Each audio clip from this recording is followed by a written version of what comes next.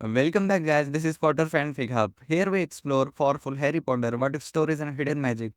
This video is self-reported and fully graded in the line with YouTube's latest policies. What if Harry's parents who made every magical creature in Britain to destroy the Dursleys?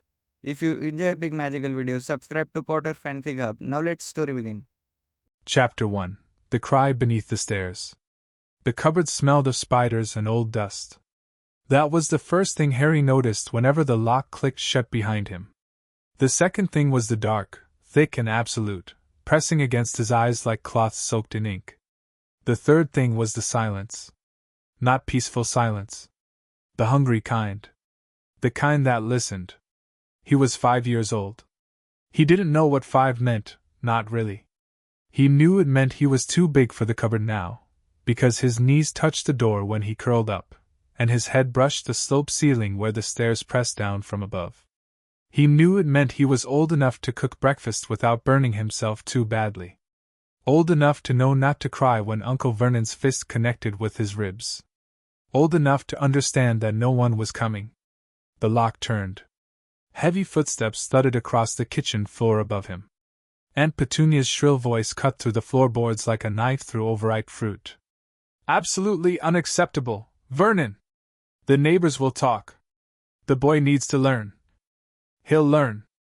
Vernon's voice was a low rumble, the kind that made the spiders in the corner freeze. "He'll learn to keep his freakishness to himself."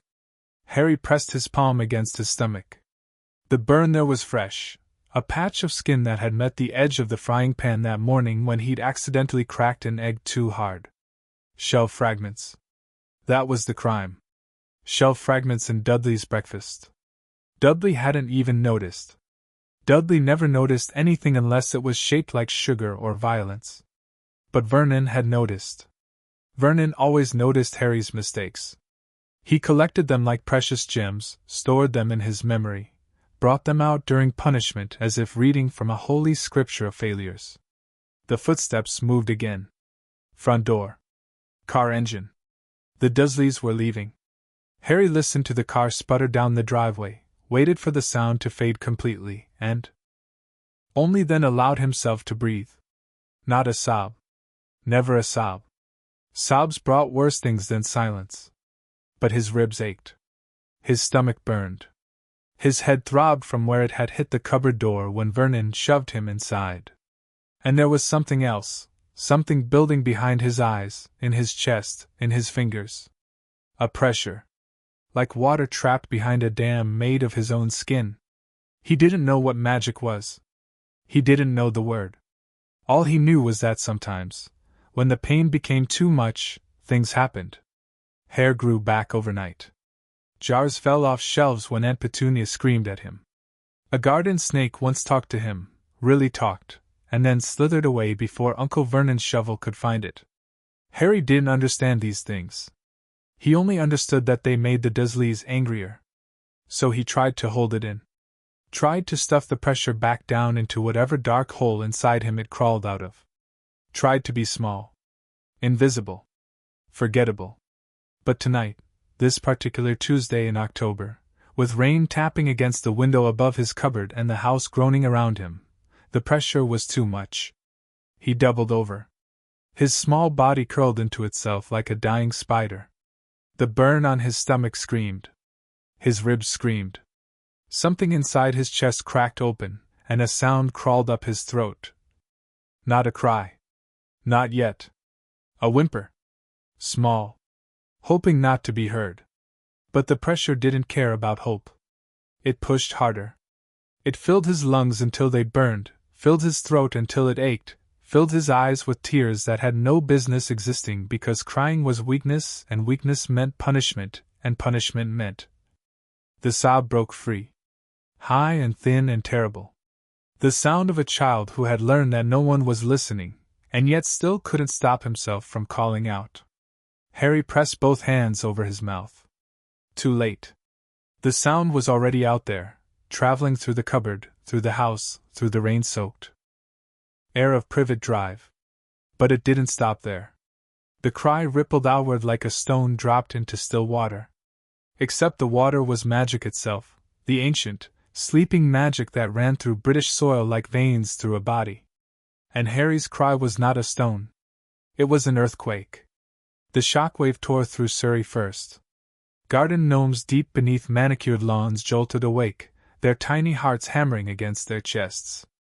A Kneasel in a nearby alley snapped its head toward number 4, pupils blown wide. The old oak at the end of the street, the one Mrs. Figg always said had something strange about it, shuddered from root to crown, leaves falling despite the season. Then the wave hit London. In the back rooms of the Leaky Cauldron, Tom the barman dropped a glass.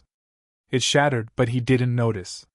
He was staring at the wall, the brick wall that led to Diagon Alley, because the bricks were humming. A low, mournful sound that vibrated through the floorboards and into his bones. Diagon Alley felt it too. Wands trembled in their holsters. Cauldrons rattled on shelves. At Ollivander's, thousands of wands sang out at once, a dissonant chord of recognition and rage. Mr. Ollivander stood frozen in his dusty shop, pale eyes wide, whispering a name he hadn't spoken in years. Potter. The wave didn't stop at London. It raced north, west, east, a pulse of pure, agonized magic that traveled faster than any broom, faster than any spell. It crossed the Scottish Highlands and plunged into the Great Lake at Hogwarts. The giant squid thrashed. Surface tentacles slapped water so hard that waves crashed against the shore. In the dungeons the pipes groaned. In the library books flew off shelves. In the great hall, the enchanted ceiling flickered between rain and something else, something that looked like falling ash. Professor Minerva McGonagall was in her chambers when she felt it. Her hand went to her chest, clutching the fabric of her robe. Her cat, sprawled across her desk, hissed and fled. Albus, she whispered, and then she was running. Fawkes felt it first. The great phoenix was perched in Dumbledore's office, dozing in the warmth of the hearth, when the wave passed through Hogwarts. His feathers ruffled. His head snapped up. And then, for the first time in centuries, Fawkes screamed. Not a song. A scream. It shattered 3 of Dumbledore's silver instruments. It cracked the pensieve.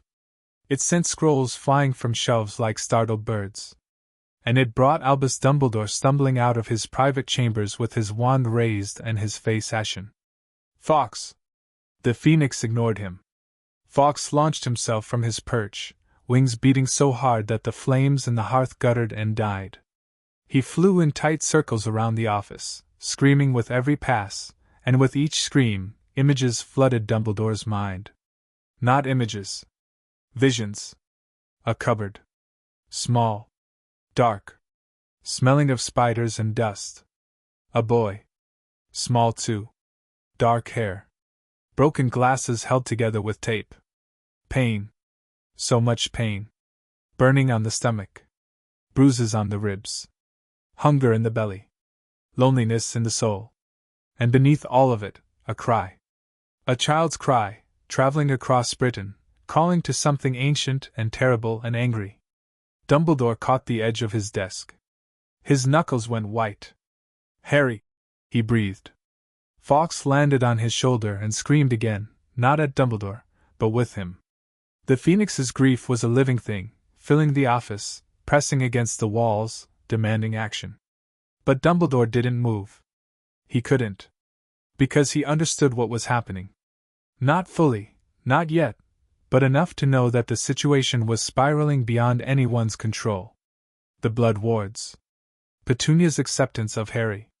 The protection that Lily's sacrifice had placed over that house on Privet Drive. It was all supposed to keep Harry safe. It was all supposed to work. Dumbledore had believed that. He had wanted to believe that. But Fawkes's visions told a different story. A story of a cupboard under the stairs. Of a boy who wore clothes too large and glasses too broken. Of a family that had taken Lily's sister and twisted her into something unrecognizable. And now Harry's pain had done something that Dumbledore had never anticipated. It had broadcast itself. Across Britain. Across the magical world. Across every creature, being, and spirit that could feel the pulse of magic itself. They were listening.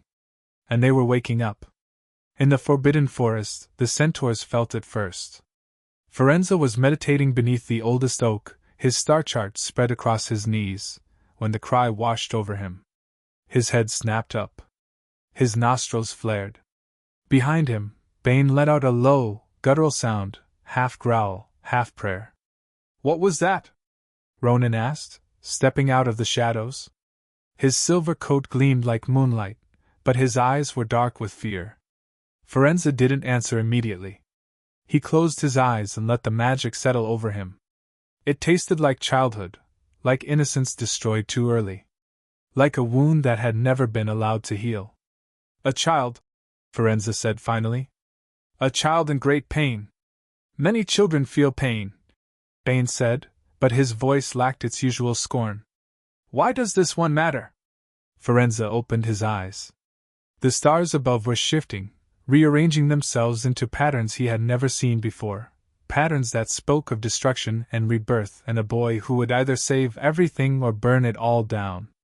"Because this child," Firenze said slowly, "is marked by death and protected by love. And because his suffering has just called every creature in Britain to his side." The other centaurs exchanged glances. In the distance, something howled. Not a wolf. Something older. The acromantulas felt it too. Deep in their colony, beneath the roots of the oldest trees, they stirred from their hunting slumber. Millions of legs clicked against stone. Millions of eyes opened in the dark. Aragog, old and blind and vast, raised his head. His fangs dripped with venom, but his voice, when it came, was almost reverent. "The Lost One calls," he whispered to his children. "The one who speaks to spiders. The one who will come to the forest." His children chittered in confusion. They knew nothing of lost ones or prophecies. They knew only hunger. But Aragog remembered. He remembered a night 16 years ago, when the Dark Lord had fallen and a boy had survived. He remembered the magic that had rippled across the world, a magic that had touched even creatures like him. "The boy," Aragog said. "We must find the boy." And beneath the Forbidden Forest, thousands of spiders began to move. The Thestrals felt it too. They lifted their skeletal heads from the grass where they had been grazing, invisible to most but visible to those who had seen death. Their leathery wings rustled. Their milky eyes turned south, toward Surrey, toward the child who carried more death on his soul than most men carried in a lifetime. The lead Thestral, a massive creature with scars across its flank, let out a sound that was half whinny, half scream. The others answered. And then, as one, they took flight. They did not know why they flew. They only knew that something was wrong, terribly wrong, and that the boy at the center of it all needed them. In the mountains of Wales, dragons stirred. The Welsh Green was the first to feel it, a massive female, ancient and scarred from 100 battles with poachers and wizards alike. She had been sleeping when the cry reached her, curled around her nest of eggs. But the moment the wave touched her scales, she rose. Fire bloomed in her throat. Not heat, rage. Pure, incandescent rage at the suffering of something small and helpless and young. She threw back her head and roared. The sound echoed across the mountains, shaking snow from peaks and sending magical creatures for miles into hiding. Other dragons answered, Hebridean blacks, common Welsh greens, even a rare Antipodean opali that had somehow found its way across continents. They gathered in the sky, wings blotting out the stars, and turned as one toward Surrey. The boy called to them. And dragons did not ignore calls. In Azkaban, the Dementors felt the cry. They had been drifting through the prison's cold corridors, feeding on the misery of the inmates, when the wave passed through their fortress. And for the first time in centuries, they stopped. The Dementors had no hearts. They had no emotions of their own. They were emptiness given form, hunger and despair, and the cold absence of everything good. But Harry's cry was not a feeling. It was a fact. A fact so enormous, so undeniable, that even creatures of emptiness could not ignore it. A child was suffering. A child who had been protected by a love so powerful that it had defied death itself. And that child's pain was calling to them, not as prey, but as witnesses. The lead Dementor, Though it had no name, no identity beyond its function, turned its hooded face toward the south. Toward Surrey. Toward the boy. The other Dementors followed. They did not know what they would do when they reached him. They only knew that they had to see him. Had to understand what kind of magic could produce a cry so powerful that it reached even the soulless. And if they understood, perhaps they would feed. Or perhaps they would do something else entirely. Something that had never happened in the history of Dementors. Perhaps they would protect. Back in the cupboard under the stairs, Harry Potter had stopped crying. Not because the pain had faded, it hadn't. His ribs still ached. His stomach still burned. His head still throbbed where it had hit the door. But the pressure behind his eyes, in his chest, in his fingers, that pressure was gone. Released. Sent out into the world like a message in a bottle. Harry didn't know that. He only knew that he felt empty. Hollow.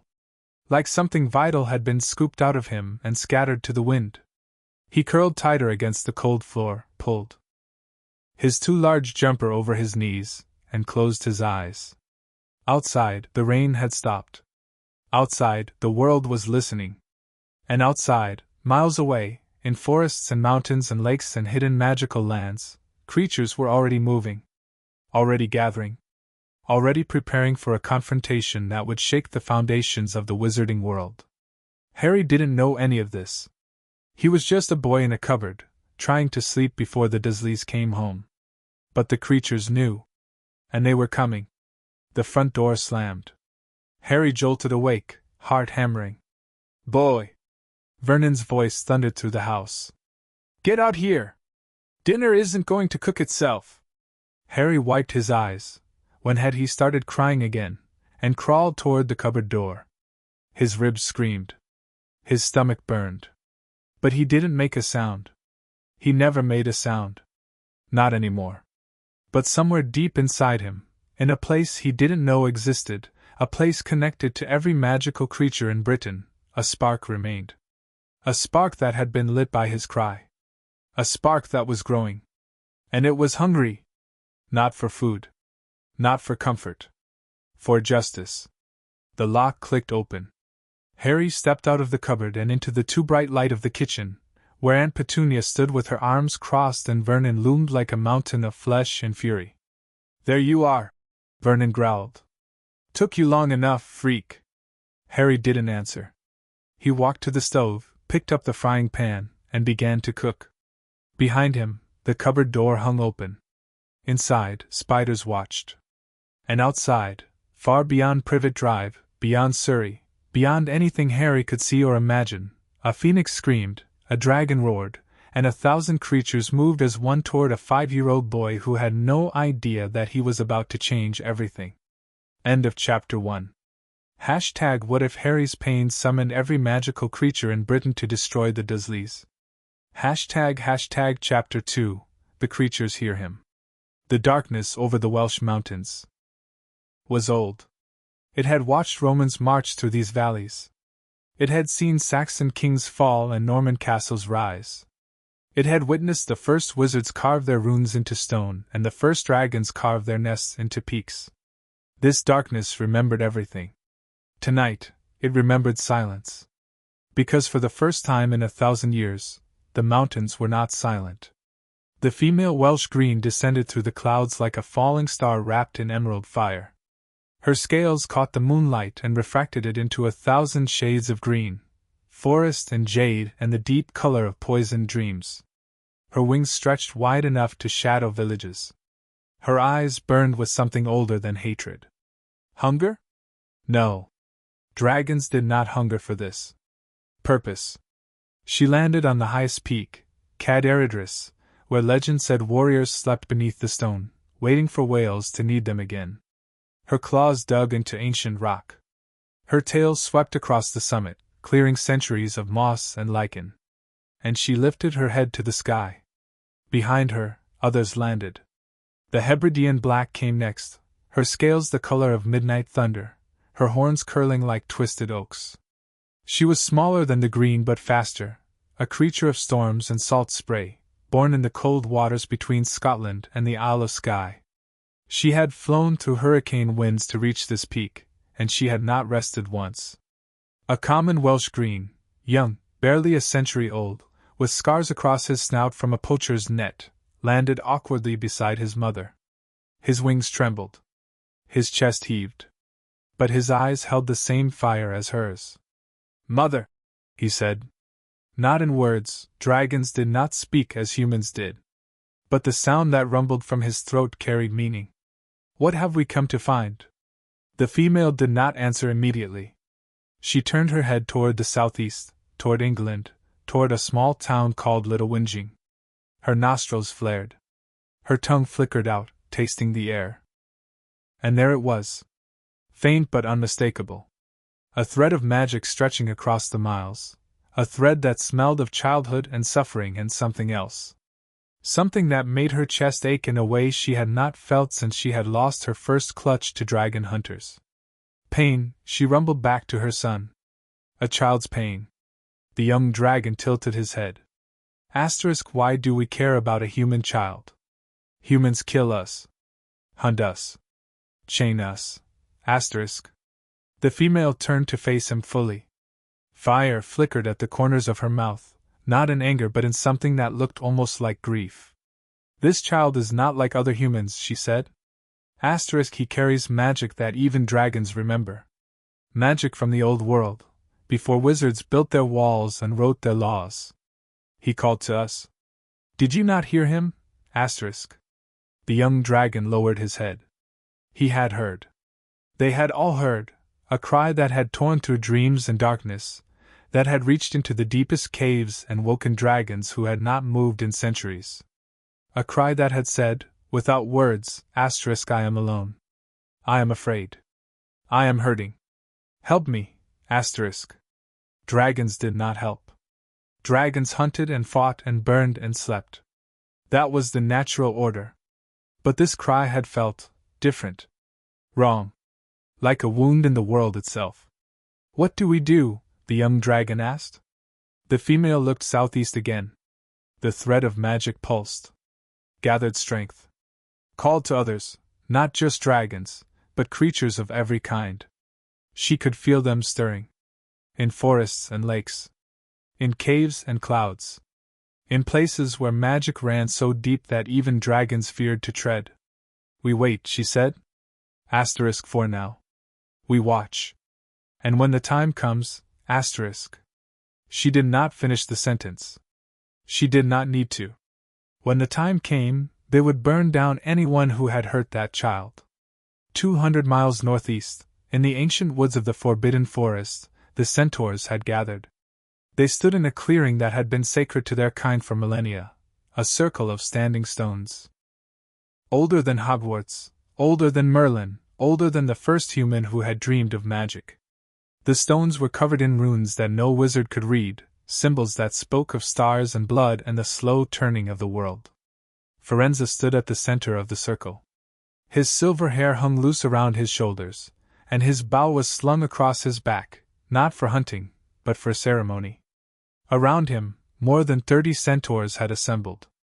Bane, Ronan, Megorian.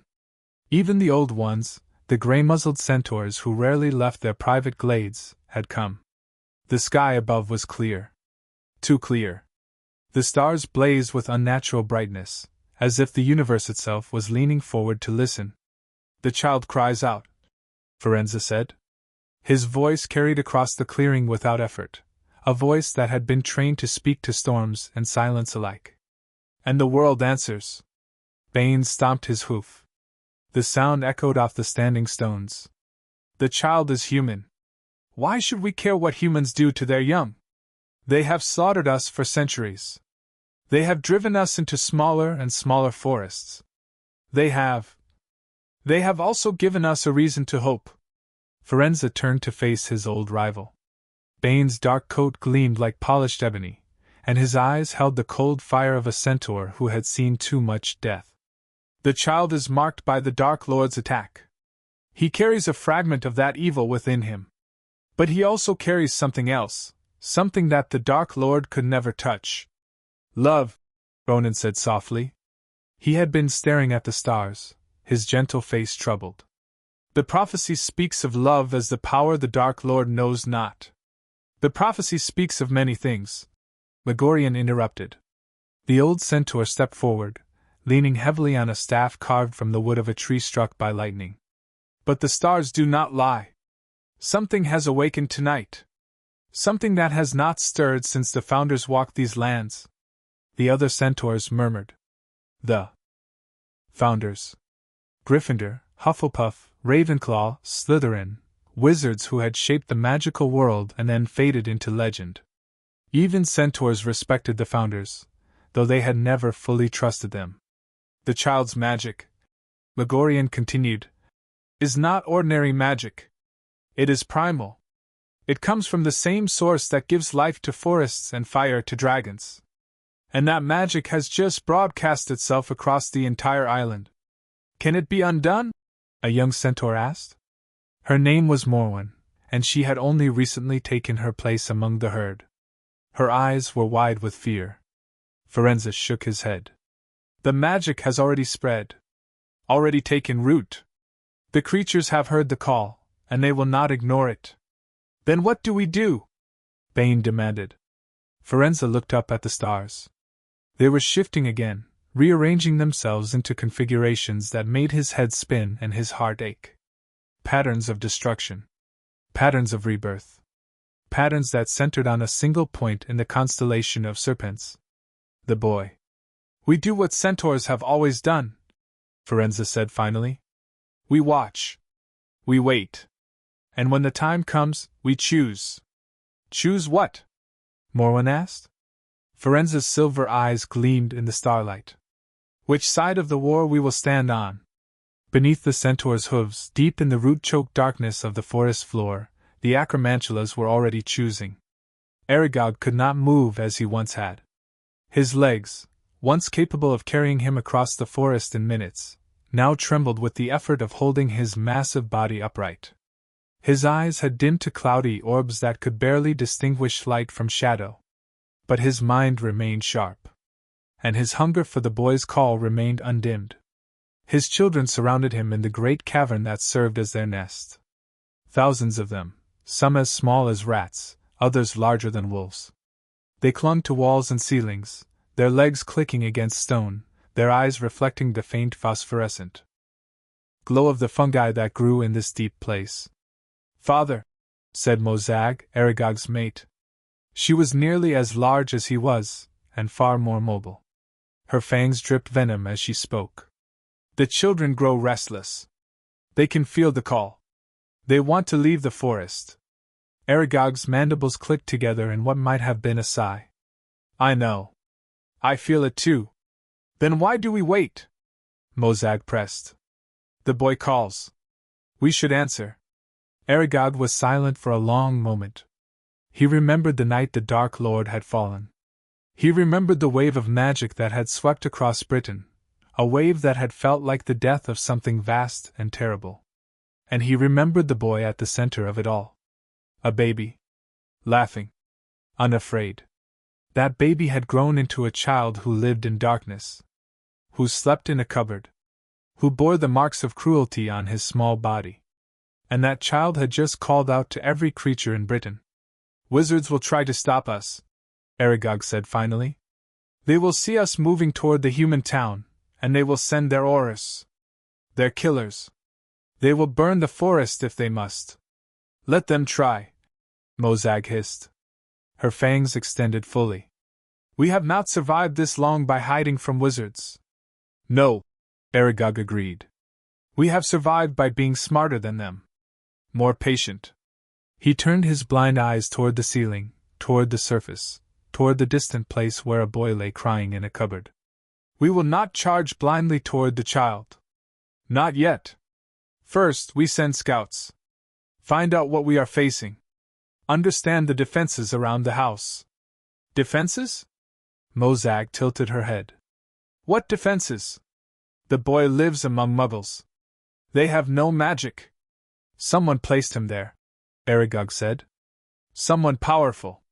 Someone who believed that the boy would be safe among those who hate magic. His voice dropped to a whisper. That someone may have been wrong. But that someone will also try to protect the boy once he realizes we are coming. Mozag considered this.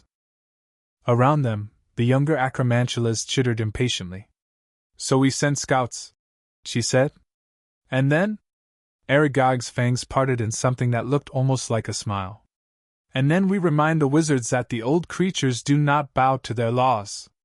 Far above the forest, invisible to anyone who had not seen death, the Thestrals flew. They flew in a formation that had no name, a V that stretched across the night sky like a wound in the darkness.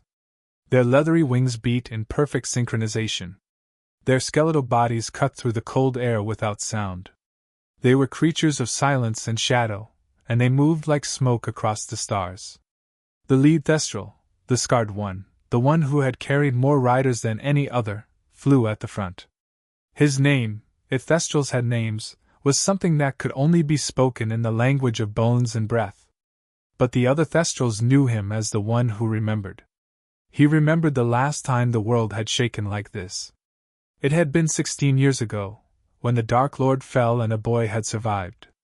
That night, the Thestrals had gathered at Godric's Hollow, drawn by the smell of death and something else, something sweeter. Love. Sacrifice. Magic so powerful that it had burned itself into the fabric of reality. The boy had been there, laughing in his crib while his mother's body lay cold on the floor. Unaware that death had brushed against him and retreated, leaving a scar that would mark him forever. The lead Thestral had watched that night from the shadows. He had watched the giant come and take the boy. He had watched the wizards gather and whisper. And he had watched the old man with the silver beard carry the boy away into the night. Now the same boy called out. Not in laughter this time. In pain. The lead Thestral's wings beat harder. Faster. He had never flown this quickly in his long life. The wind screamed past his ears. The cold bit at his exposed bones. But he did not slow. Behind him, the others kept pace. 100 Thestrals, then 200, then more. They had come from every corner of Britain, from the moors of Scotland, the marshes of Norfolk, the cliffs of Dover. They had left behind their grazing grounds and their roosts and their young. They had answered the call. They flew toward Surrey. Toward the boy who had seen death before he could speak. Toward the child who needed them. In the cold waters of Loch Lomond, the merpeople stirred.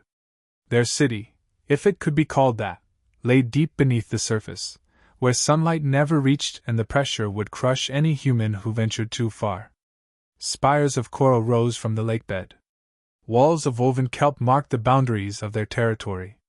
And at the center of it all, the Mare Chieftain waited in his throne of black stone. His name was Neil. He had ruled the Loch Lomond colony for 300 years, ever since the English wizards had tried to drive his people out of their ancestral home. He had fought them. He had outlasted them. And he had learned to hate the surface world with a cold, patient fury. But tonight, even Neil's hatred felt small. The cry had reached them through the water, a vibration that had traveled through currents and across depths, touching every merperson in every loch and sea and river across Britain. It had not been spoken in any language that Neil recognized. But he understood it perfectly. A child. In pain. Alone. Forgotten. Neil's webbed fingers tightened on the arms of his throne. His gills flared. His tail, massive and silver-scaled, powerful enough to shatter rock, lashed against the water. "Chieftain," said one of his advisors, a marewoman named Celia. Her hair floated around her head like a cloud of seaweed. "The colony is frightened. They have never felt anything like this." "Nor have I," Neil admitted. His voice was rough, distorted by water but still understandable. "And I have lived longer than most." "What is it?" Celia asked. "What does it mean?" Neil closed his eyes. He let the vibration wash over him again, the echo of the boy's cry, still traveling through the water, still calling. And as he listened, he saw images. Flashes of a life lived in darkness. Of hands that struck instead of held. Of hunger and cold and the slow death of hope. "They are hurting him," Neil said. His voice dropped to a whisper that carried through the throne room like a blade. The humans who were supposed to protect him. They are hurting him instead. The other merpeople exchanged glances. Merpeople did not involve themselves in human affairs. They had learned long ago that such involvement led only to death and slavery. But this felt different. Chieftain, Celia said carefully, we cannot go to the surface. We cannot. We will not go to the surface. Neil interrupted. Not yet. But we will send word to the other colonies. To the Selkies. To the Kelpies. To any creature of the deep who can hear the boy's call. And what will the message say? Neil opened his eyes. They glowed faintly in the darkness, the bioluminescence of deep water merpeople, passed down through generations. It will say that the waters are watching. And when the time comes, when the boy needs us, we will rise. In a cave beneath Cornwall, a creature that had no name felt the cry and wept.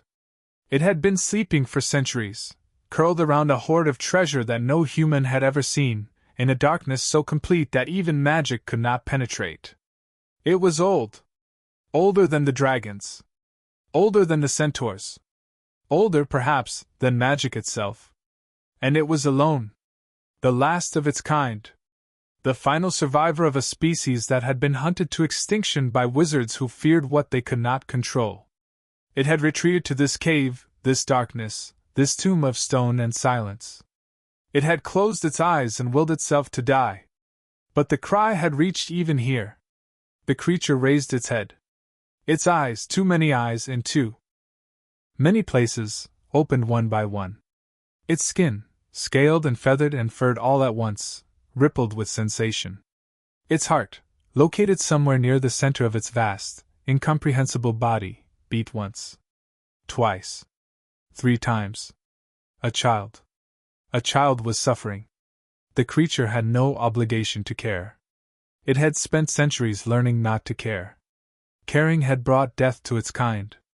Caring had filled these caves with the bones of its mates, its offspring, its kin. But the cry was beautiful. Terrible and beautiful. The sound of a soul that had not yet learned to stop hoping. The sound of a heart that still believed that somewhere, somehow, someone would come. The creature's many eyes turned toward the surface. Toward Surrey. It could not move. Its body was too old, too large, too entangled with the rock and earth around it. Movement would mean death. But thought was still possible. Thought was still free. And so the creature thought of the boy. And somewhere, deep in the foundations of magic itself, something shifted. Back at Hogwarts, Albus Dumbledore sat alone in his office. Fawkes had stopped screaming.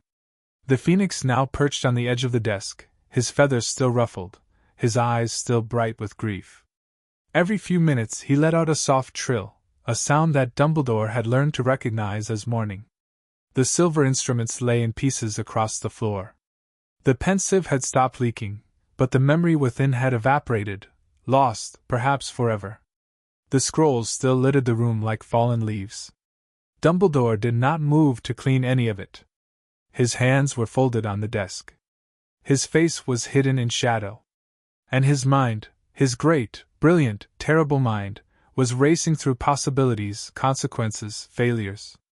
He had placed Harry with the Dursleys because the blood wards required it.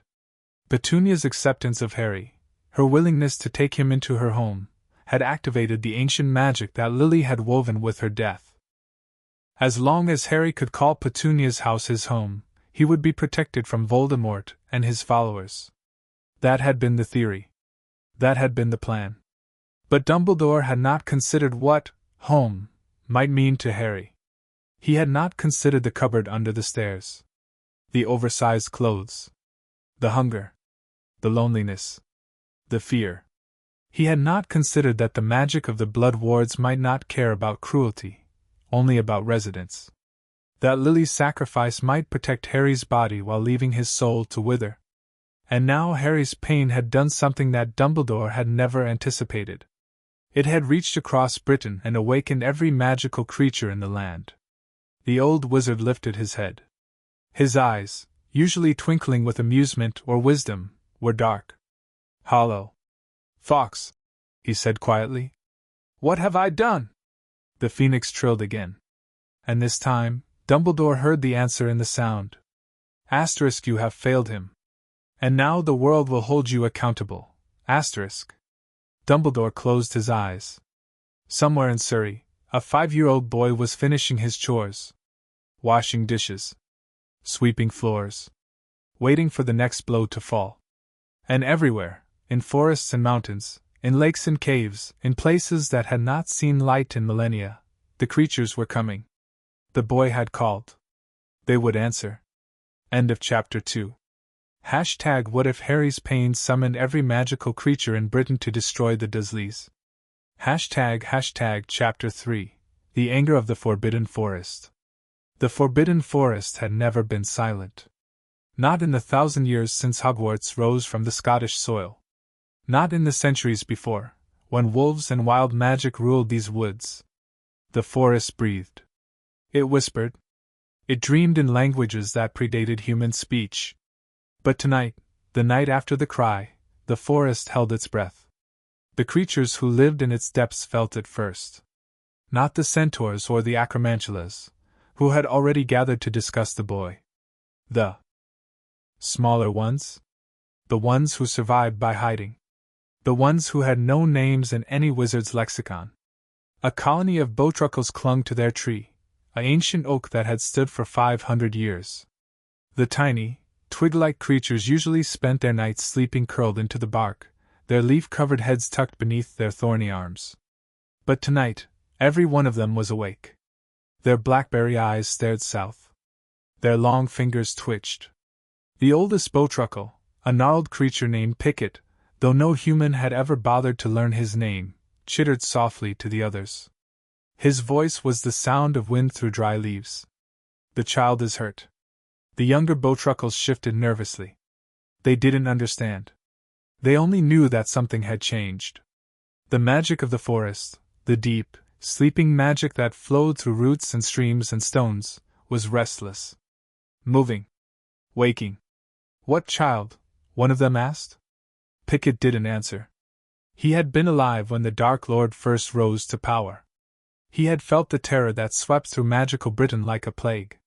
He had watched the forest darken as dark creatures flocked to the banner of a wizard who promised them freedom, and delivered only chains. But this was different. This was not terror. This was not darkness. This was grief. Pure and enormous and hungry. We cannot help him, another bowtruckle said. Asterisk, we are small. Weak. The forest protects us, but we cannot protect others. Asterisk. Picket turned to face the others. His leaf-like head bristled. His thorns extended. We are small, he agreed. Asterisk, but there are many of us. And the forest listens to those who have lived in her longest. Asterisk.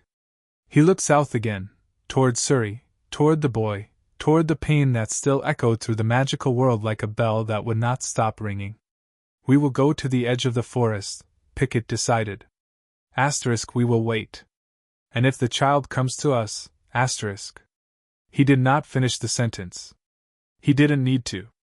The bowtruckles began to move. Deeper in the forest, where the trees grew so close that their branches formed a ceiling that blocked even the strongest sunlight, the unicorns had gathered. They were not a herd, not truly. Unicorns were solitary creatures, bonded to their territories and their secrets. They did not gather for anything. Not for mating. Not for feeding. Not even for danger. But tonight they gathered. 15 of them. Silver-white coats gleaming in the darkness.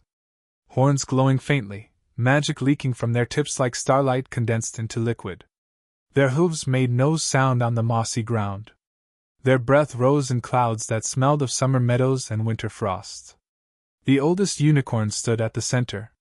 Her name was Eloan, though no human had ever spoken it. She had lived in this forest for longer than Hogwarts had existed. Her horn had healed 100 wizards, 1,000 creatures, 10,000 wounded souls. Her coat was so white that it seemed to glow from within. And her eyes, deep and dark and ancient, were fixed on the south. I remember the last time the world shook like this, Eloin said. Her voice was not speech, not in the way humans understood speech. It was a melody. A resonance that vibrated through the air and into the bones of every creature who heard it. When the Dark Lord fell. When the boy survived. Another unicorn, a young male, barely a century old, his horns still curved with youth, tossed his head. I remember nothing. I was not born. You are lucky, Eloin said softly. That night was filled with death. The Dark Lord killed without mercy. Without reason. He slaughtered my kind for our blood. He hunted us for sport. The young unicorn lowered his head. He had heard the stories. The Dark Lord, Voldemort, though the unicorns did not speak his name, had been a monster in a wizard's body. He had killed unicorns for their silver blood, which could keep a dying person alive. He had killed them slowly. Painfully. He had laughed while they screamed. The boy defeated him, the young unicorn said. The boy saved us. The boy was a baby, Eloin corrected. He did nothing. His mother's love, her sacrifice, defeated the Dark Lord. The boy simply survived. Then why do we feel this? Another unicorn asked. A mare, older than the young male but younger than Eloin.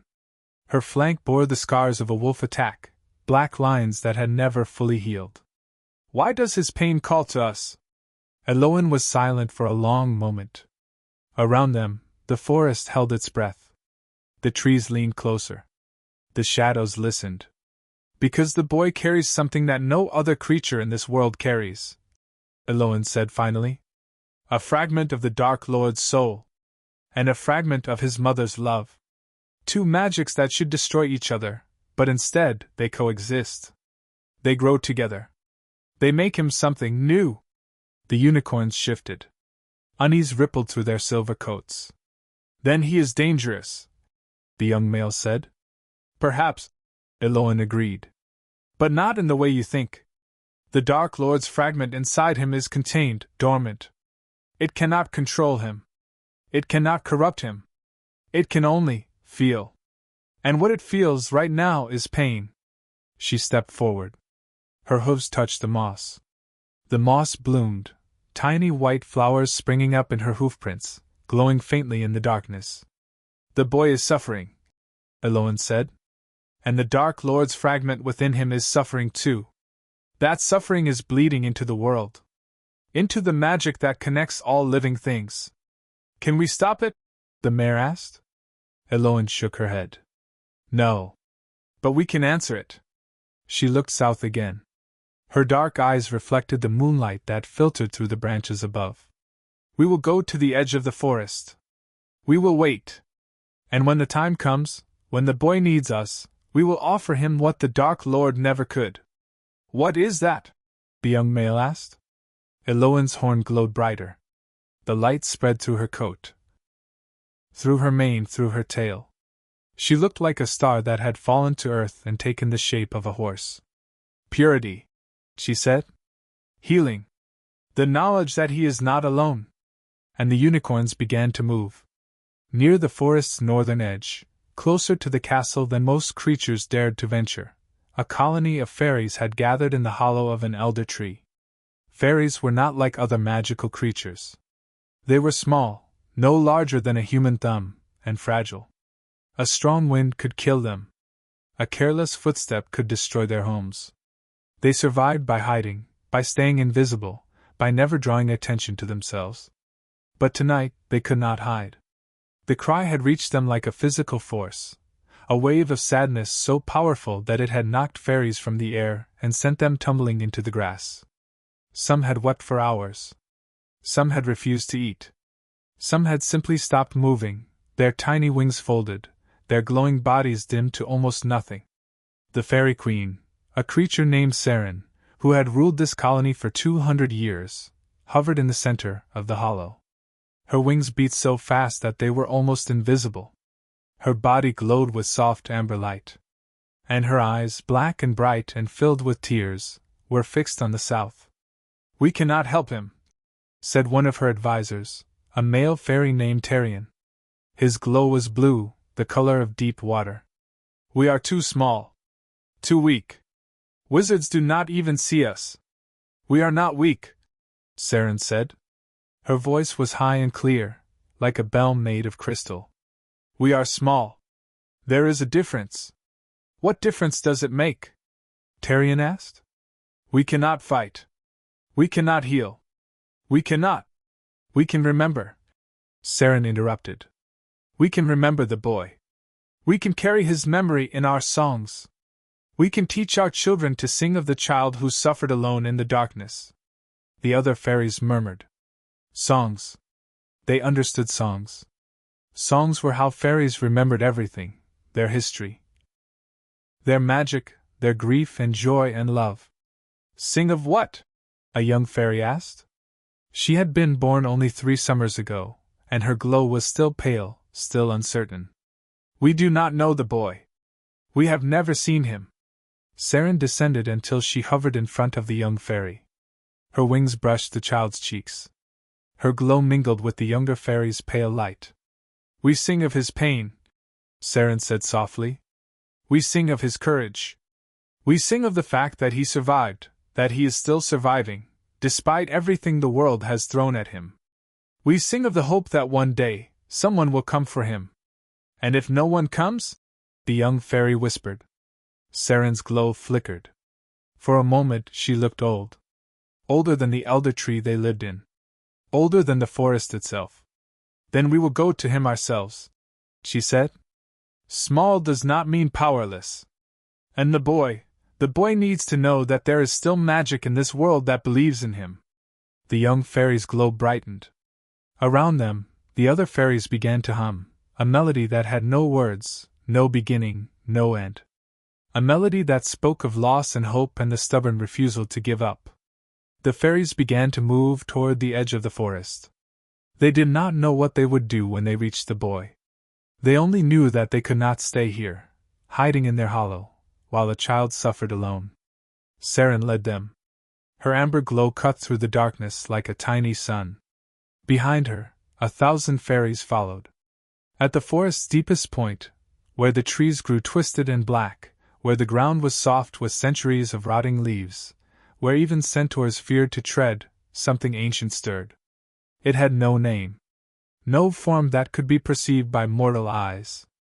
It was the forest itself, the consciousness that had grown from the first seed planted in this soil, the spirit that had watched empires rise and fall, the magic that bound every tree and root and leaf into a single living entity. The forest remembered everything. It remembered the first wizards who had come to this land, proud and fearful, building their castle on the shore of the lake without asking permission. It remembered the wars that followed, wizards against creatures, fire against foam, magic against magic. It remembered the treaties that had created the Forbidden Forest, a place where creatures could live free from wizard law, as long as they did not threaten the castle or its inhabitants. And it remembered the boy. Not Harry, not yet. The forest remembered another boy. A boy who had come to this forest 1,000 years ago, seeking knowledge and power. A boy who had promised the creatures freedom in exchange for loyalty. A boy who had become something dark and terrible and hungry. The forest had watched that boy fall. Had felt the earth shake when his body hit the ground. Had tasted his blood in the soil and found it bitter. Now another boy called out. Not for power. Not for glory. Just for help. The forest's consciousness stirred deeper. Roots shifted. Branches creaked. The very ground trembled. And deep in the darkness, the forest made a choice. It would protect this boy. Not because he was a wizard. Not because he was the chosen one. But because he was a child, small and scared and hurting, and the forest remembered what it felt like to be small and scared and hurting. The forest had been small once. A single seed in cold ground, fighting to survive. It had grown. It had spread. It had become something vast and powerful. And now it would use that power to protect a boy who had no one else. The ground trembled again. Roots pushed toward the surface. Vines stretched toward the sky. The forest was waking, truly waking, for the first time in 1,000 years. And it was angry. At the edge of the forest, where the trees gave way to the lawn that led to Hogwarts, Professor Minerva McGonagall stood frozen. She had come to the forest's edge an hour ago, drawn by reports from the castle's prefects. Strange sounds. Unusual movements. Creatures leaving the forest in numbers that had never been seen before. She had expected poachers. Or dark wizards. Or perhaps a rogue magical beast that had escaped from its territory. She had not expected this. The forest was moving. Not just animals. Not just creatures. The forest itself. Trees were shifting, slowly, inexorably, their roots pulling free from the soil, their branches reaching toward the south. The ground was rippling like water. The air was thick with magic so dense that McGonagall could taste it, copper and ozone and something older, something that made her want to run. Professor? McGonagall turned. A prefect, a seventh-year Hufflepuff named Eleanor, stood behind her, face pale, wand raised. You should not be here, McGonagall said. Her voice was sharp, but her heart was racing. Return to the castle. Wake Professor Snape. Tell him. She paused. What could she tell him? That the forest had come alive? That centuries of magical treaties were crumbling before her eyes? Tell him to prepare the wards. Something is happening. What's happening? Eleanor asked. Her voice shook. McGonagall looked back at the forest. The trees were still moving. Still reaching. Still turning toward the south, toward Surrey, toward a town called Little Whinging, toward a house on a street called Privet Drive. I don't know, she admitted. But I fear it has something to do with the Potter boy. Eleanor's eyes widened. Potter? Harry Potter? But he's just a baby. He is 5 years old now, McGonagall said quietly. And I think something has gone terribly wrong. Behind her, a tree pulled its roots free from the soil and took a step. The forest was leaving. And McGonagall had no idea how to stop it. Back at the Dursley house, number 4, Privet Drive, Little Whinging, Surrey, Harry Potter was cleaning the bathroom. The Dursleys had gone to bed an hour ago. Dudley had thrown a tantrum about the television. Vernon had shouted about the neighbors. Petunia had complained about the dirt on the floor. And Harry, small and silent and invisible, had waited until the house was quiet before beginning his chores. The bathroom smelled of bleach and old soap. Harry scrubbed the toilet until his knuckles bled. He wiped the mirror until his reflection stared back at him, pale and thin and bruised. He mopped the floor until the water in the bucket turned gray with dirt. He did these things without thinking. Without feeling. His body moved on autopilot while his mind drifted somewhere far away, somewhere the Dursleys couldn't reach. He thought about the cupboard. About the spiders that lived in the corner. About the dreams he sometimes had, dreams of green light and a woman's scream and something cold and terrible reaching for him. He thought about the strange things that happened when he was scared or hurt. The glass that shattered in the reptile house. The hair that grew back overnight. The feeling, the pressure, that built inside him until it exploded outward. He didn't understand any of it. He only knew that it made the Dursleys angry. That it made them call him a freak. That it made them hurt him more. So he tried not to feel. Tried not to let the pressure build. Tried to be small and quiet and good. But tonight, scrubbing the bathroom floor while his relatives slept, Harry felt something strange. He felt watched. Not by the Dursleys. Not by the neighbors. By something else. Something far away. Something that was looking at him, really looking, and seeing not a freak, not a burden, not a problem to be hidden. Something that saw a child. Harry stopped scrubbing. He looked up at the window, the small, grimy window that faced the back garden. The glass was dark. The garden was dark. But beyond the glass, beyond the garden, beyond the hedge that separated number 4 from the rest of the world, something moved. Harry's breath caught. He pressed himself against the wall, heart pounding. The Dursleys had warned him about looking out windows. About seeing things that weren't there. About making up stories to get attention. But Harry wasn't making this up. Something was in the garden. Something big. Harry crept toward the window. His bare feet made no sound on the cold tile. His breath fogged the glass. He wiped it with his sleeve and pressed his face against the pane. The garden was empty. But the hedge that bordered the back of the property, was different. The branches were bent. Broken. As if something large had pushed through them. And on the grass, just outside the back door, a footprint. Not a human footprint. Too large. Too deep.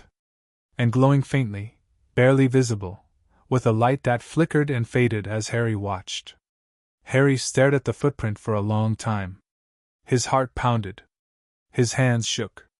But beneath the fear, beneath the confusion, beneath the exhaustion, something else stirred. Hope. Small and fragile and barely alive. But there. Someone had come. Someone was watching. And for the first time in 5 years, Harry Potter did not feel completely alone. End of Chapter 3. What if Harry's pain summoned every magical creature in Britain to destroy the Dursleys?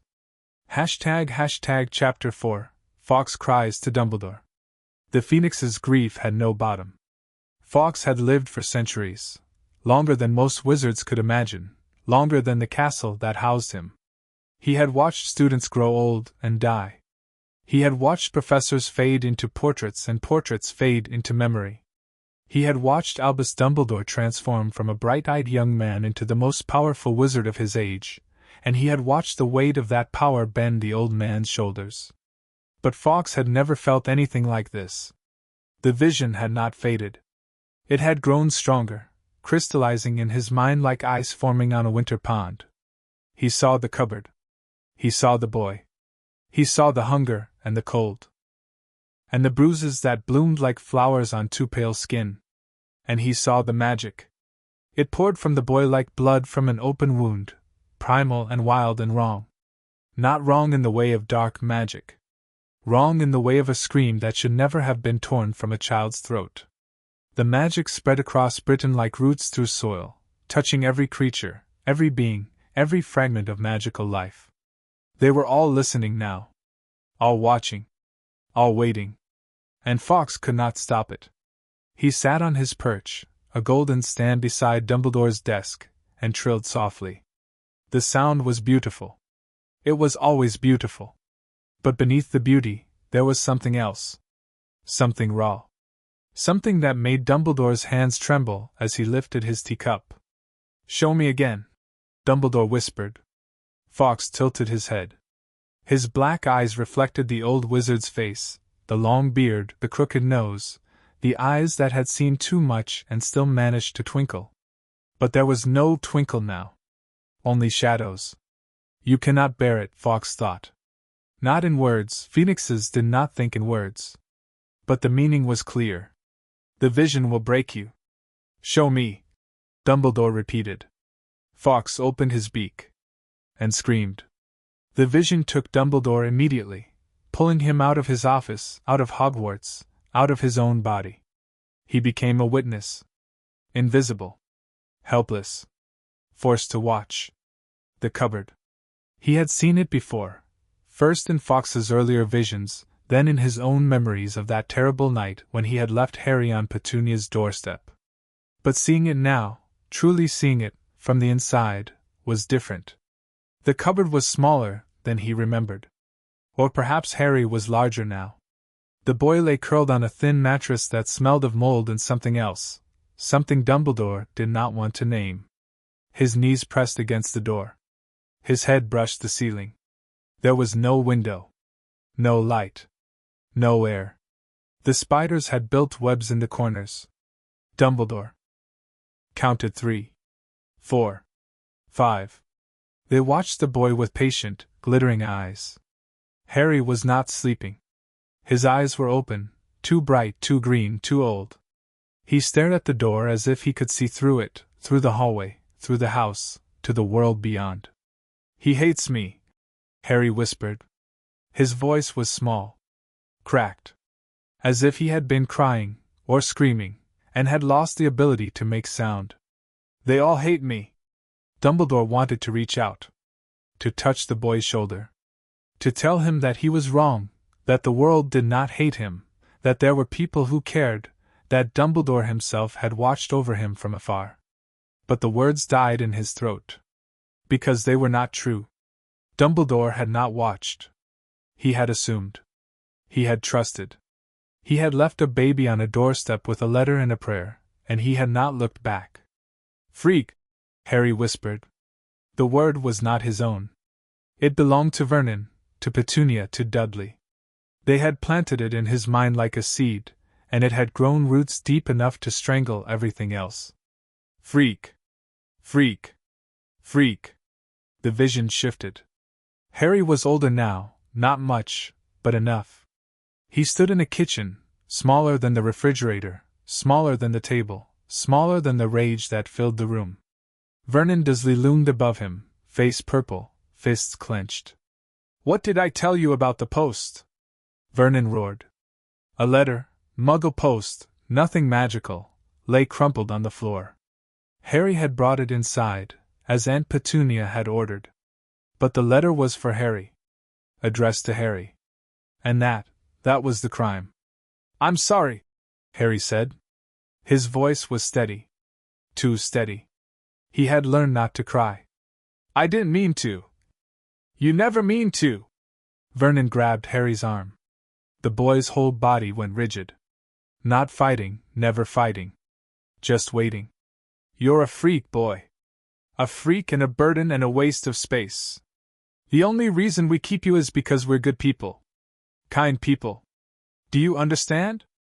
Yes, Uncle Vernon. Do you? Yes, Uncle Vernon. The blow came without warning. Vernon's fist connected with Harry's ribs, the same ribs that had been bruised last week, and the week before, and the week before that. Harry staggered but did not fall. He had learned not to fall. Falling meant more blows. You're lucky we took you in, Vernon said, breathing hard. Lucky we didn't leave you on the streets where you belong. Yes, Uncle Vernon. Say thank you. Thank you, Uncle Vernon. Dumbledore watched. And something inside him, something he had thought dead, something he had buried beneath decades of wisdom and compromise and the terrible necessity of choosing lesser evils, cracked open. The vision shifted again. Harry was in the garden now. Younger, perhaps 4. He wore clothes that hung from his thin frame like flags on a broken pole. His glasses were held together with tape, white tape, the kind Petunia used for bandages. Dudley stood across from him. 3 years older. 3 times larger.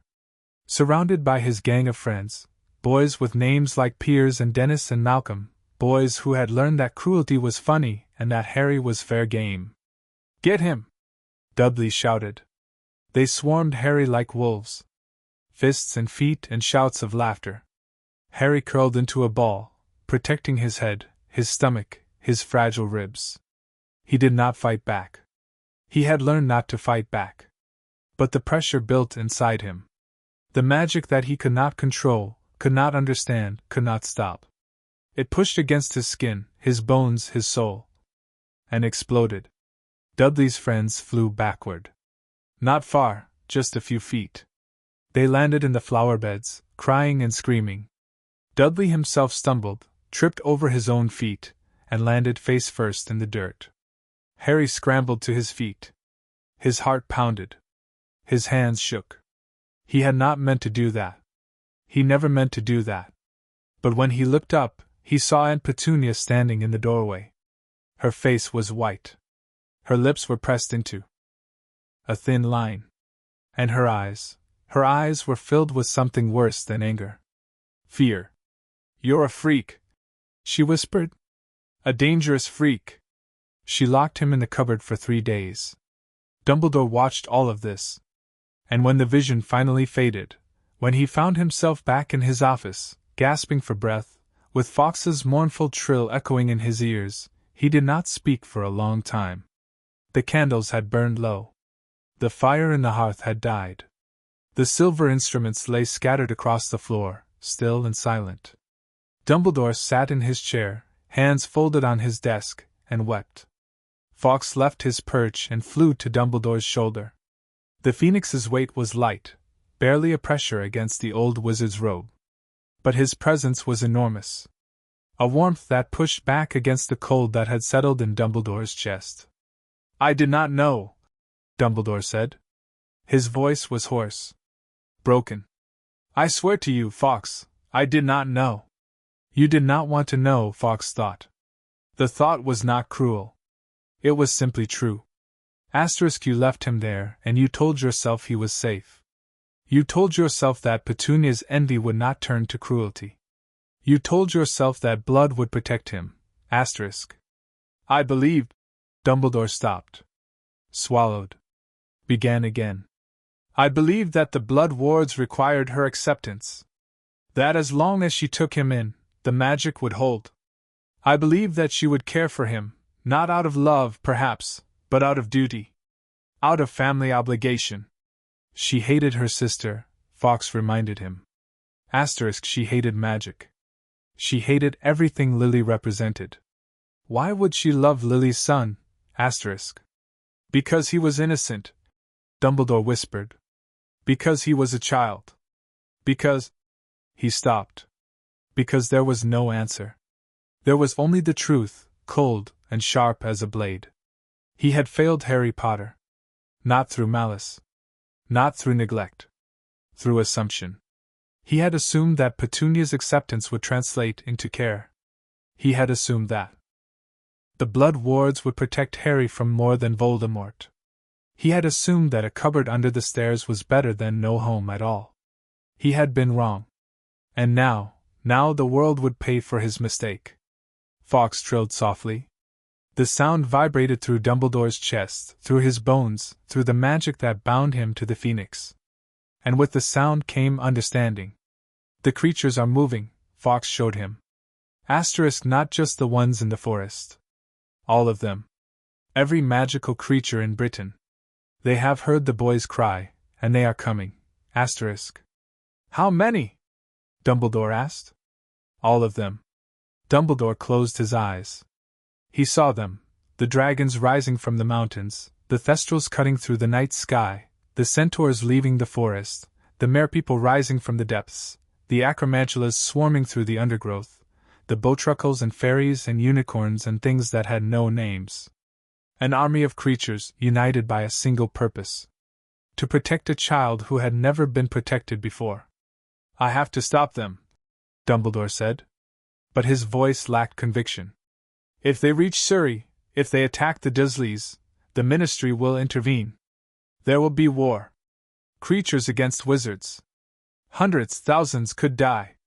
The creatures do not care, Fawkes showed him. They have spent centuries being hunted, killed, pushed to the edges of the world. They have learned to live with wizard law. But this is different. This is not about territory or power. This is about a child. A child, Dumbledore repeated. One child. And they would risk everything for him? He called to them, Fawkes showed him. His pain spoke a language they all understood. The language of the hunted. The language of the forgotten. The language of those who have been hurt and abandoned and told that no one cares. Dumbledore opened his eyes. The tears had stopped, but the grief remained, a weight on his chest that made each breath a struggle. What do I do? He asked.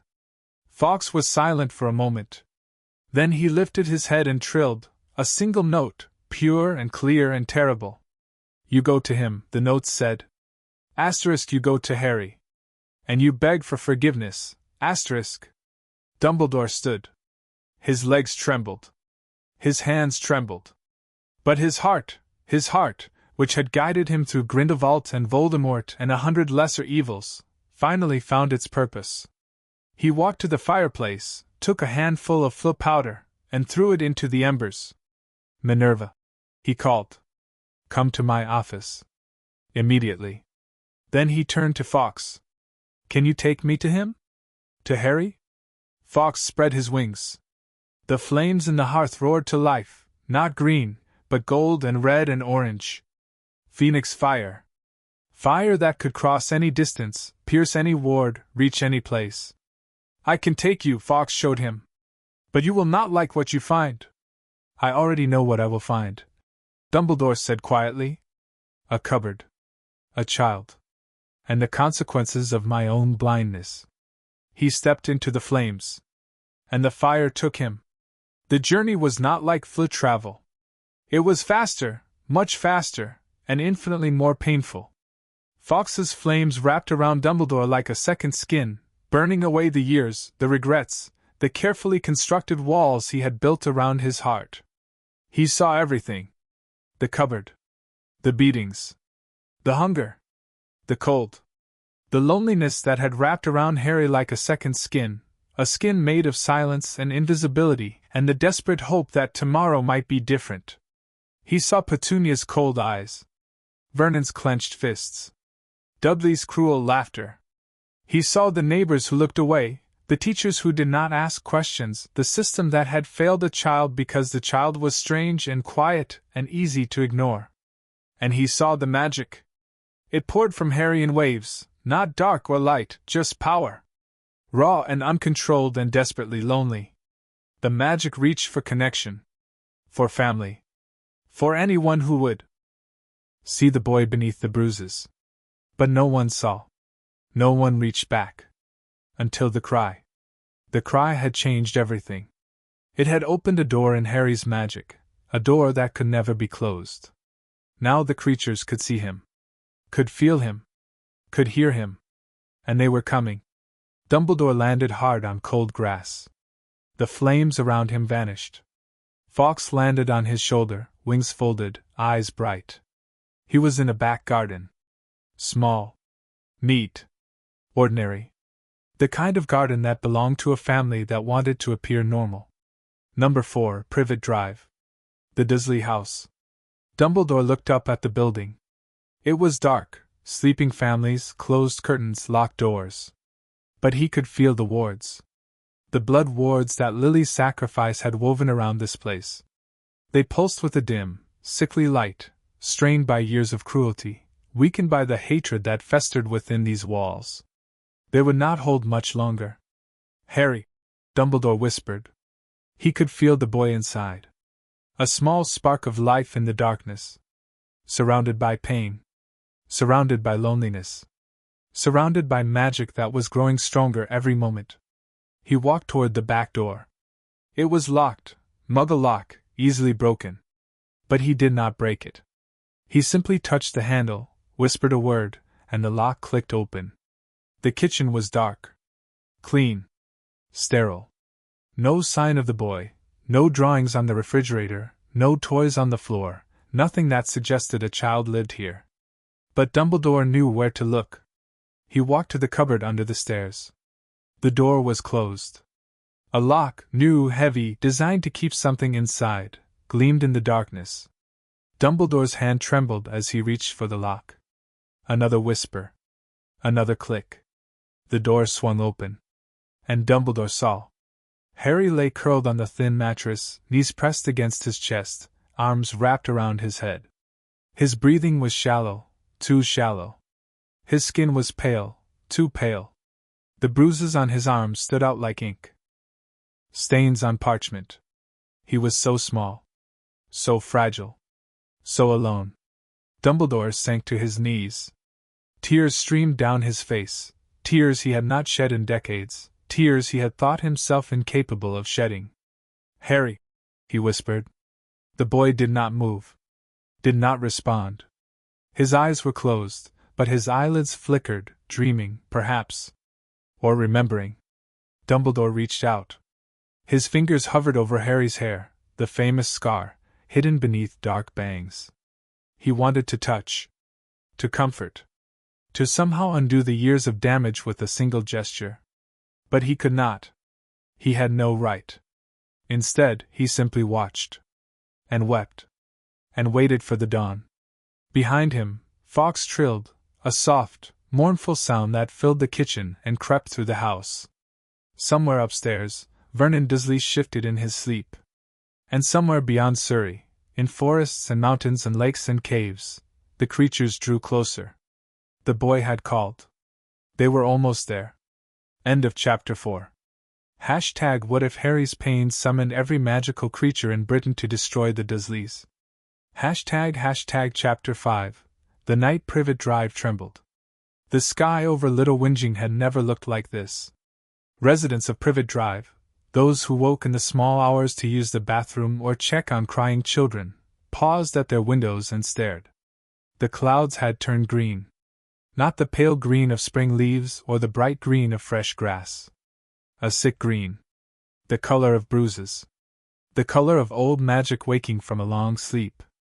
Mrs. Marjorie Dursley, no relation to the family at number 4, though she liked to pretend otherwise, pressed her face against her bedroom window and tried to make sense of what she was seeing. "It's the weather," her husband mumbled from the bed. "Go back to sleep." "It's not the weather," Marjorie whispered. Weather doesn't move like that." The clouds were moving. But not with the wind. They were churning, folding in on themselves, expanding, contracting. As if something inside them was trying to break through. And beneath the clouds, the air itself seemed to shimmer. Like heat rising from asphalt. Like water rippling around a submerged stone. Marjorie thought about calling the police. Then she thought about what the neighbors would say. Then she closed her curtains, crawled back into bed, and tried to forget what she had seen. She would not forget.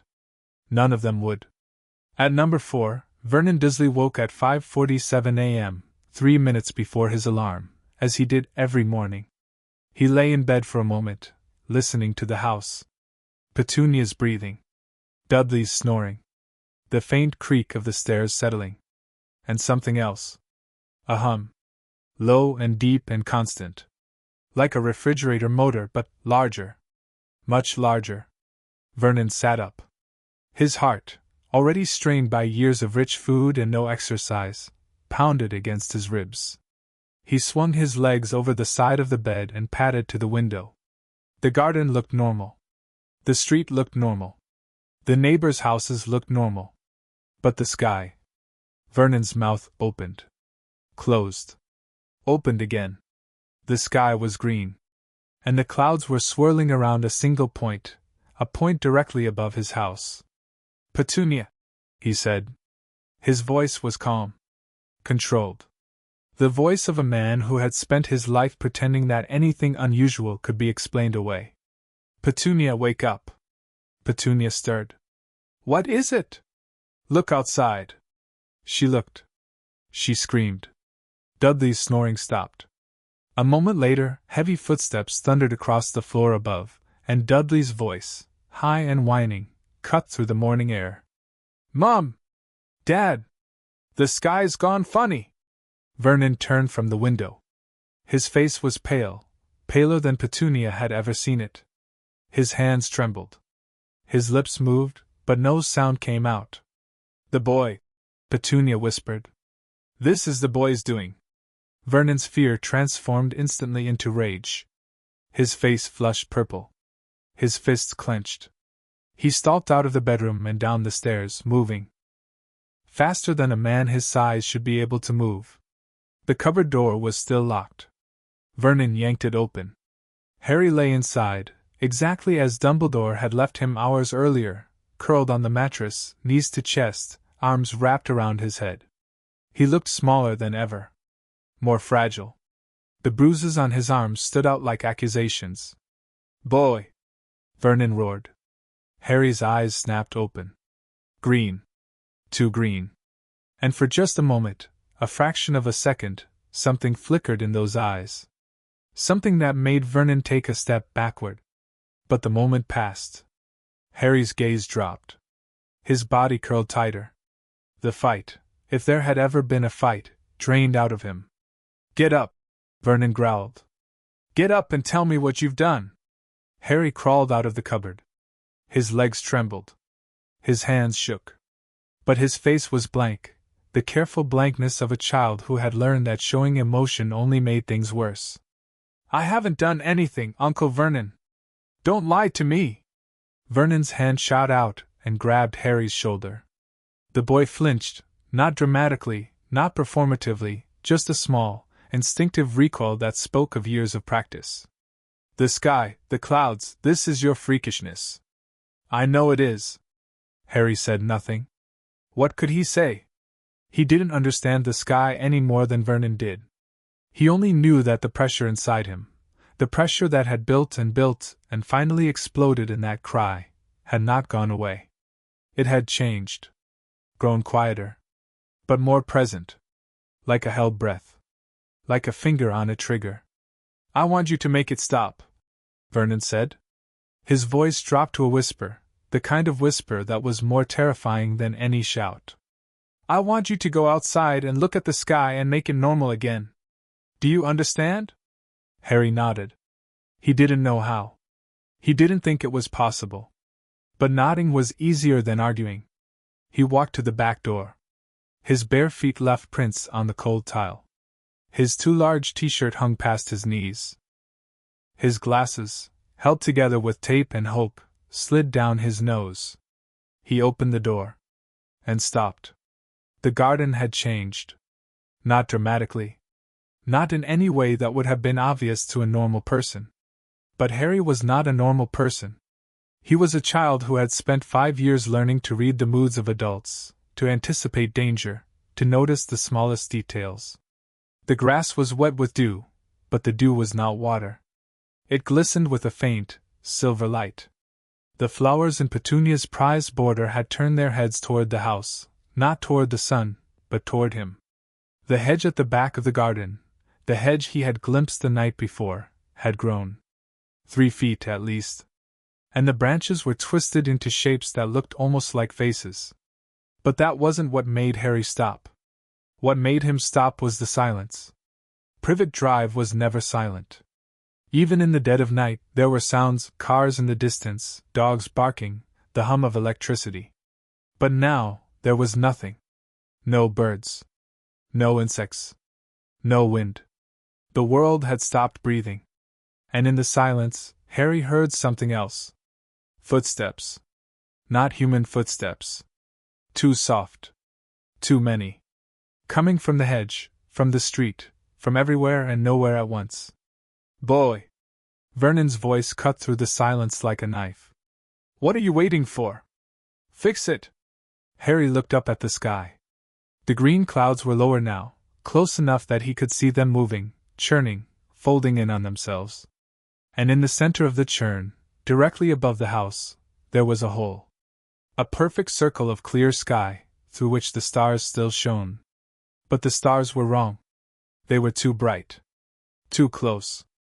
And they were arranged in patterns that Harry did not recognize, patterns that seemed to shift and change as he watched. I don't know how, Harry whispered. What? Vernon stomped across the garden, grabbed Harry's arm, and spun him around. What did you say? I don't know how to fix it. Harry's voice was small, but steady. I never know how. The magic, it just happens.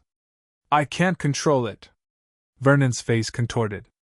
For a moment, just a moment, Harry saw something flicker in his uncle's eyes. Fear. Not of the sky. Not of the magic. Fear of him. Then the fear was gone, replaced by the familiar rage. Then you'll stay outside until you figure it out, Vernon said. He shoved Harry away from the door. You'll stay outside until the sky is normal. And if the neighbors see you, if anyone asks questions. He didn't finish the sentence. He didn't need to. Harry knew what happened when the neighbors asked questions. The cupboard. The hunger. The pain. Vernon turned and walked back into the house. The door slammed. The lock clicked. Harry stood alone in the garden, barefoot and trembling, staring up at a sky that had gone mad. And somewhere, deep in the hedge, deep in the shadows, deep in the spaces between the worlds, something watched him. Across the street, at number 11, Mrs. Fig woke to the sound of her cats screaming. She had 11 cats, a fact that had earned her the nickname, the Crazy Cat Lady, from Dudley and his friends. But the cats were not just cats. Mrs. Fig was a squib, a non-magical person born to wizarding parents, and her cats were Neasels, magical creatures that looked like cats but possessed an intelligence and sensitivity far beyond their mundane counterparts. The Neasels were screaming because they could feel what was coming. Mrs. Fig threw off her blankets and rushed to the window. Her heart, old and worn and tired, hammered in her chest. She had been Dumbledore's eyes on Privet Drive for 5 years, watching Harry from afar, reporting any signs of trouble. But she had not reported the cupboard. She had not reported the bruises. She had told herself that it wasn't her place. That Dumbledore must have known. That the blood wards required Harry to stay, no matter what. Now she looked at the green sky and the churning clouds and the hole above number 4, and she understood. She had failed. They had all failed. And now the creatures were coming to collect. Mrs. Fig grabbed her telephone, a heavy rotary model that had been installed in 1972 and never upgraded, and dialed a number she had memorized years ago. "Headmaster's office, Hogwarts School of Witchcraft and Wizardry," said a crisp voice. "How may I direct your call?" "This is Arabella Fig," Mrs. Fig said. Her voice shook. "I need to speak to Professor Dumbledore. It's an emergency. Professor Dumbledore is not available at this moment. May I take a message?" "He's not." Mrs. Fig closed her eyes. "He's not there? Where is he?" "He left several hours ago." "He did not say where he was going." Mrs. Fig's blood ran cold. She looked out the window again. The clouds were lower still. The hole above number 4 was wider. And the stars, the impossible stars, were brighter. "Listen to me," she said. "You need to send someone. Anyone. There's something happening on Privet Drive. Something terrible. The Potter boy." "I'm sorry, madam, but without Professor Dumbledore's authorization." Mrs. Fig slammed the phone down. Her cats, her Neasels, were still screaming. She pulled on her robe, grabbed her walking stick, and hobbled toward the front door.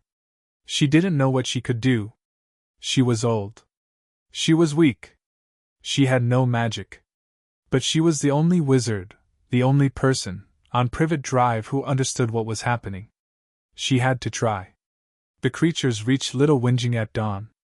They came from every direction, moving through the green-tinged shadows like ghosts. The Centaurs were first, picking their way through the woods on the edge of town, silent as smoke, their hooves leaving no marks on the ground. Firenze led them, his silver hair gleaming in the strange light. Behind him came Bane, Ronan, Megorian, and a dozen others, the elite of the Forbidden Forest herd. They stopped at the edge of the woods and looked down at Privet Drive. The street was ordinary. Too ordinary. Row after row of identical houses, identical gardens, identical lives. The kind of place where magic went to die. And yet, "The wards," Bane said quietly. "I can feel them. Old magic. Blood magic. A mother sacrifice." Firenze nodded. "Lily Potter. She gave her life to protect the boy. That magic still lingers, wrapped around this house like a second skin. Can we break through?" Ronan asked. Firenze was silent for a moment. He reached out with his senses, touching the wards, testing them, feeling their strength and their weakness. "The wards are failing," he said finally. "They were designed to protect the boy from external threats, from the Dark Lord and his followers. But they were not designed to protect him from what lives inside the house." "The Dursleys?" Megorian said. His voice was flat. "The ones who hurt him." "Yes." Firenze's eyes glowed in the darkness. "The wards have been weakened by years of cruelty. They will not hold much longer. And when they fall, then we wait," Bane said. "We wait for the wards to fall. And then we take the boy." Firenze shook his head. "We cannot take him. Not yet. He must choose to leave. The magic requires it. Then we make him choose," Bane growled. "No." Firenze's voice was sharp. "We do not make him do anything. We protect. We guide. We wait. But we do not force." The other Centaurs murmured. Some agreed. Some did not. But none of them left. They watched the house, number 4, Privet Drive, and waited. In the garden of number 4, Harry sat on the cold grass and watched the sky. The green clouds had stopped churning. They hung above the house like a lid, like something was holding them in place, waiting for permission to fall. The hole in the center had grown wider, and through it, Harry could see stars that moved. Not the slow drift of normal stars, but deliberate, purposeful movement. As if the stars themselves were searching for something. Or someone. Harry hugged his knees to his chest. His feet were numb. His fingers were numb. But the cold wasn't what bothered him. What bothered him was the feeling. The pressure inside him, the pressure that had always been there, always building, always threatening to explode, was gone. In its place was something else. Something open. Something connected. He could feel them. The creatures. Not individually, not yet. But as a presence. A weight at the edge of his awareness. They were out there, in the woods, in the shadows, in the spaces between the houses. They were watching him. Waiting for him. And they were angry. Not at him. At the Dursleys. At the people who had hurt him. Harry didn't understand why. He didn't understand any of it. He was just a boy, small and scared and alone. Why would anyone care about him?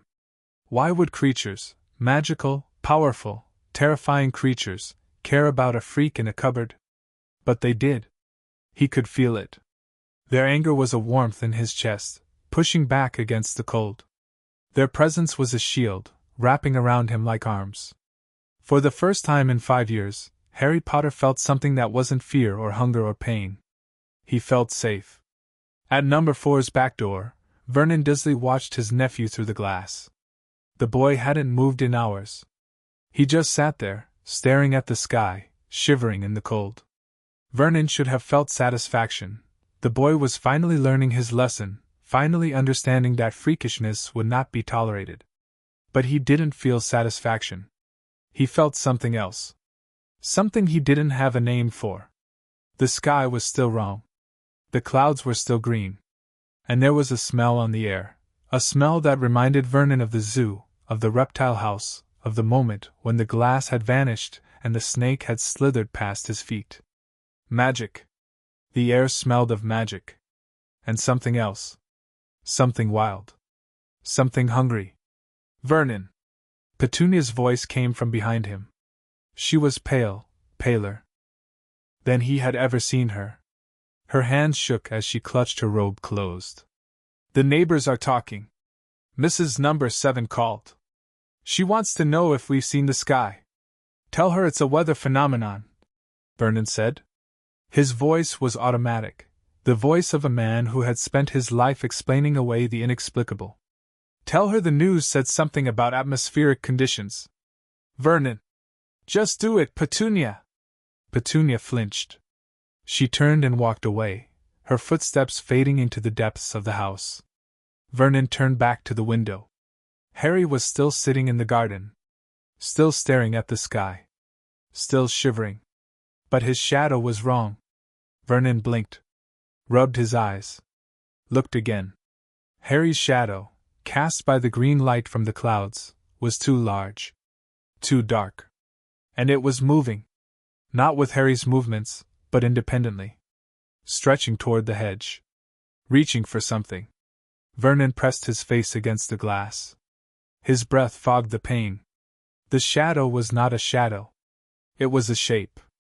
A shape with wings. Vernon stumbled backward. His heart pounded. His lungs burned. He wanted to run, to grab Petunia and Dudley and flee this house, this street, this nightmare. But his legs would not move. He watched, frozen, as Harry's shadow spread across the garden, across the grass, across the hedge. He watched as it took form, solidified, became something that was not a shadow at all. And then he heard it.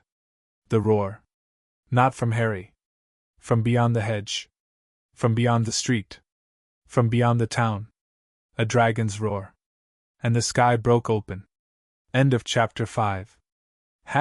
What if Harry's pain summoned every magical creature in Britain to destroy the Dursleys? Hashtag chapter 6. the dragon above Surrey. The sky did not break open gently. It shattered, like glass struck by a hammer, like ice giving way beneath a careless foot. The green clouds split apart, revealing not blue sky but something darker. Something older. Something that had been waiting behind the veil of normalcy for centuries. The dragon came through the gap like a falling star wrapped in emerald fire. She was enormous, larger than any dragon that had been seen in Britain for 1,000 years. Her scales caught the strange green light and reflected it back 100-fold, turning the clouds to liquid jade. Her wings stretched from one end of Privet Drive to the other, casting shadows that swallowed entire houses. Her eyes, golden and ancient and filled with a fury that had no bottom, locked onto number 4. And she roared. The sound was not a sound. It was a force, a physical pressure that blew out windows, cracked pavement, and sent cars sliding across driveways.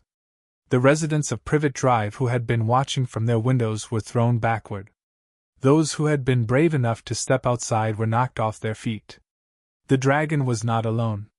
Behind her, scrambling through the gap in the sky, wings beating furiously, scales gleaming in the darkness, came the others.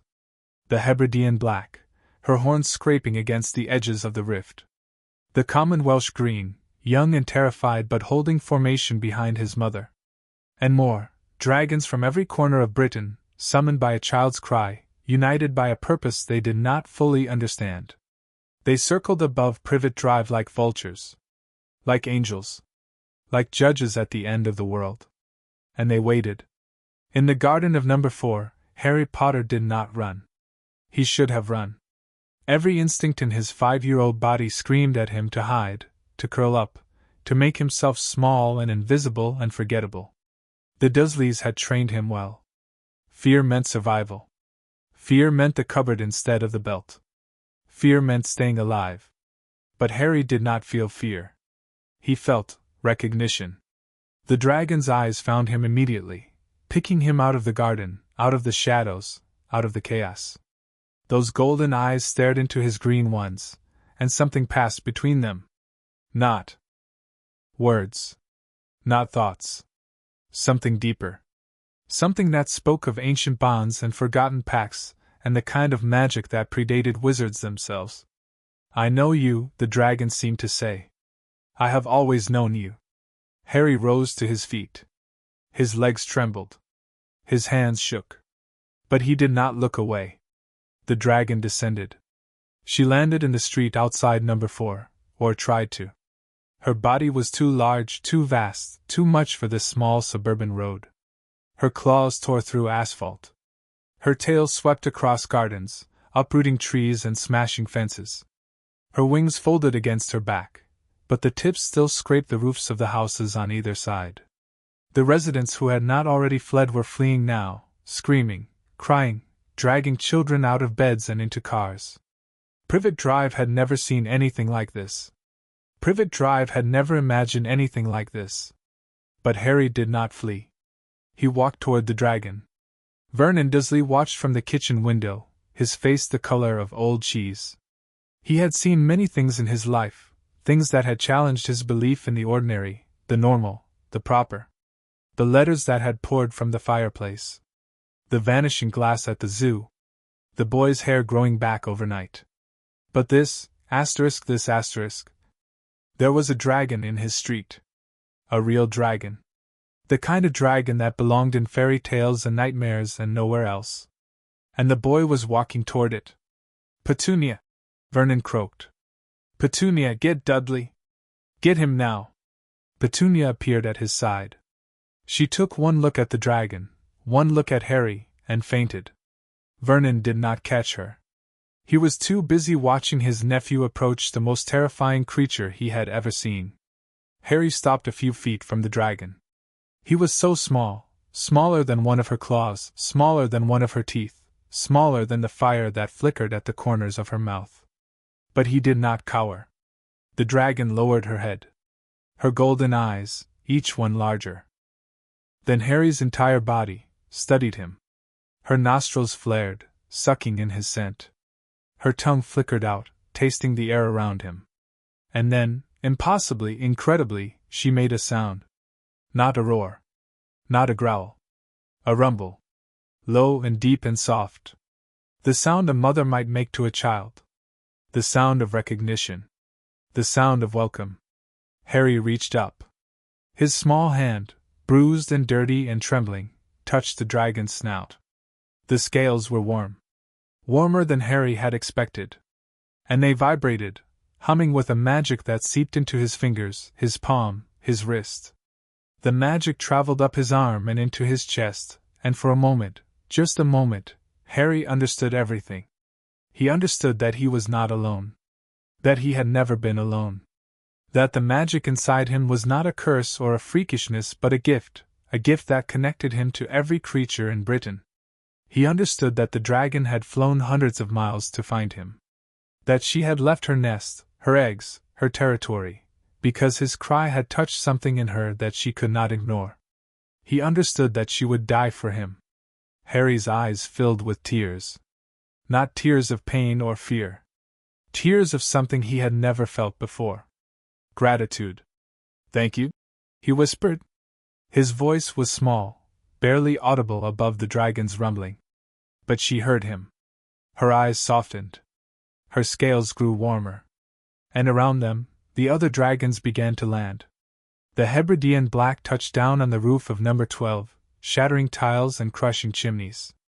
She was smaller than the green but faster, a creature of storms and shadows. Her black scales absorbed the strange light, making her look like a hole torn in the fabric of the world. She did not approach Harry immediately. She watched. Assessed. Waited. The common Welsh green, the young male, landed more carefully, choosing a patch of garden that had already been destroyed by his mother's tail. He was nervous, his wings twitched, his tail lashed, but he stayed. His mother had called him here. The boy had called him here. He would not leave. More dragons landed behind them. A Hungarian horntail, rare in Britain, almost unheard of, circled twice before finding a space on the football pitch behind the row of houses. An Antipodean opali, pale and beautiful and utterly out of place in suburban Surrey, perched on the roof of the church at the end of the street. Dragon after dragon after dragon. 20. 30. 50. The sky was full of them. The street was full of them. Privet Drive had become a dragon's nesting ground. And at the center of it all stood a 5-year-old boy in a too large t-shirt, his hand still pressed against the snout of the largest dragon anyone had seen in centuries. Inside number 4, Vernon Dursley was having a breakdown. He had dragged Petunia into the living room and propped her on the sofa. Dudley was crying in the corner, huge, racking sobs that shook his entire body. The television was on, but the screen showed nothing but static. The telephone was dead. The lights flickered. "We have to get out," Vernon said. His voice was high and tight, the voice of a man who had lost control and knew it. "We have to leave. Now." "The dragon," Petunia moaned.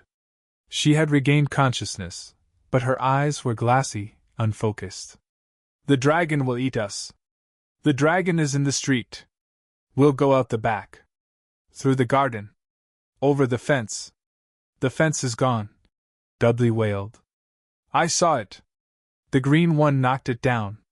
Vernon's head snapped toward the back garden. Sure enough, the fence that separated number 4 from number 6 had been flattened, crushed beneath the dragon's tail. "There must be another way," Vernon muttered. "There's always another way." He ran to the front window, the window that faced the street. The dragon was still there, still massive, still terrifying. But she had moved. She was no longer blocking the entire road. And the boy, the freakish, impossible boy, was standing right next to her, touching her, talking to her. Vernon's rage, the rage that had sustained him for 5 years, the rage that had justified every blow, every locked door, every plate of food withheld, curled up and died. In its place was something worse. Fear. Not fear of the dragon. Fear of the boy. Because the boy was not just a freak. The boy was something else. Something that dragons answered to. Something that made the sky break open and the earth tremble. And Vernon had locked him in a cupboard. Petunia, Vernon whispered. What have we done? Harry did not hear his uncle's question. He was too focused on the dragon. She had not moved since he touched her. Her eyes were closed, or half closed, at least. The golden glow had dimmed to a soft, warm light. Her rumbling had deepened into something that sounded almost like a song. Harry did not know how he understood her. He did not know how he understood any of this. But the understanding was there, pressing against his mind like sunlight through a curtain.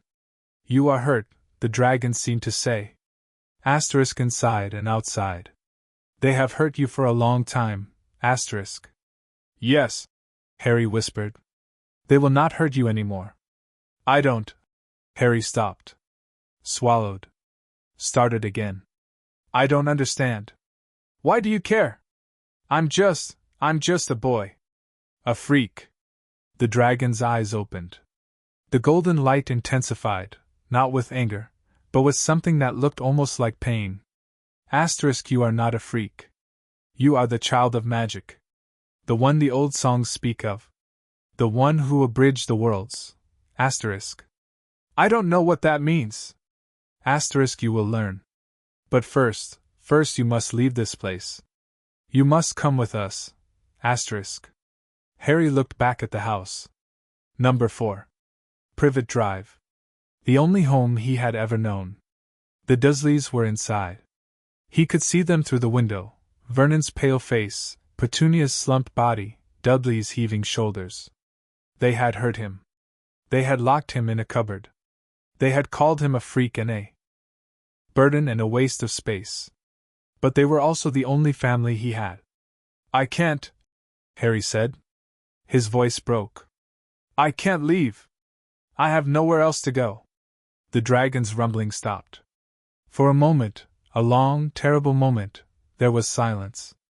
Then the dragon spoke again. Asterisk, then we will take you somewhere else. Somewhere safe. Somewhere you will never be hurt again. Asterisk. Harry's tears spilled over. He wiped them away with the back of his hand, the hand that had touched the dragon's scales, the hand that still tingled with her magic. Where? He asked. The dragon's golden eyes gleamed. Asterisk, the forest. The old forest. The one that remembers. Asterisk. And behind her, behind the dragons, behind the broken sky, behind the impossible chaos of this impossible morning, Harry saw something else. Trees. Not the neat, trim trees of Privet Drive. Ancient trees. Towering trees. Trees that moved and breathed and watched. The forest had come to Surrey. And it was waiting for him. In the kitchen of number 4, Albus Dumbledore watched. He had been there the whole time, standing in the shadows, hidden by magic so powerful that even the dragons had not sensed him. He had watched Harry approach the dragon. Had watched the boy touch her scales. Had watched the understanding pass between them. And he had wept. Not the quiet tears of before. Great, heaving sobs that shook his entire body. Because he understood now, truly understood, what he had done. He had left a child in hell. He had told himself that the blood wards would protect him. That Petunia's envy would not turn to cruelty. That a cupboard was better than death. He had been wrong. So terribly, terribly wrong. And now the creatures had come to clean up his mess. Dumbledore stepped out of the shadows. His presence, usually so commanding, so reassuring, felt small in the face of the dragon's fury. Harry, he said softly. The boy turned. His green eyes, Lily's eyes, widened. Who are you? Harry asked. Dumbledore's heart broke. My name is Albus Dumbledore, he said. I was the one who placed you here. With your aunt and uncle. Harry's face went blank. The careful blankness that Dumbledore had seen in Fawkes's visions. The blankness of a child who had learned that adults could not be trusted. Why? Harry asked. Dumbledore had no answer. None that would satisfy. None that would not sound like an excuse. I made a mistake, he said finally. A terrible, unforgivable mistake. And I am so sorry. Harry stared at him for a long moment. Then he turned back to the dragon. Can we go now? He asked. The dragon lowered her head. Her golden eyes met Dumbledore's blue ones. He comes with us, she said. Not aloud, but Dumbledore heard her. The magic of the moment made all things possible. Yes, Dumbledore whispered.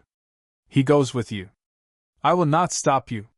Harry climbed onto the dragon's back. His small hands gripped her scales. His bare feet found purchase between her spines. And the dragon rose. She rose slowly, carefully, as if afraid of dropping him. Her wings spread wide, blotting out the green sky. Her tail lifted from the rubble of Privet Drive. The other dragons rose with her. They formed a circle around the green, a protective formation that spoke of centuries of instinct. Harry looked down. He saw Privet Drive shrinking below him, the houses, the gardens, the tiny figures of the Dursleys staring up from their broken home. He saw the forest waiting at the edge of town, the ancient trees reaching toward him, welcoming him. He saw Dumbledore standing alone in the garden, his white beard blowing in the wind, his face wet with tears. And Harry felt something he had never felt before. Not fear. Not hunger. Not pain. Freedom. The dragon climbed higher.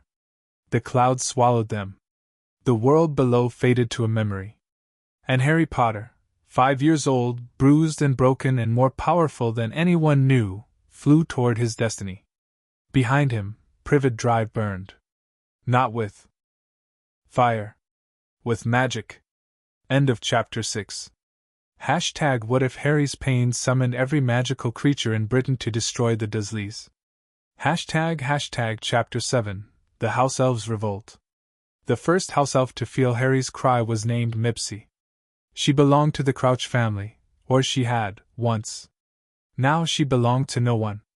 She was old, older than most house elves lived to be, and her former masters had turned her out years ago, when her legs grew too weak for scrubbing and her ears too deaf for summoning. Mipsy lived in a hollow beneath the roots of an old oak tree on the edge of Dartmoor. She had no family, no friends, no purpose. She spent her days staring at the sky and her nights shivering in the cold. She was waiting to die. But when Harry's cry washed over her, when the wave of pure, agonized magic passed through her tiny body and touched something she had thought long dead, Mipsy stopped waiting. She stood up. Her legs, weak and trembling, held. Her ears, deaf and useless, heard. Her heart, cold and still, beat. The boy, she thought. The boy is hurt. Mipsy had never met Harry Potter. She had never seen him, spoken to him, or even thought about him. The wizarding world's obsession with the boy who lived had always seemed foolish to her. A baby who survived a killing curse? So what? House elves survived killing curses every day, not the magical kind, but the slow kind. The kind that came from masters who forgot that elves felt pain. But this cry, was different. This was not a headline or a rumor or a story told by drunk wizards in pubs. This was real. This was a child's soul screaming into the darkness, begging for someone, anyone, to hear. Mipsy heard. And Mipsy answered. She began to walk. Not toward Surrey, she was too old, too slow, too far away. But toward the nearest wizarding village. Toward the nearest house with a house elf. Toward the nearest person who could help her spread the word. The boy had called. The house elves would answer. At Malfa Manor, Dobby heard the cry while polishing his master's shoes. He was Dobby. Just Dobby. No family name, no history, no future. He belonged to the Malfoys, the most ancient, most noble, most cruel family in Britain. They had owned him for as long as he could remember, and they would own him until he died. Dobby hated them. He hated Lucius Malfoy's cold eyes and colder wand. He hated Narcissa Malfoy's perfect sneer. He hated Draco Malfoy's small, cruel hands that pulled Dobby's ears for fun. But Dobby could not leave. House elves could not leave their masters. That was the law. That was the magic. That was the way things had always been. Until the cry. It hit Dobby like a physical blow, like a fist to his chest, like a boot to his head. He dropped the shoe he had been polishing. The brush clattered to the floor. His ears, long and drooping and scarred from years of punishment, stood straight up. Master, Dobby thought. But it was not his master calling. It was a child. A child in pain. A child who was alone and afraid and hurting in ways that Dobby understood better than any wizard ever could. Dobby sank to his knees. His huge eyes, bulging and green and filled with tears, stared at nothing. "The Harry Potter," Dobby whispered. "The great Harry Potter is crying." The shoe lay forgotten. The brush lay forgotten. The manor, the cold, cruel manor that had been Dobby's prison for as long as he could remember, faded away. All that mattered was the cry. Dobby stood up. His legs shook. His hands shook. His whole body shook with a rage he had never felt before, a rage that had been building for years, decades, centuries, in the hearts of every house elf who had ever been beaten or starved or forgotten. The Harry Potter was crying. And Dobby would not polish another shoe until the crying stopped. The revolution did not begin with a battle or a speech or a dramatic gesture. It began with silence. At Hogwarts, the house elves stopped working. It happened in the kitchen. 4 floors beneath the Great Hall, where 100 house elves toiled day and night to feed the students and staff of the greatest magical school in Britain. The head elf, a wizened creature named Tinky, was stirring a pot of soup when the cry reached her. Her ladle stopped mid-stir. Her ears twitched. Her eyes, brown and bright and tired, widened. "Tinky?" said one of the other elves. "What is wrong? Why have you stopped?" Tinky did not answer. She could not answer. The cry was still echoing through her bones, her blood, her magic. It was the most beautiful and terrible sound she had ever heard. A child. A child was suffering. And no one, was helping him. Tinky set down her ladle. She walked to the center of the kitchen. She turned to face the other elves, her family, her friends, her kin. "We stop," she said. Her voice was quiet, but it carried through the kitchen like thunder. "We stop cooking. We stop cleaning. We stop serving." The other elves stared at her. Some were confused. Some were frightened. Some, the oldest ones, the ones who had seen the most, nodded slowly. "Tinky," said an elf named Winky. She was young, barely 50, and she had never disobeyed an order in her life. "The masters will be angry. The masters will punish." "Let them," Tinky said. "The Harry Potter is crying. The great Harry Potter, the one who defeated the Dark Lord, is crying in a cupboard under the stairs. And we house elves, have done nothing to help him." The kitchen fell silent. Even the fires stopped crackling. Winky's lower lip trembled. "How do you know this?" Tinky touched her chest, right where her heart would be, if house elves had hearts. "I feel it. We all feel it. The magic, the old magic, is telling us. The child is hurt. The child is alone. And the child is calling for help." "Calling for us?" another elf asked. "Calling for anyone," Tinky said. "But we are the ones who heard. We are the ones who can answer." She looked around the kitchen, at the pots and pans, the ovens and stoves, the piles of ingredients waiting to be prepared. All of it, could wait. The boy could not. "We go to him," Tinky said. "We leave Hogwarts. We leave our masters. We leave everything we have ever known. And we go to the Harry Potter." "And if the masters try to stop us?" Winky asked. Tinky's eyes, brown and bright and tired, hardened. "Then we fight." The house elves of Hogwarts left that night. They did not sneak out. They did not hide. They walked, 100 house elves, single file, through the dungeons and up the stairs and across the Great Hall, and they did not look back. The ghosts watched them pass, the Grey Lady, the Fat Friar, even Peeves, who was too shocked to do anything but stare. The portraits whispered and pointed. The suits of armor turned their heads. But no one stopped them. Professor Snape was the first to notice. He had been in the dungeons, brewing a potion for the hospital wing, when he heard the sound of small feet on stone. He looked up from his cauldron and saw them, a river of house elves flowing past his door. Snape's wand was in his hand before he knew it. "Stop," he commanded. "Where do you think you're going?" Tinky, leading the procession, stopped. She turned to face the potion's master. Her eyes were calm, unafraid. "We go to the Harry Potter," she said. Snape's wand hand trembled. Just a little. Just enough to show that he was not as calm as he pretended to be. "Harry Potter is at Hogwarts," Snape said. "He will be here in 6 years. You do not need to go to him." "Harry Potter is not at Hogwarts," Tinky said. "Harry Potter is in a cupboard under the stairs. Harry Potter is hungry and cold and hurt. And we house elves, are going to help him." Snape's face went pale. Paler than usual. His dark eyes, usually so cold, so controlled, flickered with something that might have been guilt. "The headmaster," he began. "The headmaster left Harry Potter in the cupboard," Tinky interrupted. "The headmaster did not help. The headmaster did not see. We see. We help." She turned and continued walking. The other elves followed. Snape did not stop them. He watched them go, 100 small figures disappearing into the darkness, and then he lowered his wand. "The cupboard under the stairs," he whispered. She said, "A cupboard under the stairs." He closed his eyes. And for the first time in years, Severus Snape, the man who had loved Lily Potter and failed her in every way that mattered, wept. The revolt spread faster than fire. By midnight, house elves across Britain had abandoned their posts.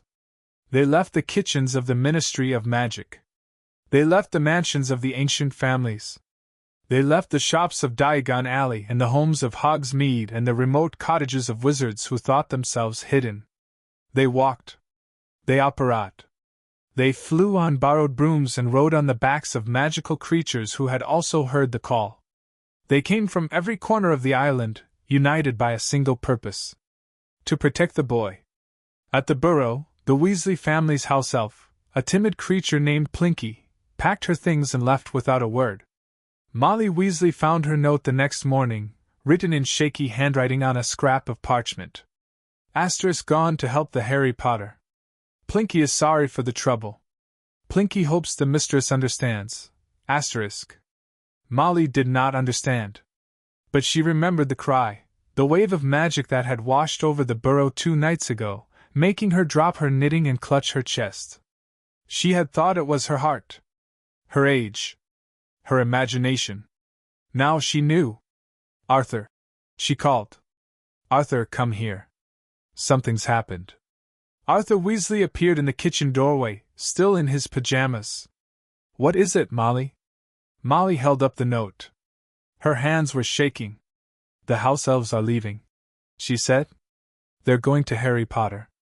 Arthur's face went pale. "Harry Potter? But he's just a child. Why would—" "I don't know," Molly said. "But I think something terrible has happened. Something we were never meant to see." She looked out the window, at the dark sky, the silent garden, the world that felt suddenly, terribly wrong. "Arthur," she said, "I think we need to go to Surrey." At number 12, Grimmauld Place, the house elf Creature heard the cry and laughed. Creature had served the Black family for generations. He had watched them die, one, by violence and madness and old age, until only his mistress remained. And now his mistress was gone too, locked away in Azkaban for crimes that Creature did not understand and did not care about. Creature was alone. And he was angry. The cry reached him as he was dusting the portrait of his late mistress, a thankless task that he performed every night, whispering insults under his breath the whole time. His dust cloth stopped mid-swipe. His ears, battered and torn from years of punishment, twitched. The boy, Creature thought. The filthy mudblood's son. He had heard the stories, of course. Everyone had heard the stories. The Dark Lord had fallen. A baby had survived. And the baby had been given to muggles, to creatures so beneath contempt that creature could not even find words for his disgust. Now that baby was crying. And the magic, the old, pure, noble magic of the Black family, was answering. Creature set down his dust cloth. He walked to the window, the grimy, dusty window that faced the street, and looked out at the London sky. The clouds were green. The stars were wrong. And somewhere in the distance, far to the south, a dragon was roaring. Creature's lips peeled back from his yellow teeth. The boy calls, he whispered, and Creature will answer. Not because he cared. Not because he wanted to help. But because the Black family magic demanded it. Because the old blood remembered the old pacts. Because somewhere in the twisted, broken remnants of Creature's heart, there was still a spark of loyalty to something greater than himself. He began to walk. Behind him, the portrait of Mrs. Black screamed. Creature did not look back. At Hogwarts, Albus Dumbledore returned to find his school in chaos. The house elves were gone. All of them. The kitchen stood empty. The halls were silent. The students, those who had noticed, were confused and frightened. Minerva McGonagall met Dumbledore at the gates. Her face was pale. Her hands were clenched at her sides. Albus, she said. What has happened? Where have you been? Dumbledore looked at her, really looked at her, and saw the fear in her eyes. Not fear of him. Fear for him. I have been to Surrey, he said. To Privet Drive. To Harry. McGonagall's breath caught. The boy? Is he? He is alive, Dumbledore said. But he is not well. And the creatures, the dragons, the centaurs, the house elves, all of them, have gathered around him. They have taken him from the Dursleys. They are protecting him. McGonagall's hand flew to her mouth. Taken him? Taken him where? Dumbledore looked toward the forbidden forest. The trees were still moving, still reaching, still growing, still turning toward the south. To the forest, he said. To the place where the old magic still lives. And we will let them. We will just let them take the boy. Dumbledore was silent for a long moment. When he spoke again, his voice was heavy with grief. Minerva, he said. I left that boy in a cupboard under the stairs. I left him with muggles who beat him and starved him and called him a freak. I did not visit. I did not check. I did not even ask. McGonagall stared at him. Albus. I failed him, Dumbledore said. I failed Lily. I failed James. And now the creatures are doing what I should have done 5 years ago. He turned away from the forest and walked toward the castle. Let them protect him, he said. It is more than I ever did. McGonagall watched him go. Her eyes were wet. Her heart was heavy. But she did not follow. She looked. Toward the forest, toward the south, toward Surrey, toward the boy who had called out in the darkness. And she prayed. Not to any god. Not to any spirit. To the magic itself. Protect him, she thought. Protect him where we did not. And somewhere in the depths of the forbidden forest, 100 house elves gathered around a 5-year-old boy, wrapped him in blankets they had stolen from Hogwarts, and fed him soup they had conjured from nothing. They did not know him. They had never met him. But they loved him. And that was enough. End of chapter 7. What if Harry's pain summoned every magical creature in Britain to destroy the Dursleys? Chapter 8. The Creature Bond. The forest swallowed Harry whole. Not with teeth or claws or the hungry darkness he had expected. With silence. With shadow. With the soft, breathing presence of a million living things that had never seen the sun and did not need it to survive. The dragon had carried him for hours, over towns and villages, over highways and rivers, over the invisible lines that separated the mundane world from the magical one. Harry had clung to her scales, his small body pressed against her warmth, his eyes closed against the wind. He had not looked down. He had not looked back. When they landed, he opened his eyes. The trees rose around him like pillars in a cathedral, ancient oaks with trunks wider than the Dursleys' entire house, beeches whose branches wove together to form a canopy that blocked the sky, yews so old that their roots had become hills and their hills had become mountains. The ground beneath his bare feet was soft with moss and centuries of fallen leaves. The air was thick with smells he had never encountered, earth and sap and something else. Something wild. The dragons had brought him to the Forbidden Forest. Harry did not know that name. He did not know that this forest was forbidden because wizards feared what lived inside it. He only knew that the trees were watching him. Not with eyes, not exactly. But with awareness. With recognition. They knew him. Somehow, impossibly, they knew him. The female dragon, the green, the one who had landed in Privet Drive and changed everything, lowered her head. Her golden eyes met Harry's green ones. And in that gaze Harry understood something that he could not have put into words. "This is your home now," the dragon seemed to say. These trees will protect you. These creatures will care for you. You are not alone anymore. Harry wanted to cry. But the tears would not come. He had spent 5 years learning not to cry, and his body did not know how to unlearn the lesson. So he did the only thing he knew how to do. He stood still.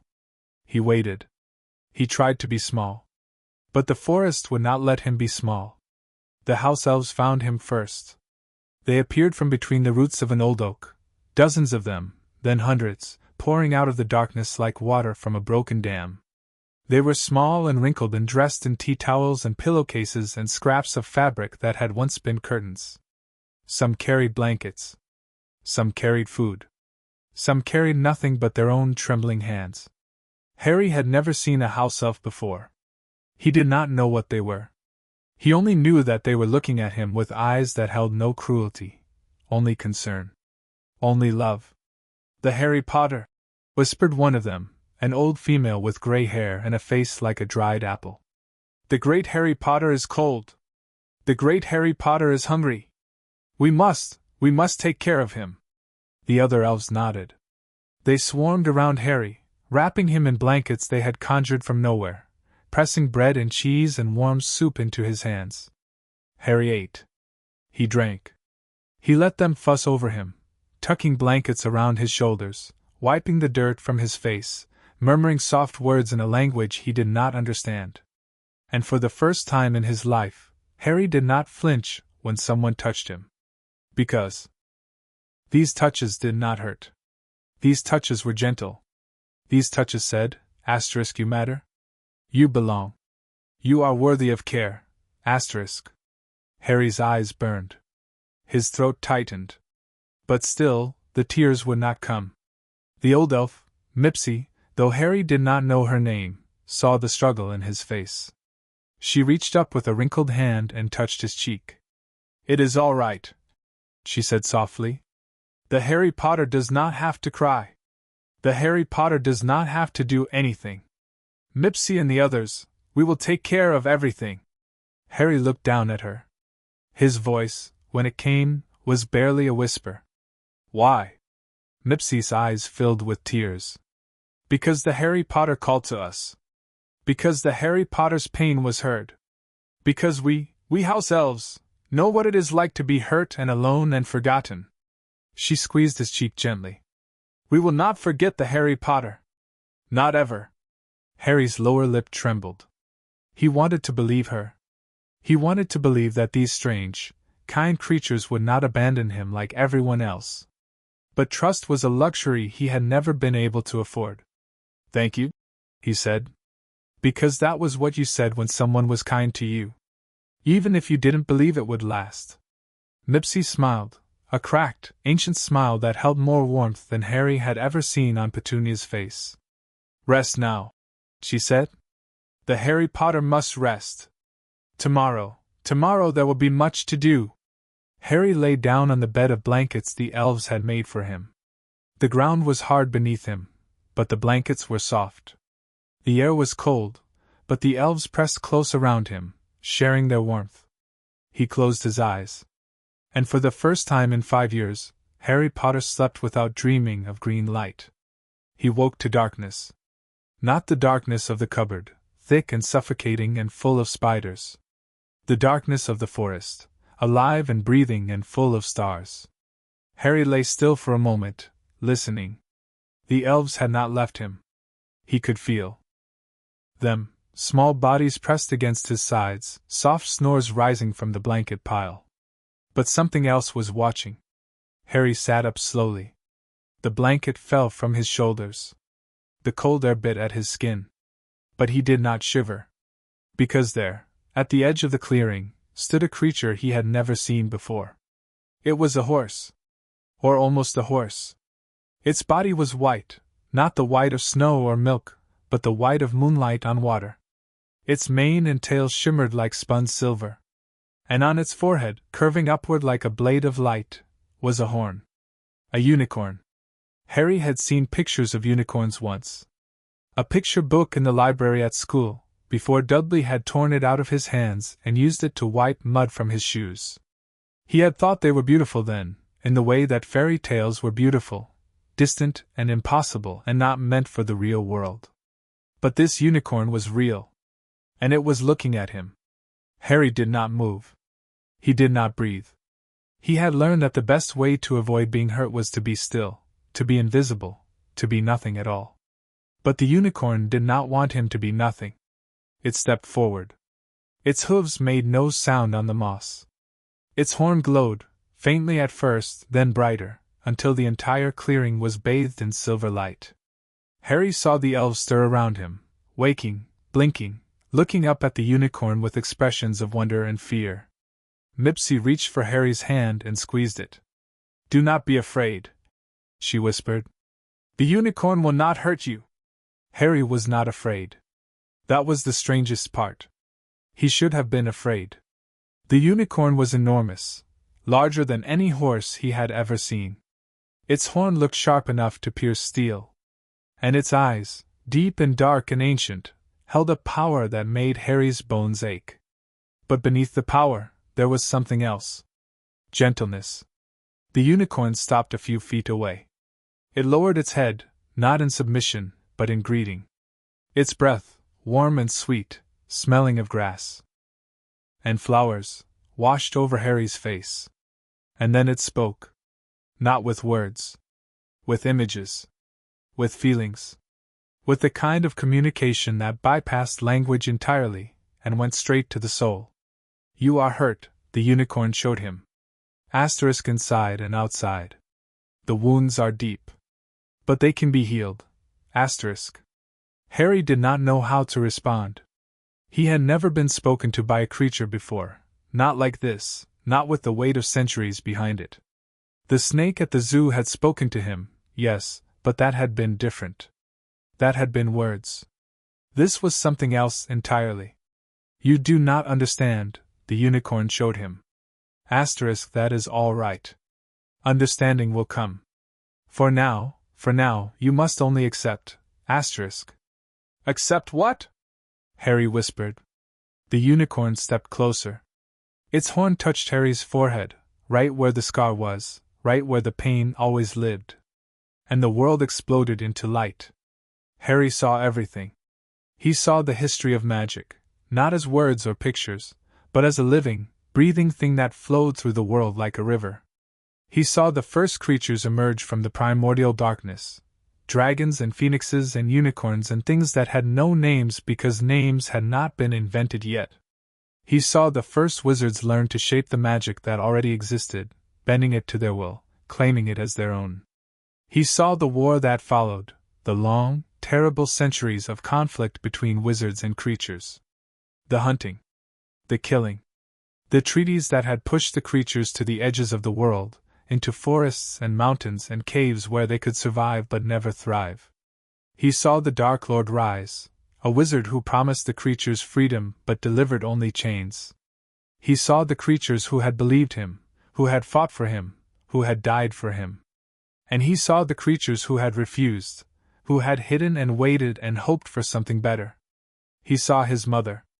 Lily Potter stood in a field of wildflowers, her red hair blowing in the wind, her green eyes, his eyes, filled with love and fear and determination.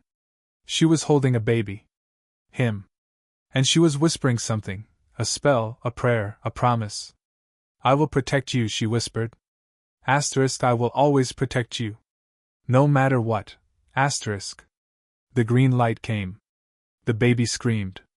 And Lily's love, her sacrifice, exploded outward, wrapping around the baby like armor, like fire, like a shield that would never break. Harry watched himself survive. Watched the Dark Lord fall. Watched the giant come and take him away. Watched the old man with the silver beard leave him on a doorstep. And then he watched 5 years of suffering. Not as a participant. As a witness. He saw the cupboard. The beatings. The hunger. The cold. He saw the moments when he had almost broken, when the pressure inside him had grown so great that he had wanted to simply disappear, to stop existing, to become nothing at all. But he had not broken. He had cried. And the creatures had heard. Harry's eyes snapped open. The unicorn had stepped back. Its horn was dark now, the glow faded, but its eyes were still watching him. Do you understand? The unicorn asked. Not with images this time. With words. Soft and clear and impossibly old. Harry nodded. His cheeks were wet. When had he started crying? The magic, he said. His voice was hoarse. It's not just mine. It's everyone's. It's the forest's. The creatures. The whole world's. The unicorn inclined its head. Yes. And when I cried, when I let the pressure out, it connected me. To all of it. To all of you. Yes. Harry looked down at his hands. They were small and pale and bruised. But beneath the bruises, something glowed. Faintly. Silverly. The same silver as the unicorn's horn. What's happening to me? He asked. The unicorn stepped closer. Its warm breath washed over his face again. A bond, it said. Asterisk, an ancient bond. The kind that has not been formed in 1,000 years. You are connected to the creatures. Now, Harry Potter. And we are connected to you. Your pain is our pain. Your joy is our joy. Your life is our life. Asterisk. Harry's heart hammered in his chest. I didn't ask for. The bond does not care what you want, the unicorn said. Asterisk, it cares only about what you need. And you have always needed, to not be alone. Asterisk. The tears came faster now. Harry could not stop them. He did not try. Will it hurt? He asked. Yes, the unicorn said. Asterisk, bonds always hurt. But they also heal. And they make you stronger than you could ever be alone. Asterisk. Harry looked up at the unicorn, at its silver coat, its glowing horn, its ancient and gentle eyes. Will you stay? He asked. Will you help me? The unicorn lowered its head. Its horn touched Harry's chest, right where his heart was, right where the bond had taken root. I will stay, it said. Asterisk, we will all stay. You are not alone anymore, Harry Potter. You will never be alone again. Asterisk. Harry closed his eyes. The tears kept coming. But beneath the tears, beneath the grief and the fear and the exhaustion, something else was growing. Hope. Small and fragile and barely alive. But there. The elves pressed closer around him. The unicorn stood guard at the edge of the clearing. And somewhere in the darkness of the forest, other creatures were watching, waiting, ready to protect the boy who had called to them. Harry Potter was not alone anymore. And the world would never be the same. End of Chapter 8. # What if Harry's pain summoned every magical creature in Britain to destroy the Dursleys? # Chapter 9. Voldemort feels the shift. Far from the Forbidden Forest, far from Surrey, far from anything that resembled warmth, or light or life, something stirred in the darkness. The thing that had once been Tom Riddle lay in a shallow grave in a forest somewhere in Albania. It had no body. It had no face. It had no voice. It was less than a ghost, a fragment of a soul that had been torn apart so many times. That nothing remained but hunger and memory and the cold, burning need to exist. The Dark Lord had fallen 16 years ago. His followers had scattered. His empire had crumbled. And he, the greatest wizard of his age, the heir of Slytherin, the champion of pure-blood supremacy, had been reduced to this. A shadow in a tomb. A whisper in the dark. A nothing. But he was not dead. He could never die. Not while the Horcruxes remained. Not while the boy lived. Voldemort, though he did not think of himself by that name anymore, names required identity, and identity required something he no longer possessed, drifted through the cold Albanian soil, feeding on the small creatures that crossed his path. Rats. Snakes. Occasionally a human, though humans were dangerous. Humans could see him. Humans could betray him. He had been patient. He had been cunning. He had waited for the moment when he could rise again, when his followers would return, when his power would be restored, when he could finally claim what was his. But something had changed. The shift came without warning, a tremor in the magical fabric of the world, so subtle that most wizards would not have noticed. But Voldemort was not most wizards. He had spent his life studying magic, bending it to his will, learning to feel its deepest currents. And this was not a tremor. It was an earthquake. The Dark Lord's consciousness snapped to attention. He reached out with senses that had no physical form and felt something. Something vast and powerful and ancient. Something that was spreading across Britain like a fire across dry grass. Creatures. Magical creatures. Thousands of them. Tens of thousands. Moving toward a single point. Voldemort had never felt anything like it. Even at the height of his power, when the giants had bowed to him, and the werewolves had fought in his army, and the Dementors had served as his jailers, he had never commanded this many creatures. He had never felt them this way, as a single, unified force, driven by a purpose that had nothing to do with power or politics or fear. They were protecting something. Or someone. Voldemort reached deeper. His consciousness brushed against the edges of the creature bond, the ancient magic that the boy had awakened. And for a moment, just a moment, he saw a boy. Small and dark-haired and wearing broken glasses. A boy with green eyes, Lily's eyes, and a scar on his forehead. Potter, Voldemort thought. The Potter boy. The boy was not at Hogwarts. He was not with the Muggles. He was in a forest, an old forest, a dark forest, a forest that Voldemort recognized from the memories of his youth. The Forbidden Forest. And the creatures, the dragons and centaurs and house elves and unicorns and things that had no names, were gathering around him. Protecting him. Loving him. Voldemort's consciousness recoiled. Not from fear. He did not feel fear. He had not felt fear since he was a boy in the orphanage, learning to make the other children afraid of him. But from something else. Something he did not have a name for. The boy had done something that Voldemort had never been able to do.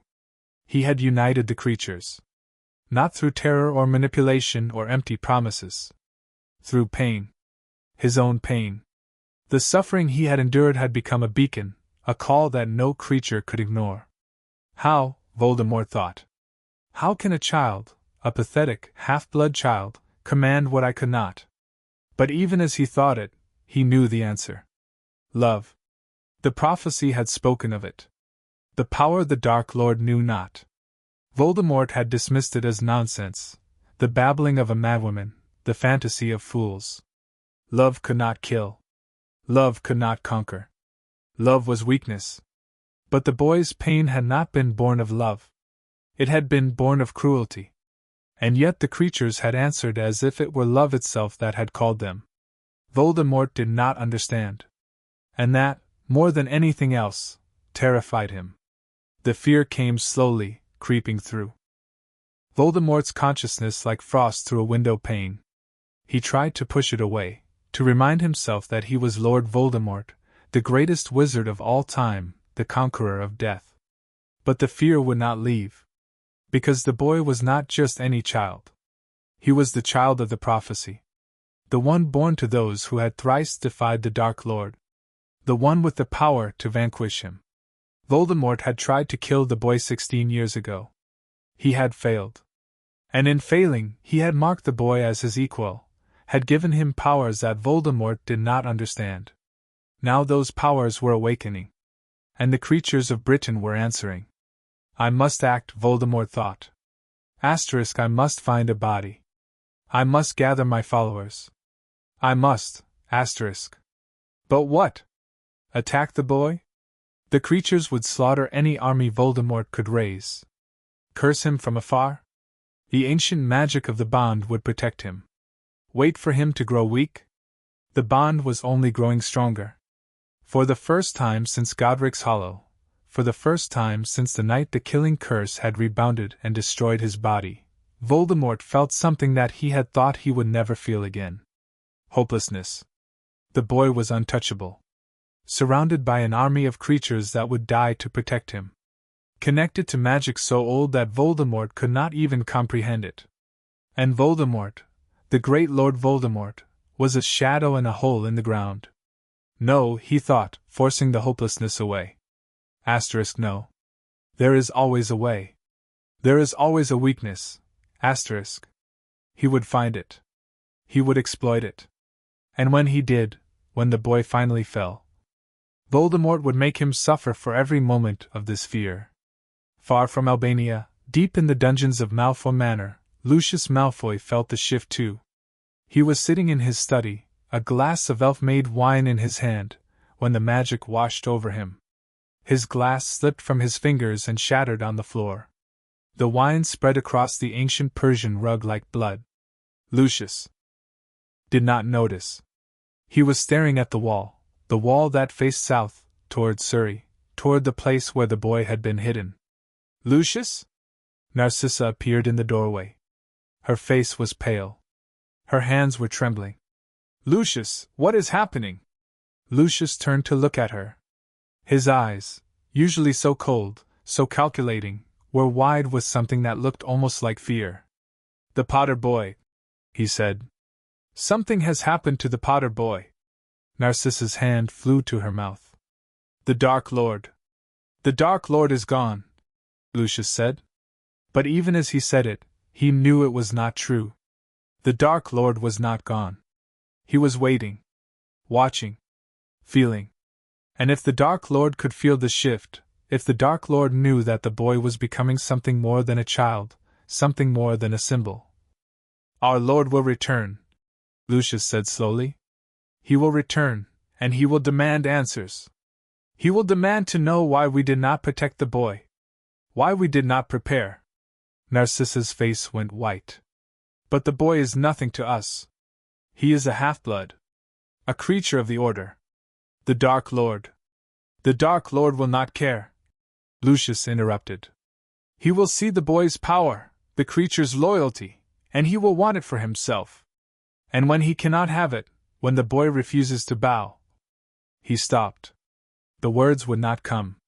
Because he knew, in his heart, in his bones, in the magic that connected him to the Dark Lord's service, that this was different. This was not the boy they had expected. The weak, pathetic orphan raised by Muggles. This was something else entirely. And the Dark Lord would stop at nothing to destroy it. At Hogwarts, Severus Snape sat alone in his dungeon classroom and stared at the wall.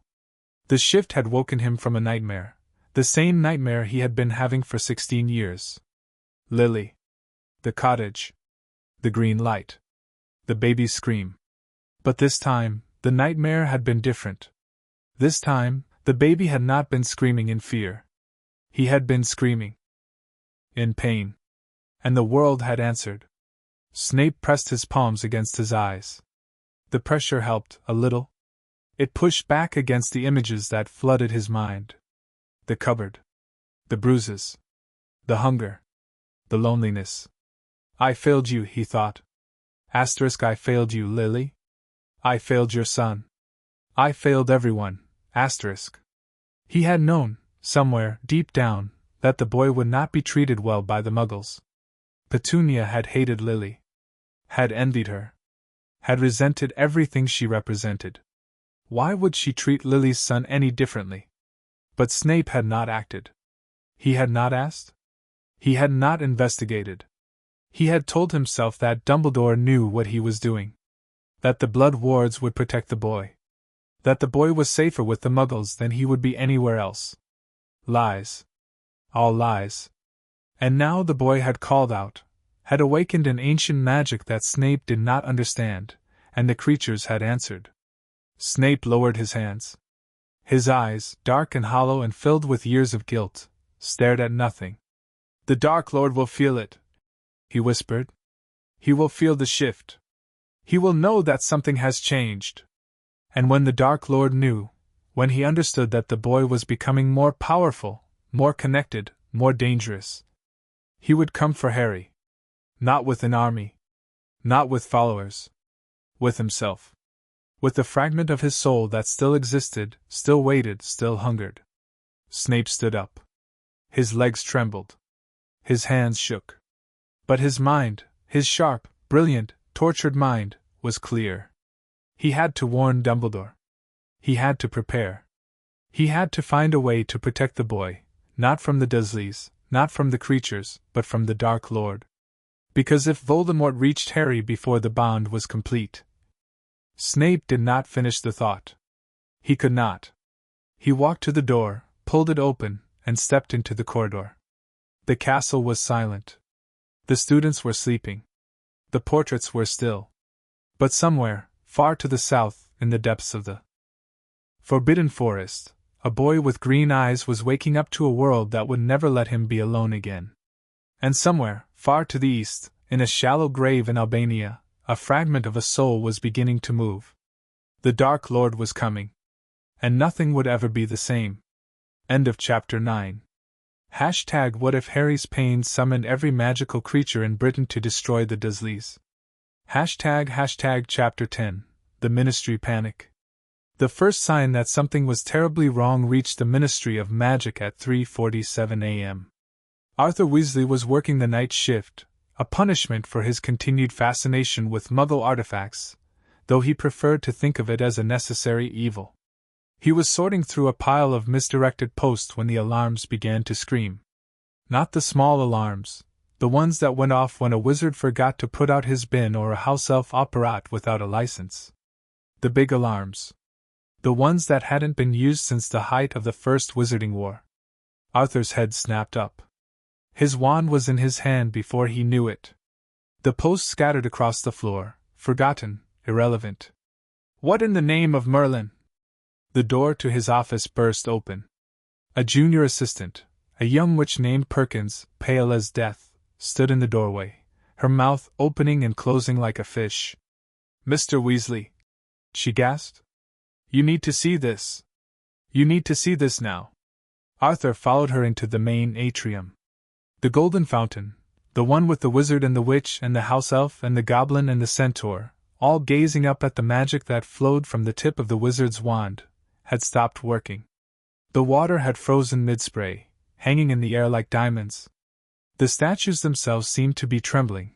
The house elf, in particular, looked as though it was trying to break free. But that wasn't what made Arthur stop. The map was what made him stop. The magical monitoring map, a massive enchanted chart that covered the entire eastern wall of the atrium, was supposed to show the location of every magical creature in Britain. Green dots for creatures of the light. Red dots for creatures of the dark. Yellow dots for those that fell somewhere in between. The map was not showing dots. The map was showing a single, massive blob of color, green and red and yellow all mixed together, swirling like a hurricane, centered directly over Surrey. "What is that?" Arthur whispered. Perkins shook her head. "We don't know. It appeared about an hour ago. The alarms went off when the creatures started moving." "Creatures? What creatures?" "All of them, Mr. Weasley. Every single magical creature in Britain. They're all moving toward that point. Toward Surrey." Arthur's blood ran cold. He had felt the cry, 2 nights ago, the wave of magic that had washed over the burrow and made him drop his knitting. He had told himself it was nothing. A hiccup in the magical atmosphere. a side effect of the twins' latest experiments. He had been wrong. "Get me the minister," he said. Now. Cornelius Fudge arrived at the ministry 20 minutes later, still in his pajamas. The minister for magic was not a brave man. He was not a clever man. He was not even particularly good at his job. What he was lucky.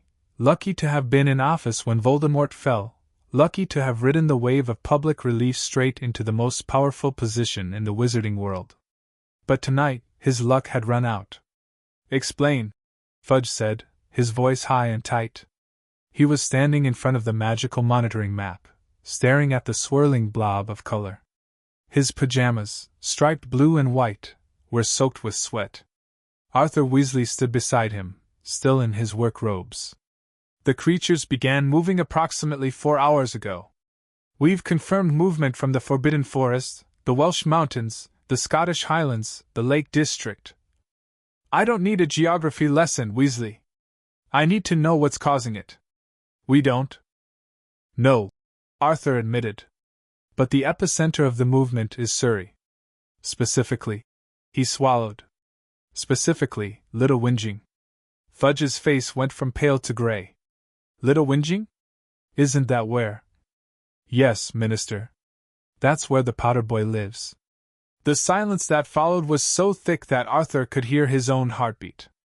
Around them, ministry workers were running, carrying scrolls, shouting orders, trying to make sense of the chaos.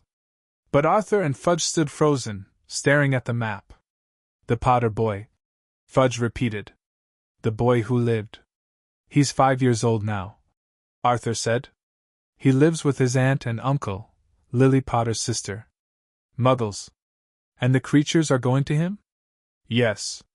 Fudge's hand went to his forehead. He was sweating even more now, great rivulets of it running down his face and soaking into his collar. "The Dark Lord has not been seen in 16 years, Arthur said. But even as he said it, he remembered the cry. The wave of magic. The way his wand had trembled in its holster. "This isn't the Dark Lord," he added. "This is something else." "How do you know?" Arthur thought of the house elf note Molly had shown him. Gone to help the Harry Potter, not avenge. Not destroy. Help. "Because the creatures aren't attacking," he said. "They're gathering. Protecting. As if..." He hesitated, unsure how to phrase what he was feeling. "As if they'd been called." "Called by whom?" Arthur looked at the map. The swirling blob of color was growing larger, more and more creatures joining the mass, moving toward Surrey, toward the boy. "By Harry," he said quietly. "I think they've been called by Harry."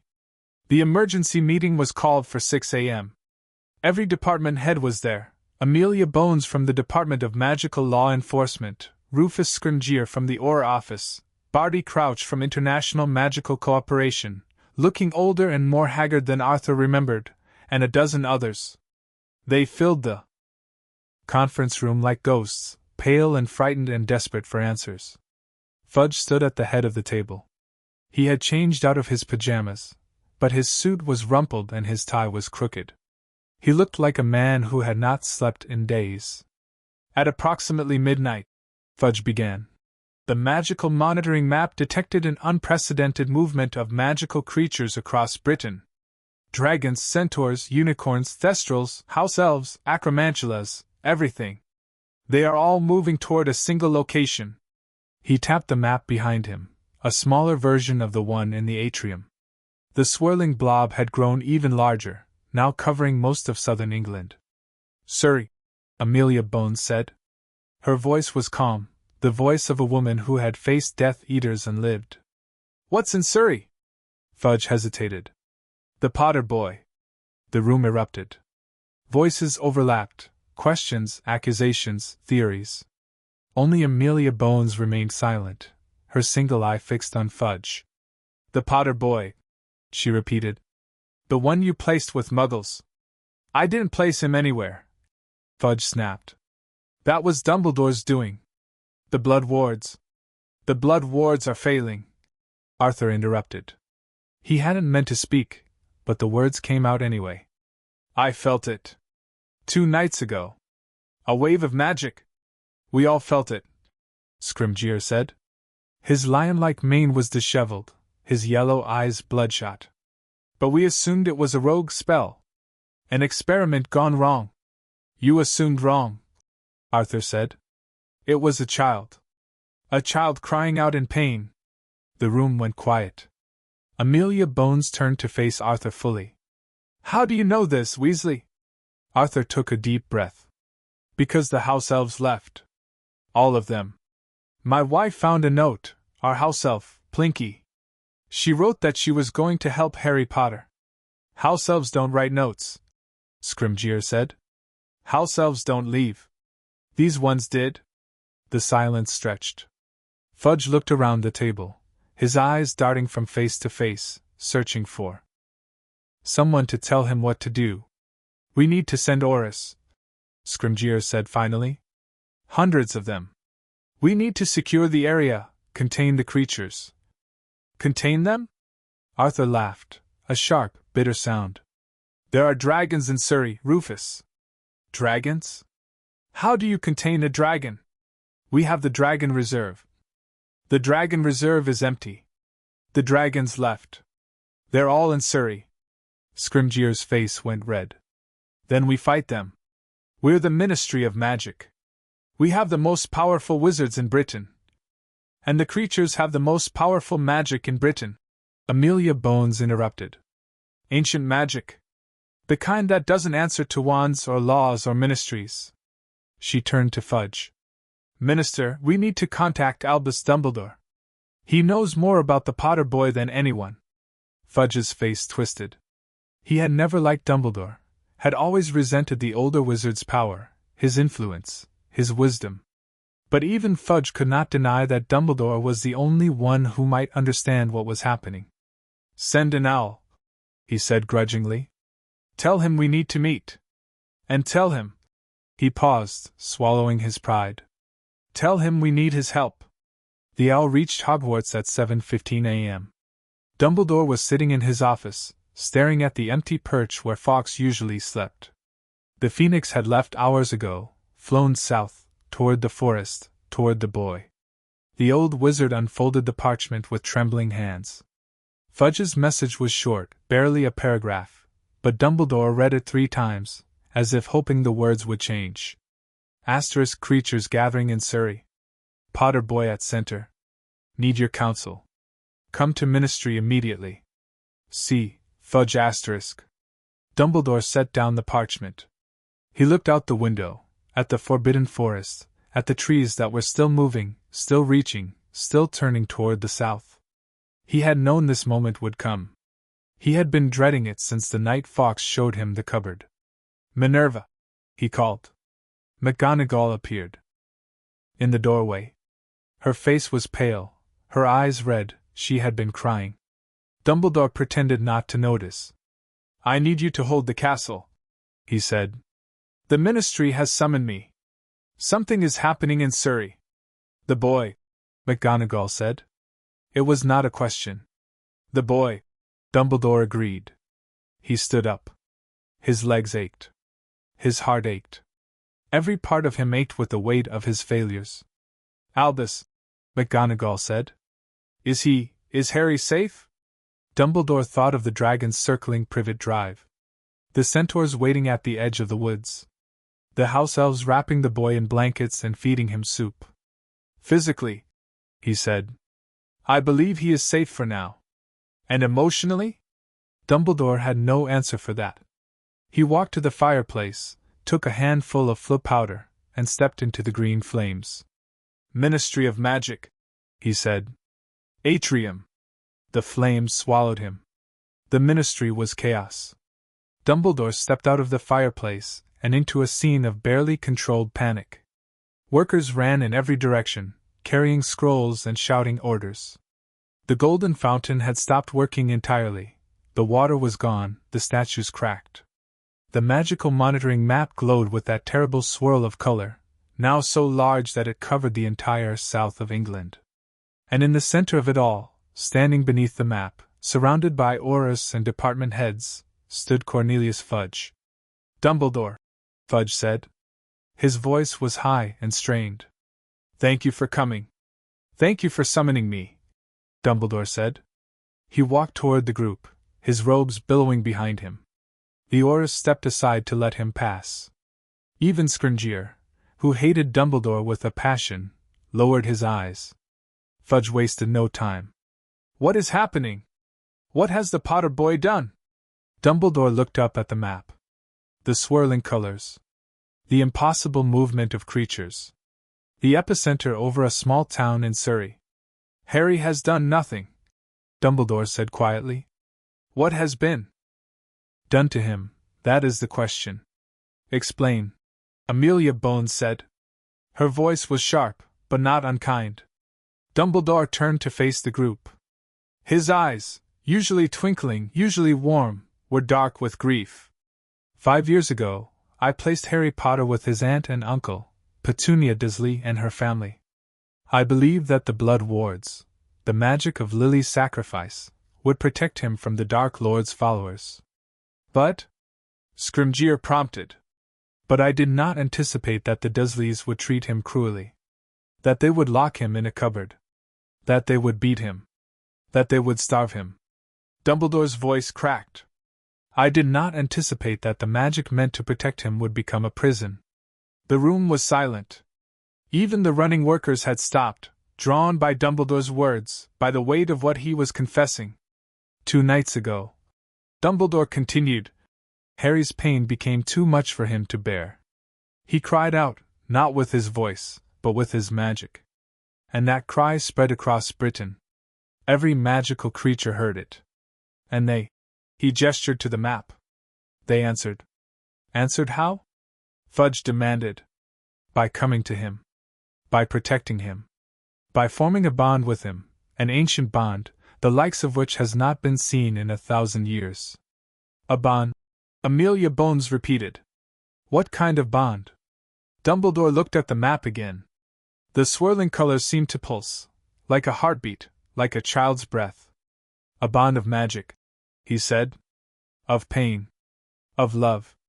Harry is connected to the creatures now, and they to him. His suffering is their suffering. His safety is their mission. And what about the Dark Lord? Scrimgeour asked. What happens when he returns and finds the boy protected by an army of creatures? Dumbledore's face went even paler. That, he said, is what I fear most. Because when the Dark Lord realizes that he cannot control the creatures, that they have chosen a 5-year-old boy over him. He stopped. The words would not come. But everyone in the room understood.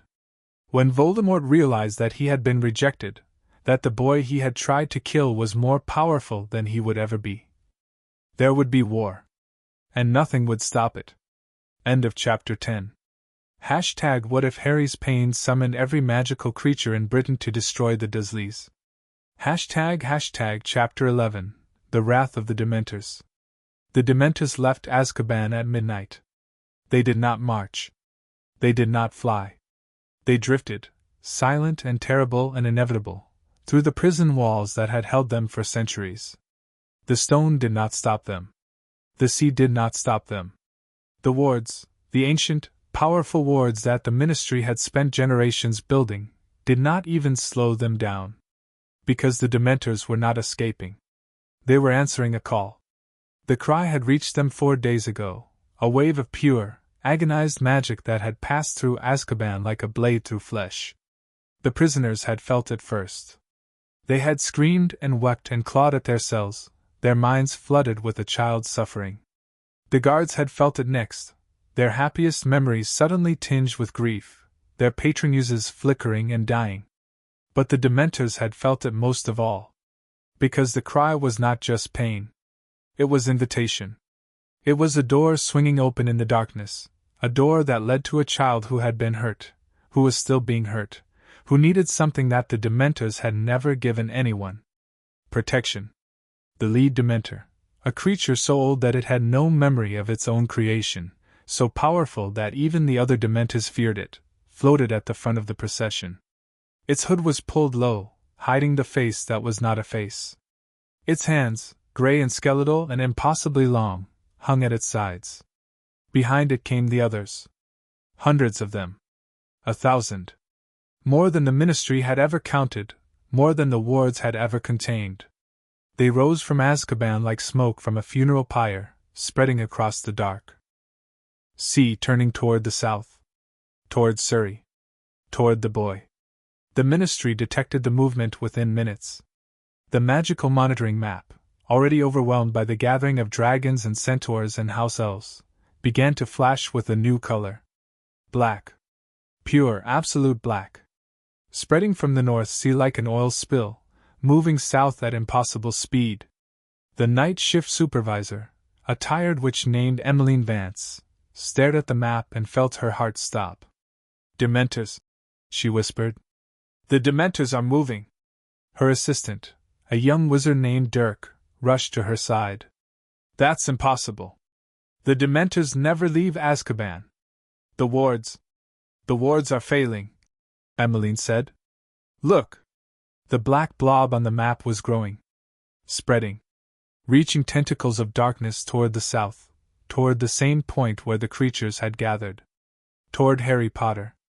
Emmeline grabbed the emergency flip powder. Get me the minister! She shouted. Get me the Aurors! Get me! She stopped. Because there was only one person who might be able to stop the Dementors now. Get me Dumbledore! The Dementors reached the coast of England at 3 a.m. They passed over the seaside town of Cromer like a shadow, darkening windows, frosting glass, turning dreams into nightmares. The residents who woke in the night did not know what had woken them. They only knew that the air was cold, colder than it should be, and that something was pressing against their minds, trying to get in. The Dementors did not stop. They did not feed. They did not do any of the things they had done for centuries. They simply drifted, silent and relentless, through the sleeping towns and villages of England. They passed Norwich. They passed Cambridge. They passed the outskirts of London, where the lights of the city flickered and died as they approached. And then, as dawn began to paint the sky in shades of grey and gold, they reached Surrey. Harry felt them before he saw them. He was sitting in the clearing where the elves had made his bed, wrapped in blankets, eating a bowl of soup that Mipsy had conjured. The bond was still new, still strange, but he was learning to read it. To feel the presence of the creatures around him. To know when they were near. The Dementors were not near. They were far, miles away, still moving through the outskirts of London. But Harry could feel them anyway. A coldness in his chest. A heaviness in his limbs. A whisper of something that sounded like his aunt's voice, calling him a freak, telling him he was worthless, that no one would ever want him. No, Harry whispered. He pressed his hands against his ears. No, stop. Mipsy looked up from the pot she was stirring. Her ancient eyes went wide. Harry Potter? She said. What is wrong? Harry could not answer. The cold was spreading, creeping through the bond, through his veins, through his heart. The whisper was growing louder. Asterisk freak. Burden. Waste of space. You deserve the cupboard. You deserve the pain. You deserve to suffer. Asterisk. Stop, Harry said again. Louder this time. But the whisper did not stop. The other elves gathered around him, dozens of them, their small faces creased with concern. The unicorn, the one who had spoken to him the night before, stepped out of the trees and lowered its horn toward Harry's chest. They are coming, the unicorn showed him. Asterisk the ones who feed on happiness. The ones who have no souls. Asterisk. The Dementors, Mipsy whispered. Her voice shook. The Dementors are coming. The other elves began to tremble. Some of them backed away, pressing themselves against the trees. Others, the braver ones, stepped closer to Harry, forming a protective circle around him. They will not hurt you, Mipsy said. But her voice betrayed her fear. Harry looked up at the sky. The clouds were gray, not the green of the dragon's arrival, but a flat, dead gray. The kind of gray that swallowed light and hope and everything good. And somewhere in that gray, somewhere behind the clouds, somewhere between the trees, Harry felt them. Hundreds of them. Thousands of them. Coming for him. The Centaurs felt the Dementors too. Firenze stood at the edge of the forest, his silver hair blowing in the cold wind that preceded the dark creatures. Beside him, Bane and Ronan and Megorian stood with their bows drawn, not that arrows would do any good against Dementors. "The Soul-Suckers come," Bane said. His voice was flat. "They come for the boy." "They come because the boy called," Firenze corrected. The cry reached even them, even creatures of emptiness and despair. They heard his suffering, and they could not ignore it. "Will they hurt him?" Ronan asked. Firenze was silent for a long moment. The cold wind grew colder. The gray sky grew darker. "I do not know," he admitted. "The Dementors have never protected anyone. They have only fed. But this is unprecedented. The old magic that binds the boy to the creatures may affect even them. Or it may not," Megorian said. "And if it does not, if the Dementors try to feed on him, then we fight," Firenze said simply. "We fight, and we die, and we hope that the boy survives." The other Centaurs exchanged glances. They had not asked for this. They had not asked to be bound to a human child, to a wizard's war, to a destiny that felt like a weight pressing down on their shoulders. But the bond did not care what they had asked for. The boy had called. They had answered. And they would not abandon him now. The dragons felt the Dementors too. The female green, the one who had carried Harry from Privet Drive, lifted her head from the clearing where she had been resting. Her golden eyes scanned the gray sky. Her scales rippled with unease. "The cold ones come," she rumbled to the other dragons. "The ones who have no fire." The Hebridean black shifted on her perch, a fallen tree that had been ancient when the Romans invaded Britain. Her black scales absorbed the gray light, making her look like a hole in the world. "They will not take the boy," she rumbled back. "We will burn them before they touch him." "Fire does not hurt the cold ones," the young common Welsh green said. His voice was high with fear. "Nothing hurts them." The female green turned to look at her son. Her golden eyes softened, just a fraction. "Love hurts them," she said. Happiness hurts them. Hope hurts them. And the boy has more love and happiness and hope than he knows. She looked toward the clearing where Harry sat, surrounded by house elves, protected by a unicorn's horn. "The boy will not be alone," she said. Not anymore. "And the cold ones will learn what it means to face a child who is no longer afraid." The Dementors reached the edge of the forbidden forest at dawn. They floated among the ancient trees like ghosts, silent and terrible and inevitable. The cold that followed them was so intense that the leaves on the branches froze solid, then shattered. The ground beneath them turned white with frost. The birds that had not fled fell from the sky, their hearts stopped by the mere presence of the creatures. The Centaurs met them at the forest's edge. Firenze stood at the front of the herd, his bow drawn, an arrow tipped with silver and moonlight pointed at the lead Dementor. He knew the arrow would not kill the creature, nothing killed Dementors, but it might slow it down. Might give the boy time to run. "You will not pass," Firenze said. His voice was steady, but his hands trembled. "The boy is under our protection." The lead Dementor did not speak. It did not need to. The cold around it intensified, so cold that Firenze's breath turned to ice in his lungs, so cold that the arrow in his bow cracked and fell apart. "The boy called us," the Dementor seemed to say. Not in words, in feelings. In the absence of feelings. In the hollow space where happiness should have been. "We have come." "He did not call you to feed," Firenze said. "He called you to." He stopped. Because he did not know why the boy had called the Dementors. He did not know why creatures of emptiness would answer a child's cry. The lead Dementor drifted closer. Its hooded face tilted, as if it was studying the centaur, the forest, the bond that connected all the creatures to the boy. "The child suffers," the Dementor showed Firenze. Others have caused his suffering. Those who were supposed to protect him. Those who hurt him instead. Firenze's eyes widened. You want to punish the Dursleys? The Dementor did not answer. But the cold around it shifted, became sharper, more focused. Less like winter and more like a blade. The child suffers, it showed again. We will end the suffering. We will remove the cause. Firenze lowered his broken bow. He did not know what to say. He did not know what to do.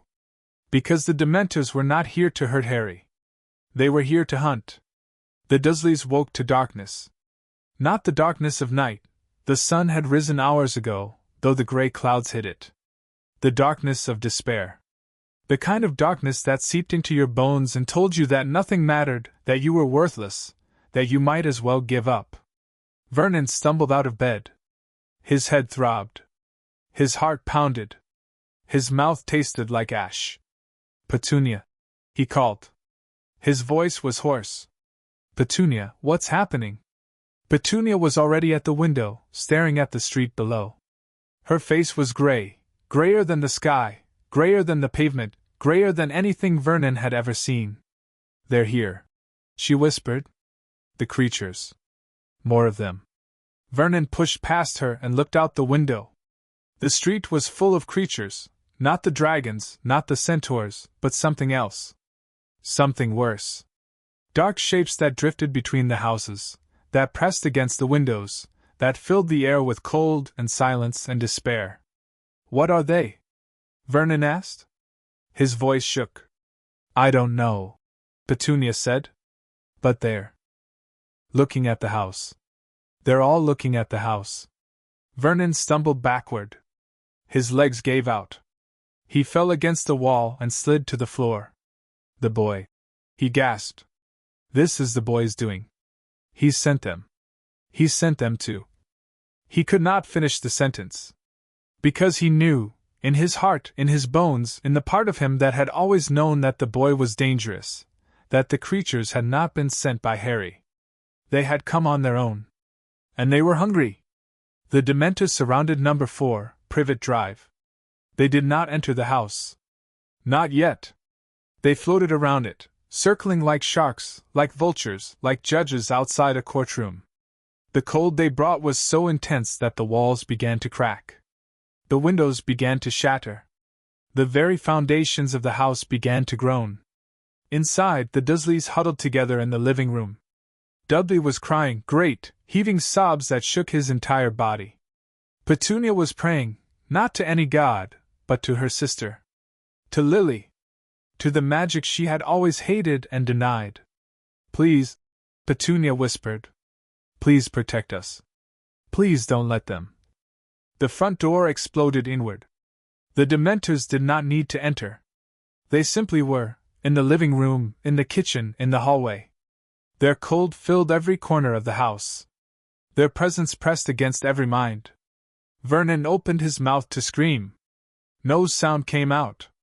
Because the Dementors were not here to kill. They were here to remind. And as the cold swallowed the Dursleys whole, they remembered every cruel word, every painful blow, every moment of neglect and abuse. They remembered it all, felt it all, lived it all. And they knew, with a certainty that burned like ice, that they deserved everything that was coming to them. In the Forbidden Forest, Harry felt the Dursleys' terror through the bond.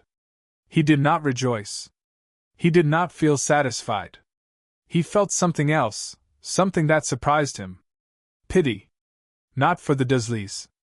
Not for the people who had locked him in a cupboard and called him a freak. But for the creatures who had become his protectors. For the Dementors who had come to his aid. Because the Dementors did not understand. They thought that punishment would end his suffering.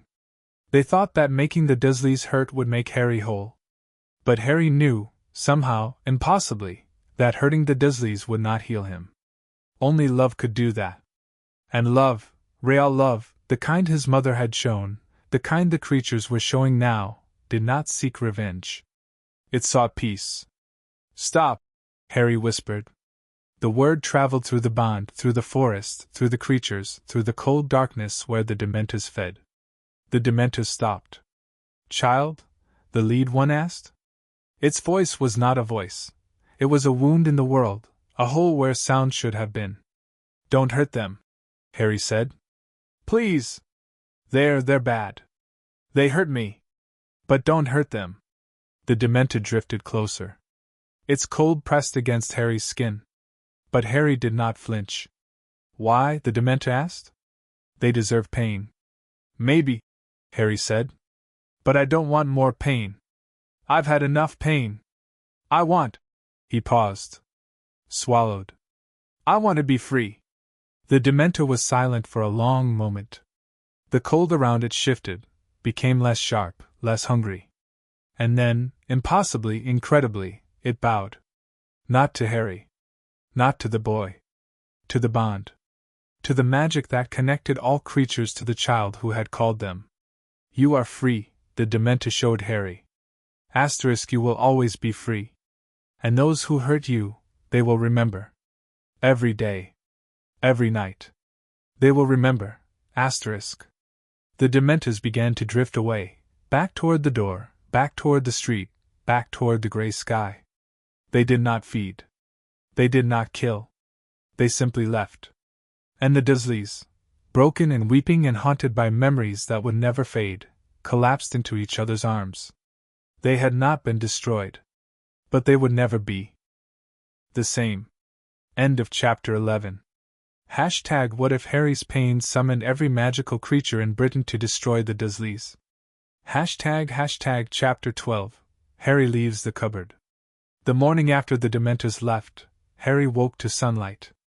Real sunlight, golden and warm and filtering through the leaves of the ancient trees. It dappled his face like freckles. It caught the edges of the unicorn's horn and made them glow. It turned the house elves' blankets into patches of soft, faded color. Harry lay still for a long time, watching the light shift and dance. He had never seen sunlight like this, not filtered through grimy windows, not blocked by cupboards and curtains and locked doors. This was open. Free. The kind of sunlight that belonged to a world where children did not live under stairs. Harry Potter is awake, Mipsy said. The old elf was sitting beside him, a bowl of porridge in her hands.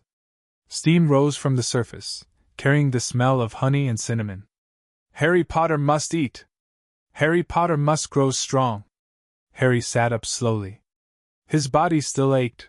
The bruises on his ribs were purple and yellow. The burn on his stomach was scabbed and sore. But something was different. The pain was still there, but it no longer owned him. He took the bowl. Thank you, Mipsy. The elf's eyes filled with tears. Harry Potter does not need to thank Mipsy. Mipsy is honored to serve the Harry Potter. Harry ate. The porridge was warm and sweet, better than anything the Dursleys had ever given him. He ate slowly, savoring each bite, trying to memorize the taste. He did not know how long this would last. He did not know if the creatures would keep him or send him away or... We will not send you away. The voice came from everywhere and nowhere, from the trees, from the ground, from the air itself. Harry looked up. The unicorn was standing at the edge of the clearing, its silver coat shining in the sunlight. You are one of us now, the unicorn said. The bond cannot be broken. This is your home for as long as you wish it. Harry set down the bowl. His hands were trembling. For always. For always, the unicorn confirmed. Or until you choose to leave. But you will never be sent away. You will never be abandoned. Not again, Harry's eyes burned. The tears came, not the desperate, silent tears of the cupboard, but something else. Something that felt like relief. Like a door finally opening after years of being locked in the dark. He cried for a long time. The house elves gathered around him, patting his back, murmuring soft words. The unicorn stood guard at the edge of the clearing. And somewhere above, circling the forest, watching through the canopy, the dragons kept their silent vigil. When Harry finally stopped crying, he felt lighter. As if the tears had carried away something heavy that had been living inside him. What do I do now? He asked. Mipsy smiled, a cracked, ancient smile that held more warmth than any smile Harry had ever seen.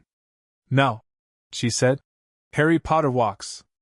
The walk through the forbidden forest took hours. Harry walked barefoot.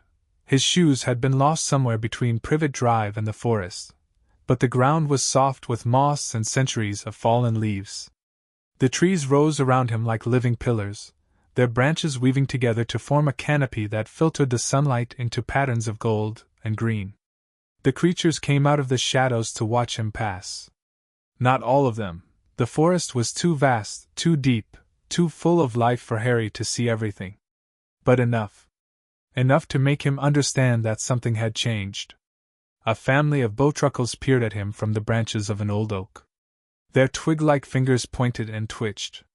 Their blackberry eyes blinked. "The child," they chittered to each other. "The child who called." A thestral, invisible to Harry, because he had not yet seen death, walked beside him for nearly a mile. Its skeletal hooves made no sound on the forest floor. Its leathery wings brushed against the leaves. Harry could not see it, but he could feel it, a warmth in the bond, a presence that was gentle and sad and protective. An acromantula, massive and hairy and terrifying, scuttled across the path ahead of him. Harry stopped. His heart pounded. Every instinct told him to run. But the acromantula did not attack. It raised one leg, slowly, carefully, and pointed toward a gap in the trees. "That way," it seemed to say. "The others are waiting." Harry walked through the gap. And stopped. The clearing was enormous, larger than any field Harry had ever seen, larger than the park where Dudley and his friends used to chase him. The grass was thick and green and studded with wild flowers. A stream ran along one edge, its water clear and cold. And in the center of the clearing, Harry had never seen so many creatures in one place. The dragons were there, the female green, the Hebridean black, the young common Welsh, and dozens of others. They lay in the grass like sleeping mountains, their scales gleaming in the sunlight, their eyes half closed but watchful. The Centaurs stood at the edge of the clearing, Firenze and Bane and Ronan and Megorian and a dozen others. Their bows were slung across their backs. Their hooves pawed at the ground. The house elves had set up a small village at the base of an old oak, blankets and pots and tiny fires, all organized with the kind of frantic efficiency that only house elves could manage. The unicorns, not just one, but a whole herd, grazed near the stream, their horns glowing softly in the morning light. And everywhere, in the trees, in the grass, in the air, were creatures Harry could not name. Creatures with too many eyes. Creatures with no eyes at all. Creatures of shadow and light and everything in between. They were all looking at him. Harry's legs began to tremble. He wanted to hide, to curl up, to make himself small, to disappear the way he had learned to disappear in the Dursleys' house. But before he could move, the female green lifted her head. Her golden eyes found his. "Do not be afraid," she rumbled. Asterisk, "they will not hurt you. They have come to see you. To welcome you." Asterisk. Harry swallowed. "All of them? All of these creatures came to see me?" "All of them," the dragon confirmed. Asterisk and more. The ones who could not leave their territories. The ones who are too old or too young or too weak to travel. They are watching through the bond. They are listening. Asterisk. Harry looked around the clearing again. The creatures were still watching, but their gazes were not cruel. They were curious. Gentle. Hopeful. "Speak to them," the unicorn said. It had appeared at Harry's side, though he had not seen it approach. "They have traveled far to hear your voice." Harry's mouth went dry. "What do I say?" "Whatever is in your heart." Harry took a deep breath. His hands were shaking. His voice, when it came, was small and cracked and barely audible. "Thank you," he said. The creatures leaned closer. The forest held its breath. "Thank you for coming," Harry said. Louder this time. "Thank you for hearing me. For not leaving me alone. I didn't know anyone was listening. I thought..." His voice broke. "I thought no one cared." He stopped. wiped his eyes with the back of his hand. The house elves were crying. Some of the centaurs had lowered their heads. Even the dragons seemed softer, their scales less sharp, their eyes less fierce. But you came, Harry continued. You all came. And you didn't hurt me. You helped me. You gave me food and blankets and a place to sleep. You made the Dementors go away. He could not finish. The tears were coming too fast. But he did not need to finish. The creatures understood. The bond hummed with his gratitude, with his wonder and his fear and his fragile, tentative hope. And one by one the creatures bowed. Not like the Dementor had bowed, cold and strange and terrifying. Gently. Lovingly. The way a mother bowed to her child. The way a friend bowed to a friend. The dragons lowered their heads. The centaurs bent their knees. The unicorns touched their horns to the ground. The house elves pressed their foreheads to the grass. And Harry, small and bruised and broken and whole, stood in the center of it all and wept. Not from sadness. From joy. Mipsy found him an hour later, sitting by the stream with his feet in the water. The old elf sat down beside him. Her legs dangled over the edge, too short to reach the water, but she did not seem to mind. Harry Potter is very brave, Mipsy said. Mipsy has served many wizards. Mipsy has never seen a wizard so brave. Harry shook his head. I'm not brave. I'm just a boy. A freak. Mipsy's face crumpled. Harry Potter is not a freak. Harry Potter is the child of magic. The creature said so. The bond said so. Mipsy says so. Harry looked at her. Her eyes, brown and bright and filled with tears, held no cruelty. No judgment. Only love. The Dursleys called me a freak, Harry said.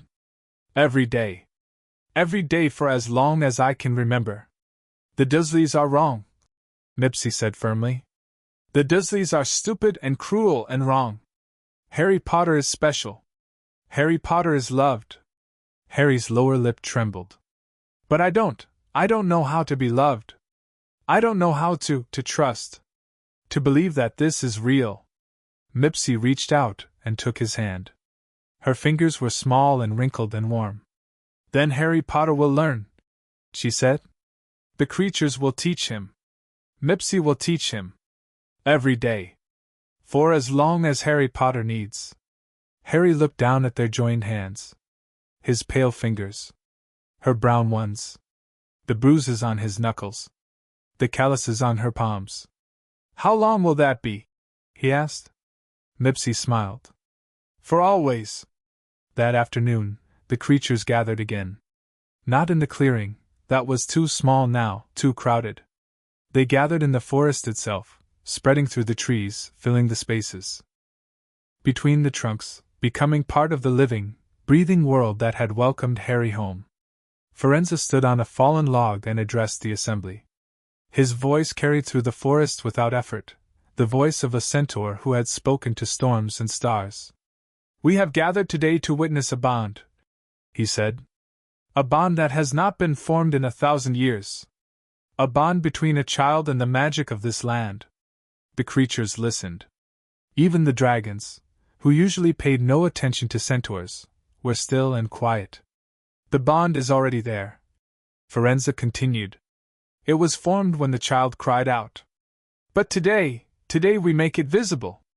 Today we welcome the child of magic into our hearts, our homes, our lives. He turned to Harry. The boy was sitting on a mossy rock, surrounded by house elves. His green eyes were wide. Harry Potter, Firenze said. Do you accept this bond? Do you accept the protection of the creatures of Britain? Do you accept the responsibility that comes with that protection? Harry did not understand what responsibility meant. He was 5 years old. He had spent his life locked in a cupboard, surviving, enduring, waiting. But he understood this. The creatures had come when no one else did. They had protected him when no one else would. Yes, he said. His voice was small, but clear. I accept. Firenze nodded. Then let the bond be witnessed. The forest erupted. Not in noise, in magic. The trees began to glow, soft silver light spreading from their roots to their branches. The stream began to sing, a melody without words, without end. The air itself shimmered with the presence of 1,000 creatures, 1,000 voices, 1,000 hearts beating as one. Harry felt the bond tighten, felt the connection between himself and every creature in Britain grow stronger, deeper, more real.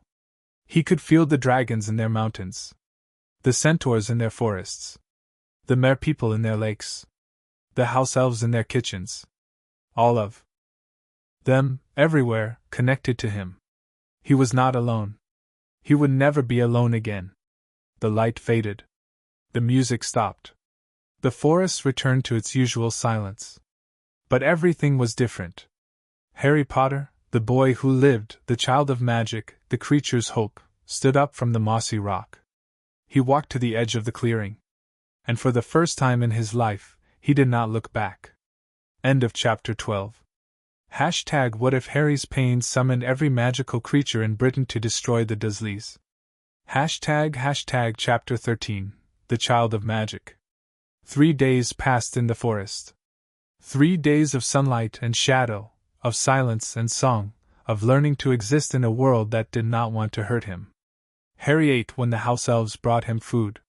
He slept when the unicorns stood guard. He walked among the trees and felt the bond hum through his veins like a second heartbeat. But on the 4th morning, everything changed. Harry woke to find the clearing empty. The house elves were gone. The unicorns were gone. Even the dragons, whose massive bodies had become as familiar as the trees themselves, had vanished. Only the forest remained, ancient and patient and watching. Harry stood up. His heart pounded. Had they left him? Had they decided, after everything, that he was not worth the trouble? No, said a voice in his mind. Not the unicorn's voice. Not the dragon's. Something older. Something that felt like the forest itself. They have not left you. They have gathered to honor you. Honor me? Harry whispered. Why? Because you are the child of magic. And today you will understand what that means. The trees began to part. Not like curtains, like hands. Like the forest was reaching out to him, guiding him, showing him the way. A path opened through the undergrowth, a path lined with glowing flowers and silver moss and stones that hummed with ancient power. Harry walked. The path led him deeper into the forest than he had ever been. The trees grew older here, their trunks as wide as houses, their roots as tall as men. The air grew thicker, heavy with magic and memory and the weight of centuries. And then the path ended. Harry stood at the edge of a circle. Not a clearing like before, something older. Something sacred. Stones rose from the ground, massive standing stones, covered in runes that glowed with soft blue light. They were arranged in a perfect circle, their tops disappearing into the canopy above. Inside the circle, the creatures waited. Not all of them, there wasn't room. But enough. The female green dragon lay coiled around the eastern stone, her golden eyes fixed on Harry. The lead centaur, Firenze, stood by the western stone, his silver hair glowing in the rune light. The unicorn, Eloin, stood at the northern stone, her horn blazing like a star. Mipsy sat at the southern stone, small and wrinkled and proud. And there were others. A goblin, old and gray and wearing robes of deep red, stood beside a creature Harry had never seen. It looked like a horse made of water, its mane flowing like a waterfall, its eyes deep and dark as the ocean. A kelpie. A merperson, green-skinned and black-eyed, hovered in a sphere of water that floated between two stones. Child of magic, the goblin said. His voice was gravel and iron. We have waited a long time for you. Harry did not know what to say. He had never seen a goblin before, had never even heard of them. But he could feel the bond stretching toward this creature too, connecting them across centuries of mistrust and war. I don't understand, Harry said. What am I? What does child of magic mean? Firenze stepped forward. His hooves made no sound on the sacred ground. It means, he said, that magic recognizes you as its own. Not as a wizard who uses magic. As a child who is magic. The bond you feel, the connection to every creature in Britain, it is not something you created. It is something you are. Harry shook his head. But I'm just Harry. I'm just a boy who lived in a cupboard. I can't even do magic properly. It just happens. When I'm scared or angry or hurt. That is how primal magic works, the merperson said. Her voice was like water over stones, smooth and cold and beautiful. It does not answer to wands or words. It answers to emotion. To need. To the deepest parts of the soul. And your soul, the Kelpie said, its water-horse form rippling, is deeper than most. The Dark Lord's attack, the fragment of his soul that lodged in your scar, it did not corrupt you. It hollowed you out. Made space for something else. For what? Harry whispered. The creatures exchanged glances. The goblin nodded, a slow, solemn gesture. For the magic of this land, the goblin said. The old magic. The magic that was here before the founders, before Merlin, before the first wizard drew a breath. It has been waiting for a vessel, a child who could contain it without being destroyed. And you think that's me? We know it is you. Firenze stepped closer. His dark eyes held Harry's green ones. The bond proves it. The creature's loyalty proves it. The way the forest itself bends toward you proves it. Harry looked down at his hands. They were small and pale and scarred. They did not look like the hands of someone who contained the old magic of Britain. But I don't feel powerful, he said. I feel like Harry. The freak. The burden. The boy who nobody wanted. The unicorn, Eloan, stepped forward. Her horn touched Harry's chest, right over his heart. That is what the Dursleys taught you, she showed him. That is what the cupboard taught you. But the Dursleys were wrong. The cupboard was wrong. You are not a freak. You are not a burden. You are the most wanted creature in Britain, *. Harry's eyes filled with tears. Why? Why would anyone want me? Because you are kind, Eloan showed him. Even after everything they did to you, you asked the Dementors not to hurt the Dursleys. You chose mercy over revenge. That is rare, Harry Potter. That is precious. That is why the old magic chose you. *. The tears spilled over. Harry did not wipe them away. What do I do now? He asked. How do I become what you need me to be? The goblin stepped forward. His red robes rustled like dry leaves. You do not become anything, he said. You simply are. The magic will grow as you grow. The bond will deepen as you deepen. All you must do is survive.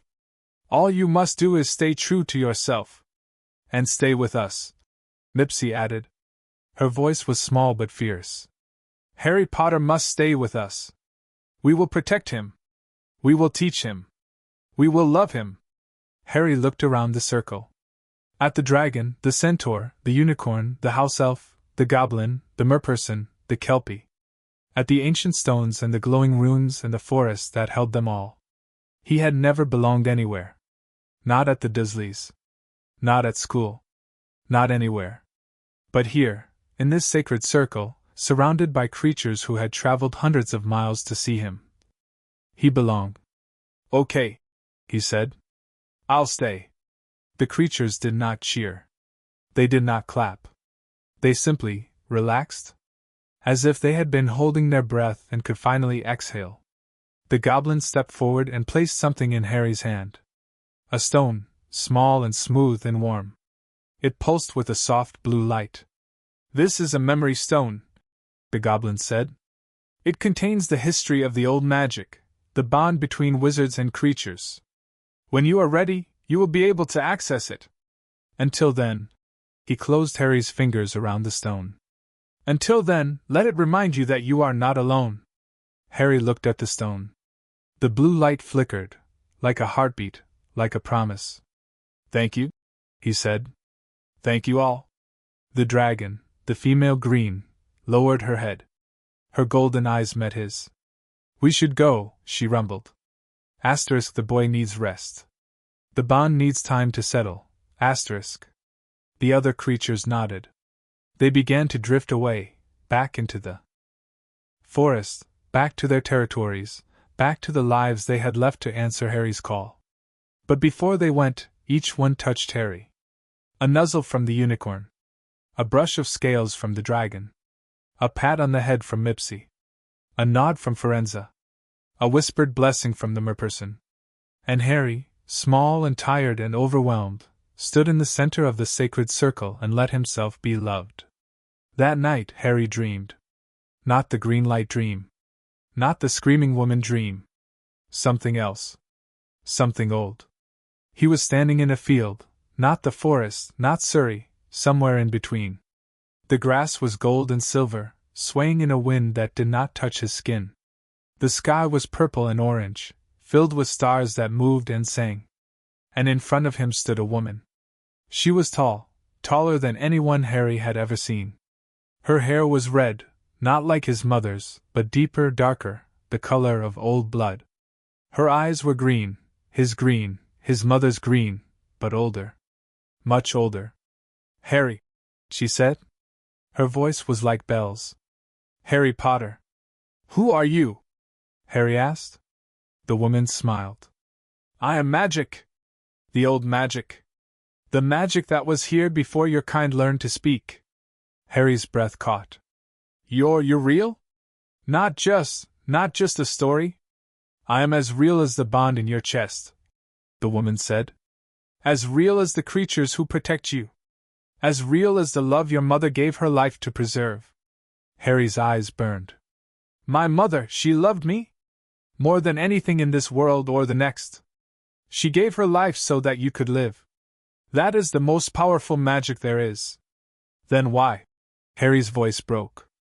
Then why did the Dursleys hurt me? Why did nobody help me? Why did I have to cry out, before anyone came? The woman's smile faded.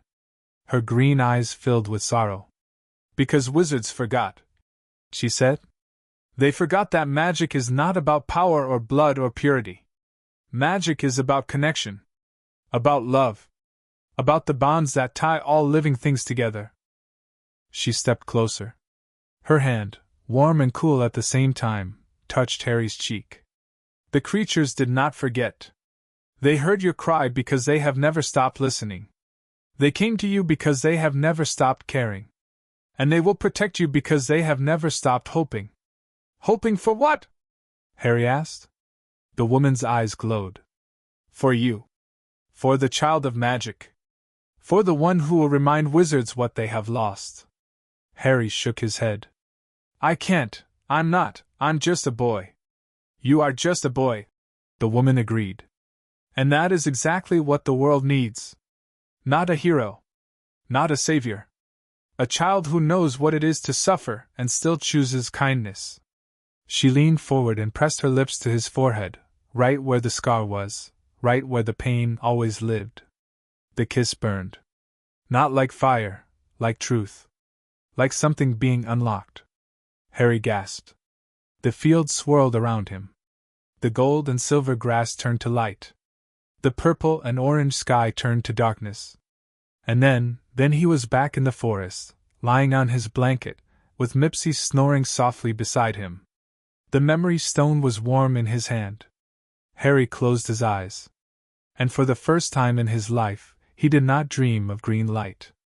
He dreamed of gold. End of chapter 13. Hashtag what if Harry's pain summoned every magical creature in Britain to destroy the Dursleys? Hashtag chapter 14. The fall of the Dursleys. The Dursleys had not left number 4 in 4 days. They could not. The creatures were still there, not inside the house, not after the Dementors had come, but outside. Circling. Watching. Waiting. Every window looked out on a garden filled with shadows that moved when they should not have moved. Every door opened to a street lined with eyes that glowed in the darkness. Vernon had tried to leave on the second day. He had packed a bag, grabbed his car keys, and marched to the front door with Petunia and Dudley cowering behind him. The door would not open. Not because it was locked. Because the magic, the old magic that had brought the creatures to Privet Drive, would not let him leave. Every time he touched the handle, his hand went numb. Every time he stepped toward the threshold, his legs turned to jelly. They were trapped. Petunia had stopped crying by the third day. She had stopped eating, too. She sat in the living room, staring at the wall, her hands folded in her lap. Sometimes she whispered Lily's name, not as a prayer, not as a plea. As a confession. Dudley had not stopped crying. He cried when he woke up. He cried when he ate. He cried when he tried to sleep and found that the nightmares would not let him. His parents could not comfort him. They could not comfort themselves. On the fourth day, the creatures came inside. Not the Dementors. Not the dragons. Something smaller. Something worse. House elves. They appeared in the kitchen at dawn, dozens of them, popping into existence with soft cracks that echoed through the silent house. They did not speak. They did not look at the Dursleys. They simply began to clean. Not the way house elves usually cleaned, with quiet efficiency and murmured apologies. They cleaned like an army. They ripped the curtains from the windows. They tore the carpets from the floors. They emptied the cupboards and the drawers and the closets, piling everything in the center of the living room. Petunia watched from the sofa. Her lips moved. No sound came out. Vernon stood in the doorway, his face purple with rage. "Stop!" he shouted. "Stop this at once!" The house elves did not stop. They did not even look at him. "Do you hear me?" Vernon lunged forward, grabbing the nearest elf, a small, trembling creature with a tea towel wrapped around its waist.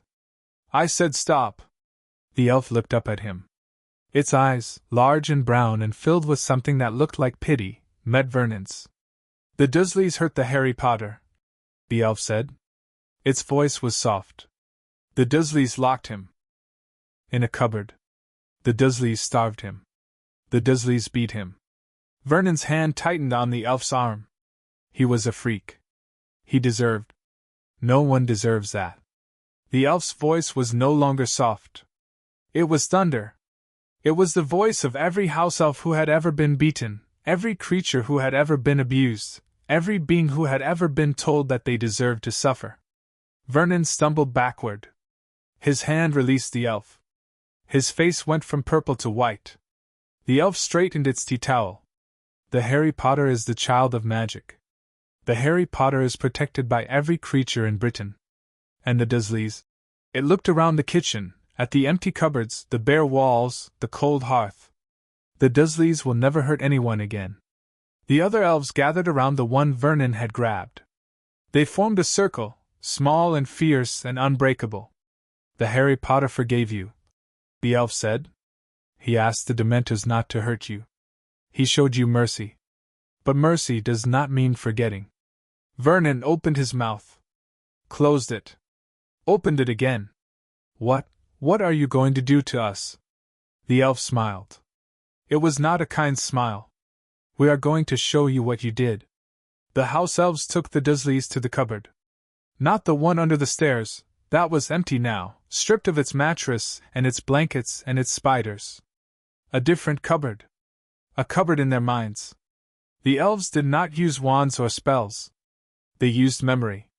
They reached into the Dursleys' minds and pulled out everything they had tried to forget. Every cruel word. Every painful blow. Every moment of neglect and abuse. And then they made the Dursleys live it. Not as witnesses. As participants. As Harry. Vernon felt the hunger first, the gnawing, endless hunger of a child who had been fed less than the family cat. He felt his stomach cramp and his head spin and his vision blur. He felt the desperate, humiliating need to beg for food that would not come. Petunia felt the cold next, the bone-deep cold of a cupboard in winter, with no blankets and no heat and no one to hold. She felt her fingers go numb, and her toes turn blue, and her breath fogged the air in front of her face. Dudley felt the loneliness, the crushing, suffocating loneliness of a child who had never been hugged, never been held, never been told that he was loved. He felt the walls close in around him. He felt the darkness press against his eyes. They felt it all. Every moment. Every memory. And when the memories finally faded, when the house elves released them and stepped back, the Dursleys collapsed. They did not speak. They did not move. They simply lay on the floor of their ruined living room, surrounded by the wreckage of their lives, and wept.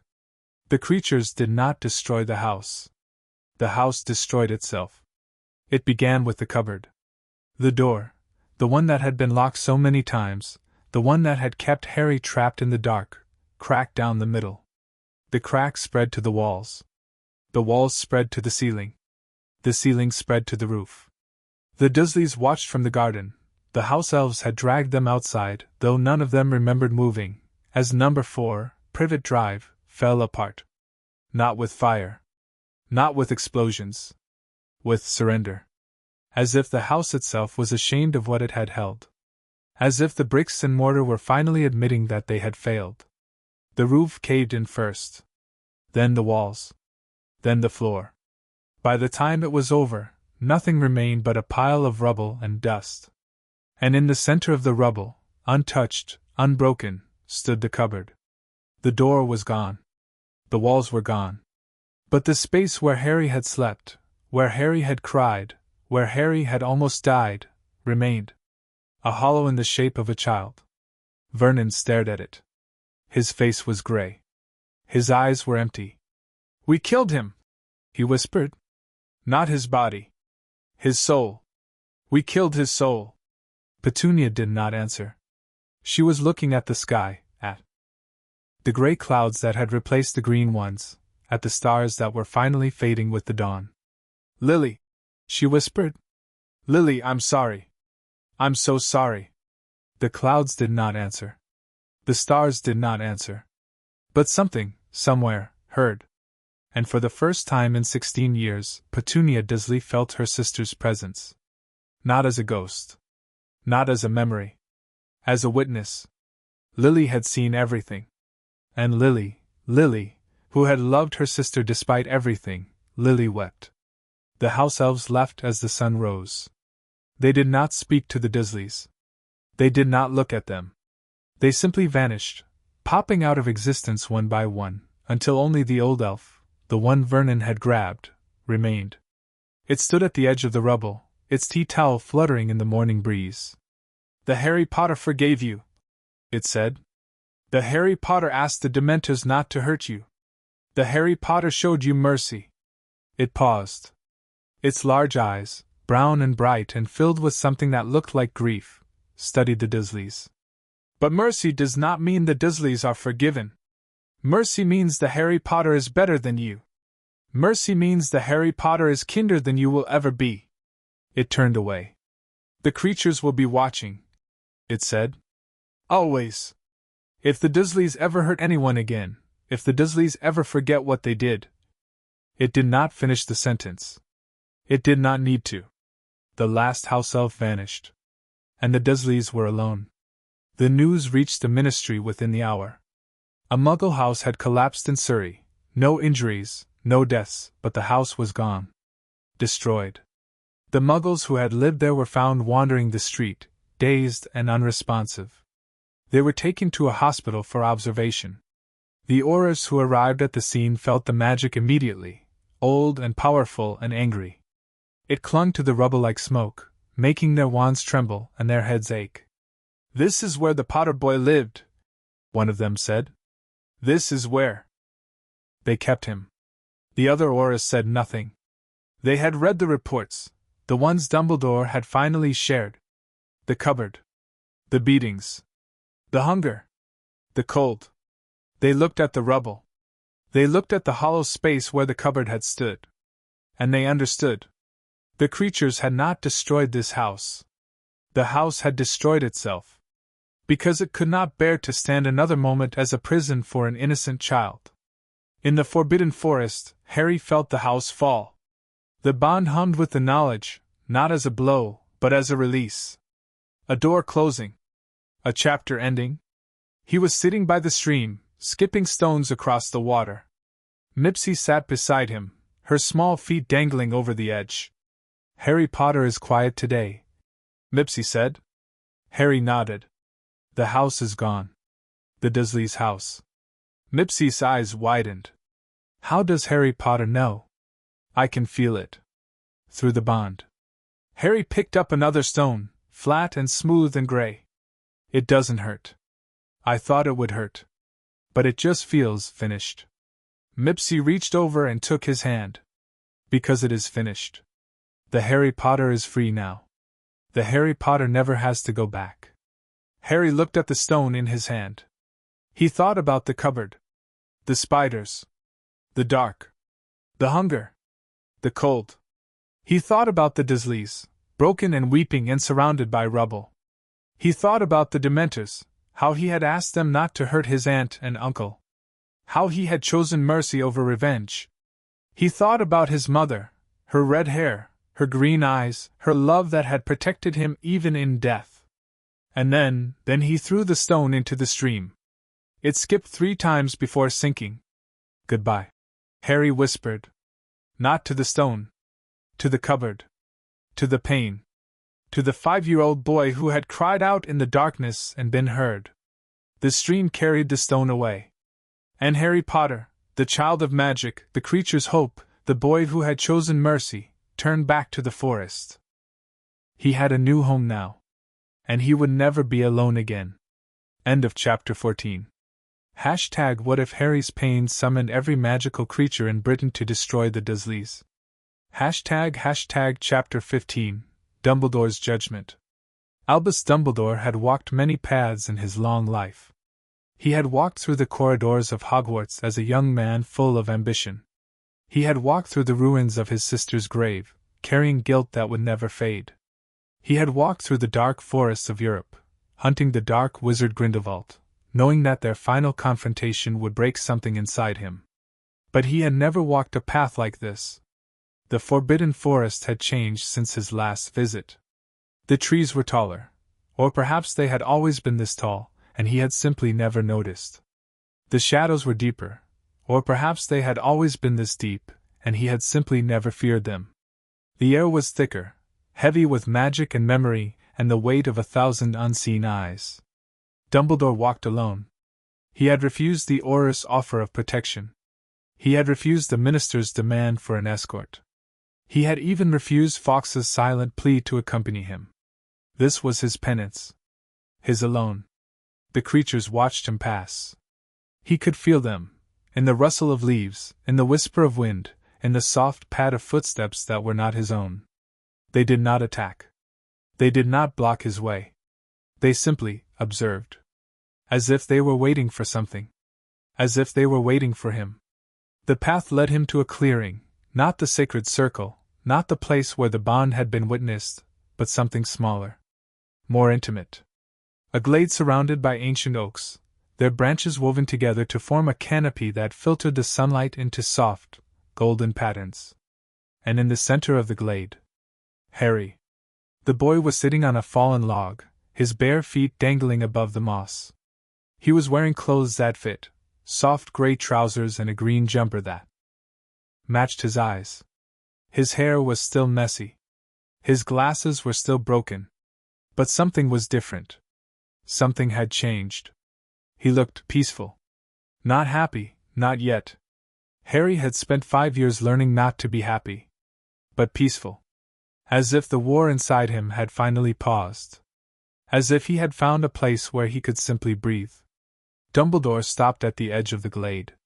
His heart, old and tired and heavy with guilt, hammered against his ribs. "Harry," he said. His voice was soft. "May I approach?" Harry looked up. His green eyes, Lily's eyes, studied Dumbledore for a long moment.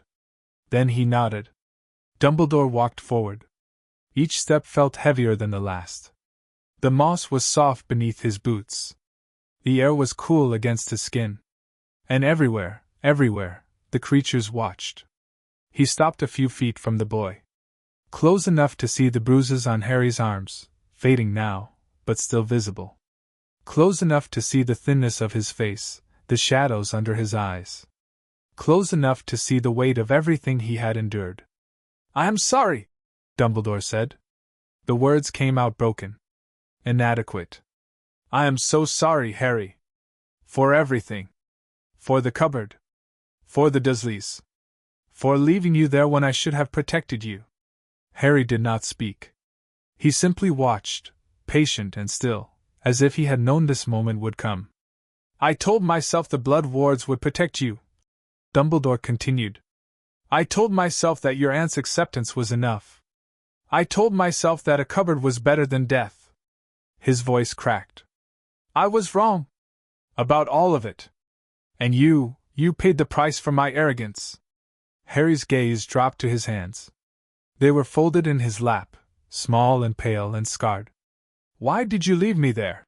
he asked. His voice was quiet. Not angry. Not accusing. Just curious. As if he genuinely wanted to understand. Dumbledore's eyes filled with tears. "Because I was afraid." "Afraid of what?" "Of you? Of what you represent. Of the prophecy that hangs over your head like a sword." Dumbledore sank to his knees. The moss was soft beneath him. I convinced myself, that the best way to protect you was to hide you.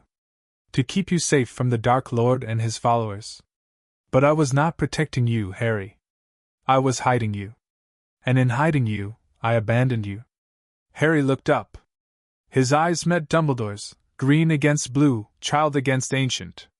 "My mother died for me," Harry said. "She gave her life so I could live. And you used her sacrifice to lock me in a cupboard." The words were not cruel. They were simply true. And they cut Dumbledore deeper than any curse ever could. "Yes," he whispered. "Yes, I did." "Why?" Dumbledore closed his eyes. The tears spilled over, running down his cheeks, soaking into his silver beard. "Because I have spent my life making terrible choices and calling them wisdom. Because I have convinced myself that the ends justify the means. Because I have sacrificed children before, your mother and father among them, and told myself it was for the greater good." He opened his eyes. The pain in them was bottomless. "I am not a good man, Harry. I have tried to be. But I have failed more often than I have succeeded. And my greatest failure, my most unforgivable failure, is you." Harry was silent for a long time. The forest held its breath. The creatures watched. "You came back," Harry said finally. "To Privet Drive. You were there, in the garden, when the dragon took me away." Dumbledore nodded. "I was there. I wanted to stop the dragon. To take you somewhere safe. But then I saw your face, the way you looked at her, the way she looked at you, and I knew. You were already somewhere safe. Somewhere safer than I could ever provide. You let me go." "Yes." Harry's lower lip trembled. "Why?" "Because I finally understood that protecting you does not mean controlling you. That keeping you safe does not mean keeping you hidden. That the best thing I can do for you, the only thing I can do for you, is to let you go." Harry's eyes filled with tears.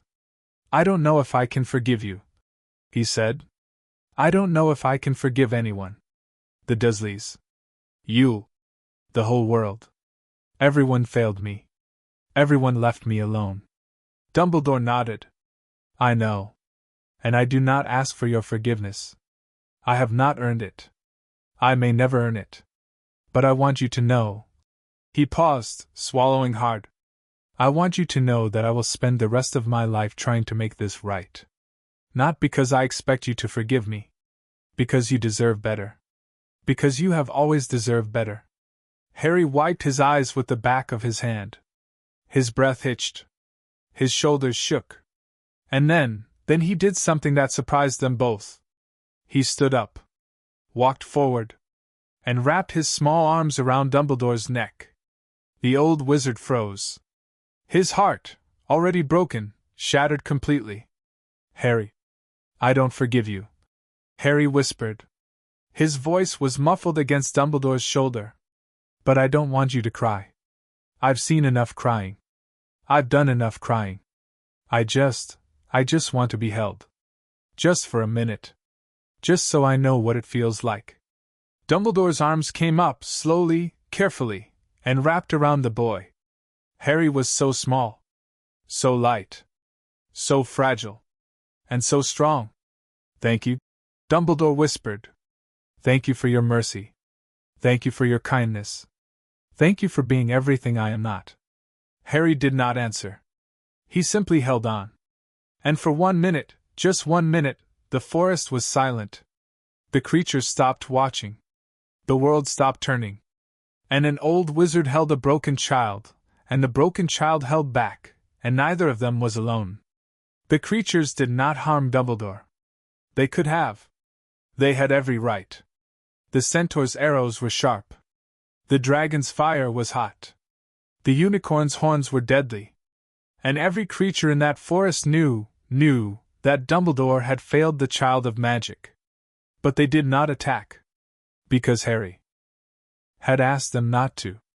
Because mercy was the boy's gift, and they would not take it from him. Firenze approached the old wizard as he stood up from the moss. The centaur's silver hair gleamed in the filtered light. His bow was slung across his back, not drawn, but ready. Albus Dumbledore, Firenze said. You are not welcome in this forest. The creatures do not trust you. The boy may have shown you mercy, but we have not forgotten. We will not forget. Dumbledore bowed his head. I do not ask you to forget. I ask only for the chance to prove myself. To help Harry. To protect him in whatever way I can. The boy does not need your protection, Firenze said. He has us. Then let me help him in other ways. Let me teach him. Let me guide him. Let me be the wizard he needs me to be, not the wizard I have been. Firenze studied him for a long moment. His dark eyes, ancient and knowing, saw past Dumbledore's words, past his tears, past his grief. They saw the man beneath. The man who had made terrible choices and lived with terrible regrets. The forest will watch you, Firenze said finally. The creatures will watch you. If you fail the boy again, if you hurt him again. I know, Dumbledore said. And I accept the consequences. Firenze nodded. Then he turned and walked away, his host silent on the moss, his silver hair disappearing into the shadows. Dumbledore watched him go. Then he turned back to Harry. The boy was sitting on the log again, his arms wrapped around his knees.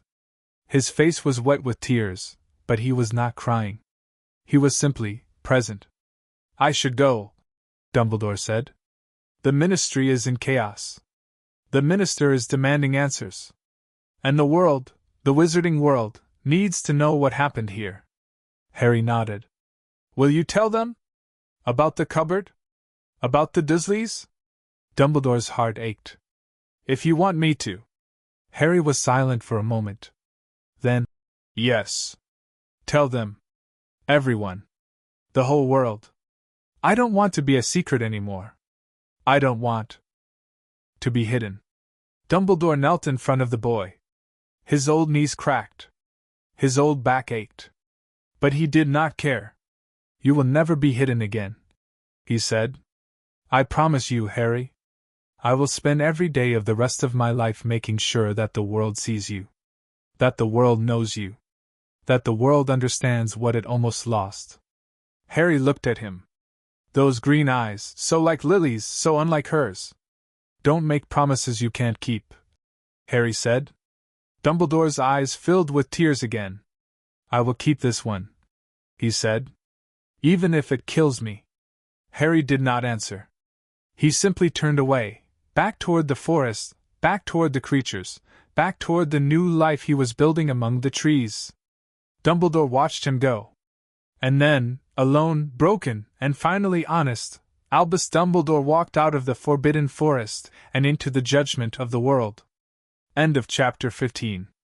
Hashtag what if Harry's pain summoned every magical creature in Britain to destroy the Dursleys? Hashtag chapter 16. Hogwarts hears the truth.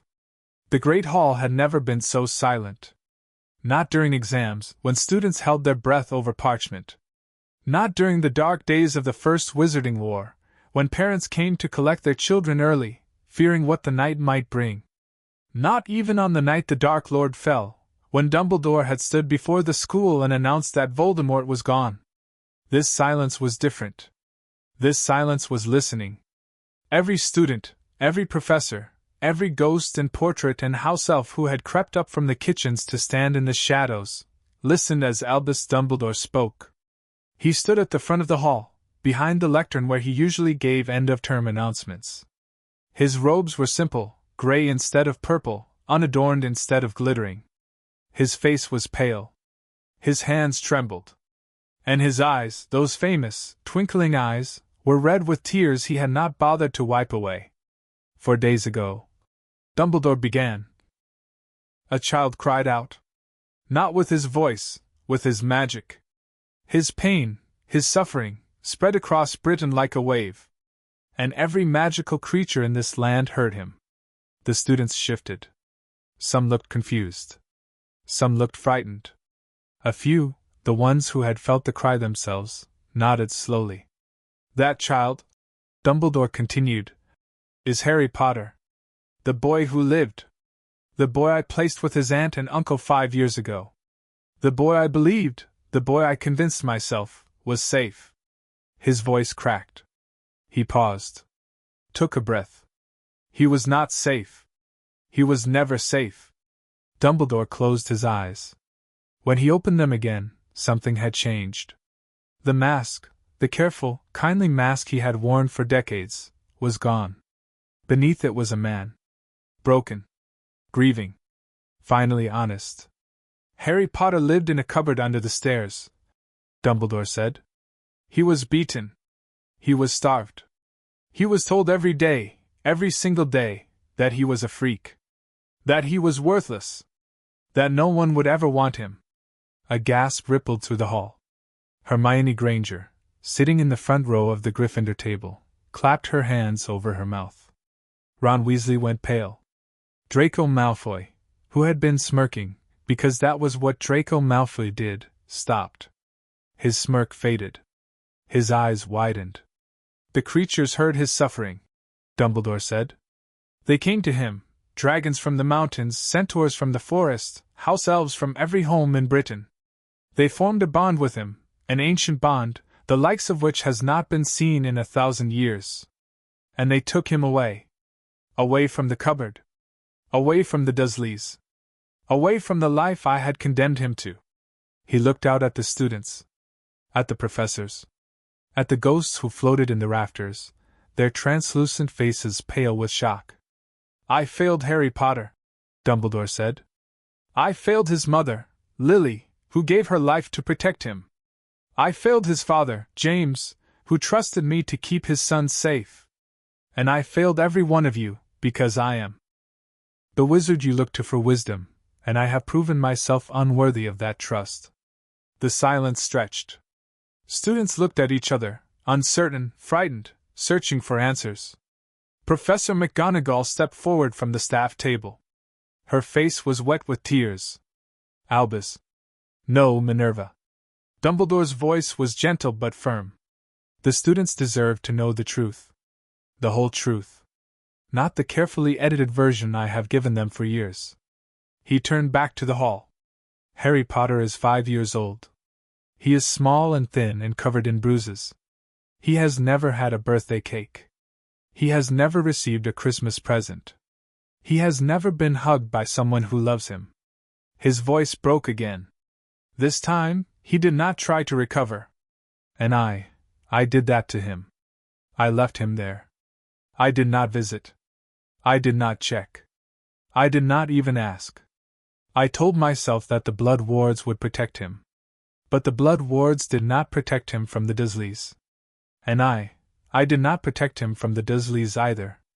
He stepped back from the lectern. His legs were trembling. I am not asking for your forgiveness, he said. I have not earned it. I am not asking for your understanding. I do not deserve it. I am simply telling you the truth you deserve to know, so that you can decide for yourselves what kind of man leads this school. He bowed his head. I am sorry. I am so sorry. And then Albus Dumbledore, the greatest wizard of his age, walked to the staff table, sat down in his chair, and wept. The hall did not remain silent for long. At the Gryffindor table, Hermione Granger stood up. Her face was pale. Her fists were clenched. But her voice, when it came, was steady. Professor Dumbledore, she said. What happened to the Dursleys? Dumbledore looked up. His eyes were red. The creatures did not harm them. Harry asked the Dementors who came to Privet Drive, not to hurt his aunt and uncle. He chose mercy over revenge. Hermione nodded. And Harry? Where is he now? He is in the Forbidden Forest. The creatures are protecting him. He is safe, physically. Emotionally. Dumbledore hesitated. Emotionally, he has a long road ahead of him. Hermione sat down. She was crying, silent tears that ran down her cheeks and dripped onto the table. Ron put his arm around her. He was crying too. At the Slytherin table, Draco Malfoy sat very still. His father had told him stories about Harry Potter, about the boy who lived, the hero who had defeated the Dark Lord. His father had spoken of Harry with contempt, a half-blood orphan, raised by Muggles, unworthy of the name Potter. But Draco's father had not mentioned the cupboard. Had not mentioned the beatings. Had not mentioned the hunger, and the cold, and the loneliness. Draco looked down at his own hands, soft and pale and perfectly cared for. He thought about his bedroom at Malfa Manor, larger than most Muggle houses. He thought about his wardrobe, full of clothes that fit.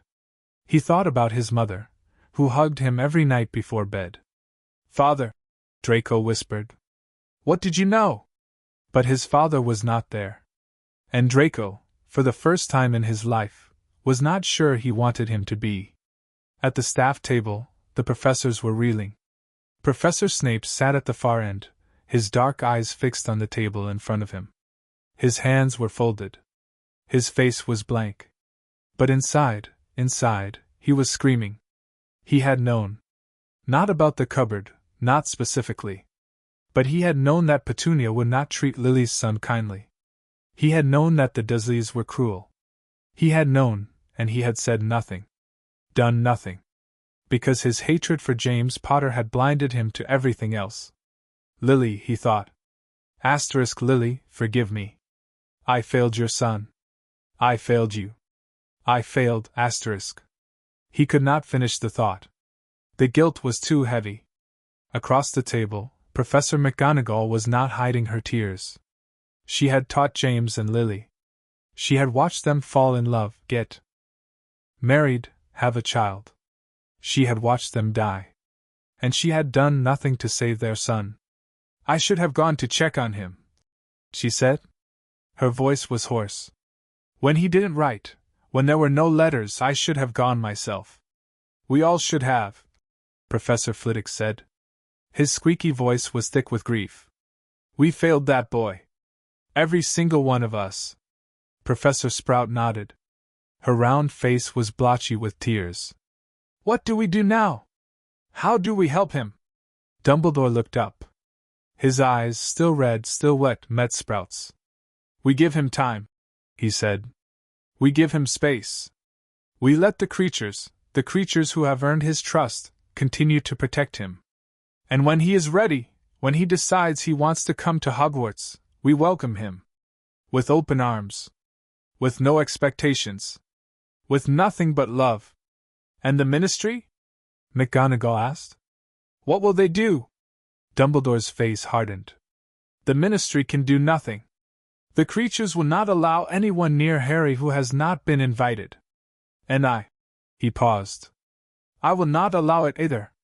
Not anymore. The professors exchanged glances. They had never seen Dumbledore like this, broken and defiant at the same time. Albus, McGonagall said. What are you going to do? Dumbledore looked out the window, toward the Forbidden Forest, toward the boy who was sleeping among the trees.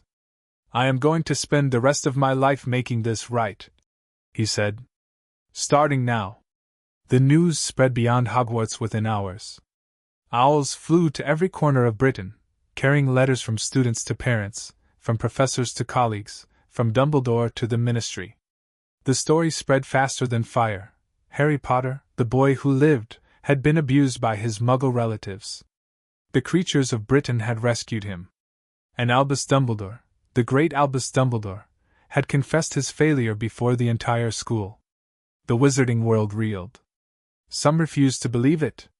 The Dursleys were Muggles, ignorant, yes, but not monsters. Surely the stories were exaggerated. Surely the boy was fine. Surely. But others remembered the cry. The wave of magic that had washed over Britain 4 days ago. The way their wands had trembled and their hearts had ached. They had known, somewhere, deep down, that something was terribly wrong. Now they knew what. At the Burrow, Molly Weasley read the letter from her son Ron and collapsed into her husband's arms.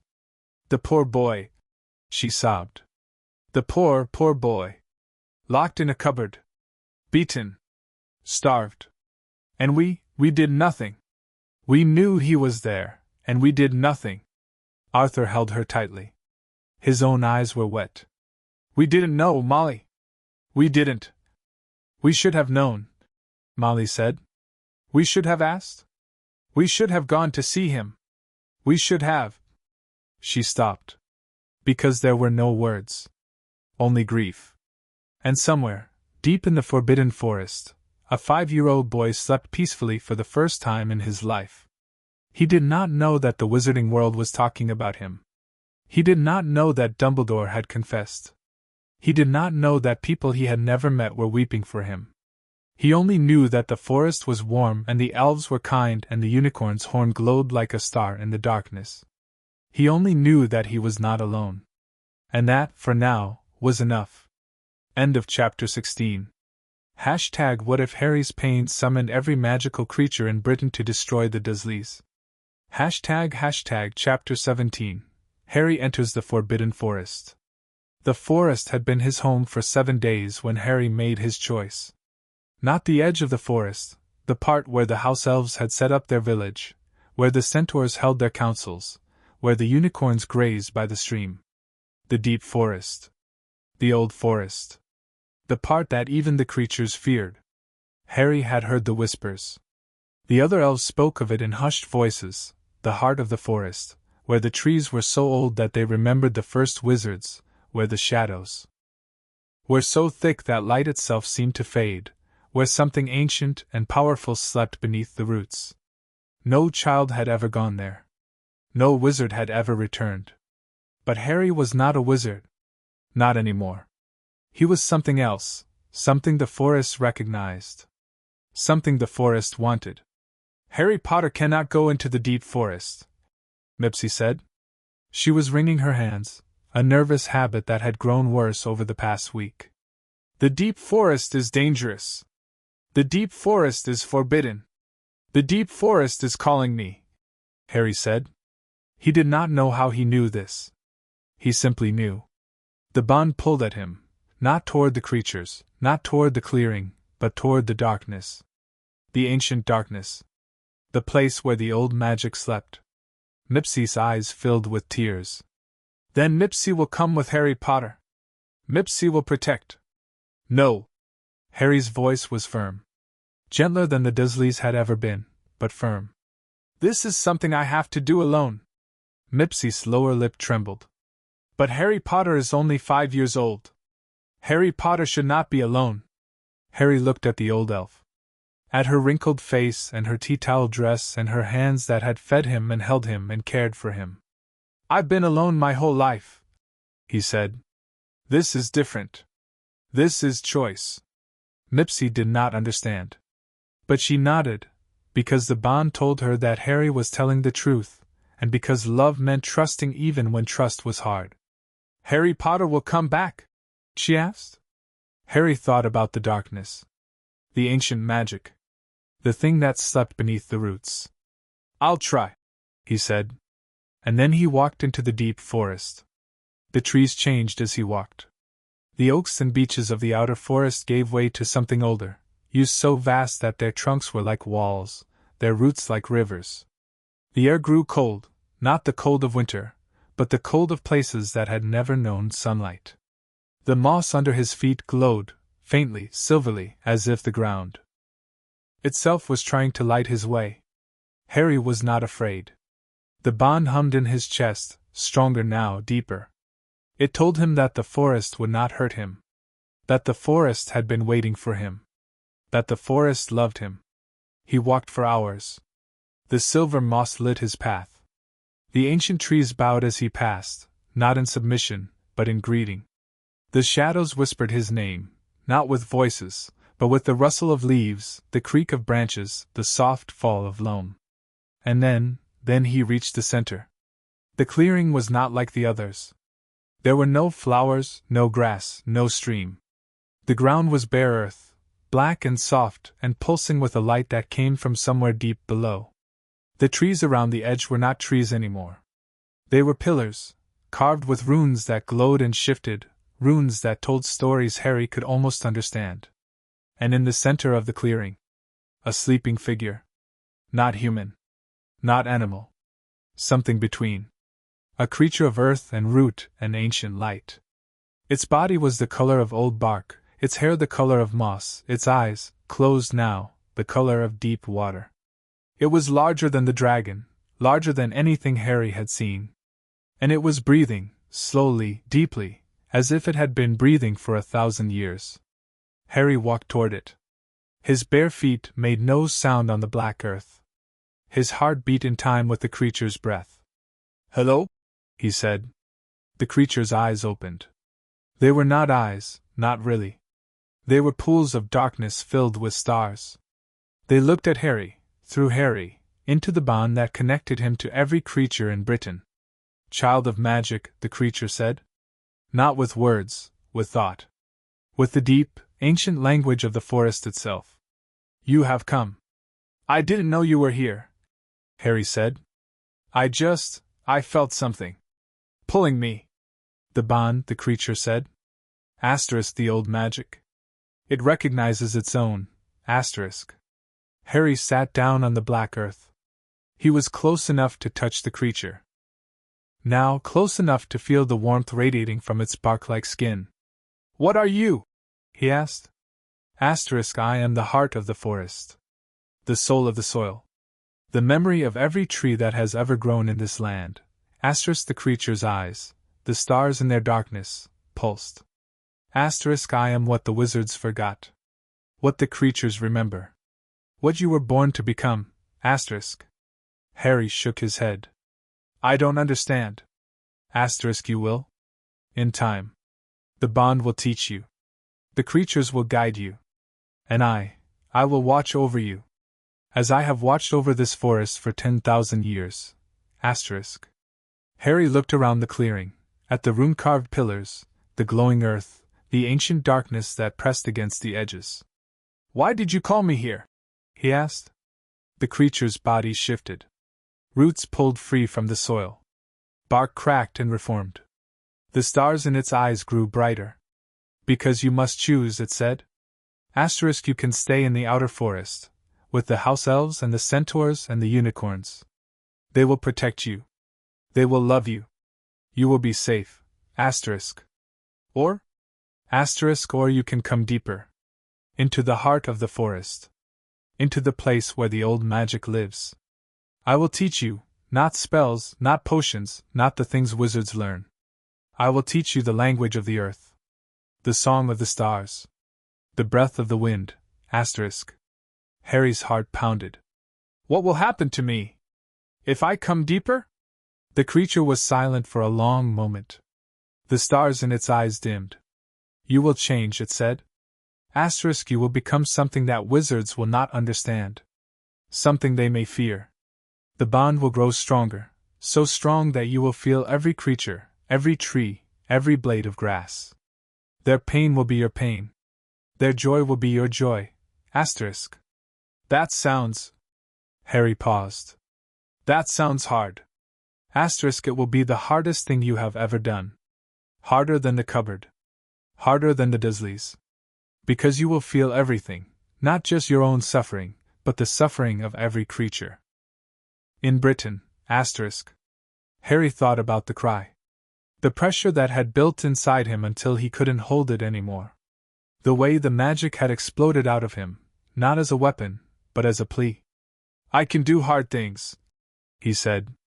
The creature's eyes brightened. Yes, it said. You can. Harry stood up.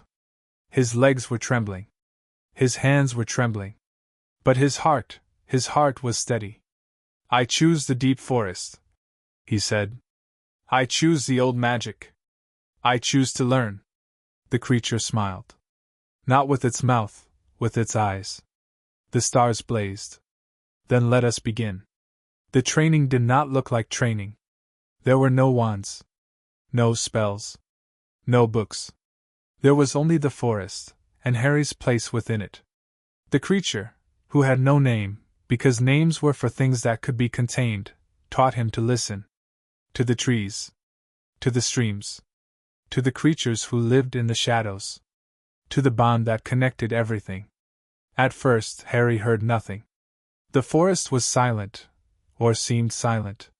But as he sat, day after day, in the black earth of the clearing, the silence began to fill with sound. The roots whispered. The leaves sang. The stones hummed with ancient memories.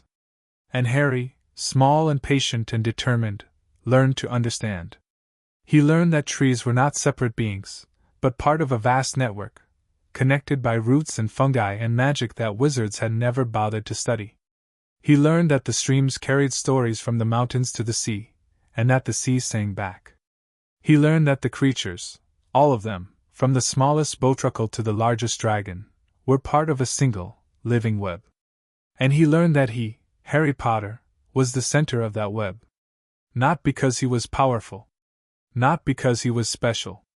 Because he was open. The cupboard had broken him open. The suffering had hollowed him out.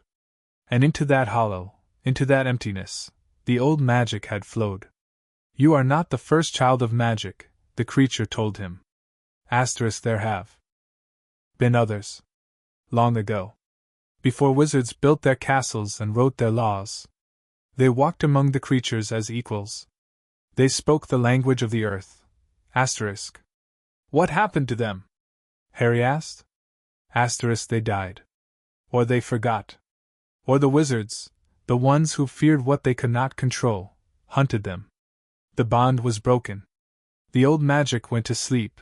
Asterisk. And now? The creature's eyes, the stars in their darkness, pulsed. Asterisk, now you have woken it. And nothing, not wizards, not the Dark Lord, not even death, can put it back to sleep. Asterisk. Harry looked down at his hands. They were no longer pale and bruised. The sunlight, filtered through the ancient canopy, had touched them. They were the color of earth. The color of life. What do I do now? He asked. Now, the creature said, asterisk, you grow. The bond will grow with you. The creatures will grow with you. And one day, you will be ready. Asterisk. Ready for what? The creature smiled. Its bark-like skin cracked and reformed. Ready for the war that is coming. End of chapter 17. Hashtag what if Harry's pain summoned every magical creature in Britain to destroy the Dursleys? Hashtag chapter 18. The rise of the creature king. The years in the forest passed like water over stones. Harry did not count them. He did not mark birthdays or holidays or the turning of seasons. He simply grew. His body stretched and filled. His voice deepened.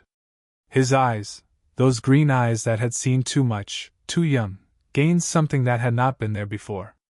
Wisdom. Not the wisdom of books or classrooms. The wisdom of roots and rivers and the slow, patient turning of the world. He was 11 years old when the first delegation came. Not wizards. The creatures had kept wizards away from the forest for 6 years. Dumbledore had tried to visit. The ministry had tried to negotiate. Parents had tried to demand answers. But the bond, the ancient, unbreakable bond between Harry and every magical creature in Britain, held firm. No wizard entered the forest without Harry's permission. And Harry had not given permission. Not yet. The delegation came from the creatures themselves, a gathering of leaders from every species that had answered his cry. The dragon sent the female green, older now, wiser, her scales streaked with silver. The centaurs sent Firenze, grey-muzzled and solemn, his bow replaced by a staff of elder wood. The house elves sent Mipsy, frail and bent, but her eyes still bright. The unicorns sent Eloan, her horn longer, her coat whiter, her presence a quiet command. They gathered in the clearing where Harry had first spoken to the creature, the heart of the forest, the place where the old magic slept. Harry stood in the center. He was taller now, almost as tall as Firenze's shoulder. His hair was still messy. His glasses were still broken, held together with vine instead of tape, but broken nonetheless. His clothes were woven from moss and bark and the soft wool of thestrals who had offered their coats. He looked like a forest spirit. He looked like a child. He looked like both and neither. "The wizards are growing restless," Firenze said. "They have not seen you in 6 years. They do not know what you have become. They fear you. The ministry has sent Aurors to the edge of the forest." The green rumbled. "They do not enter, the bond stops them, but they watch. They wait. The house elves who stayed with their masters are being questioned," Mipsy said. Her voice trembled. "The ministry wants to know where Harry Potter is. What Harry Potter is doing. What Harry Potter is planning." Harry was silent for a long moment. The bond hummed around him, 1,000 voices, 1,000 hearts, 1,000 creatures waiting for his answer. "I am not planning anything," he said finally. "I am learning. I am growing. I am becoming what the old magic needs me to be. The old magic needs you to lead," Eloan said. Her voice was soft, soft as moonlight, soft as falling snow. "The creatures have been without a leader for 1,000 years. They have been hunted and pushed and forgotten. But now they have you." Harry looked around the clearing. At the dragon. The centaur. The elf. The unicorn.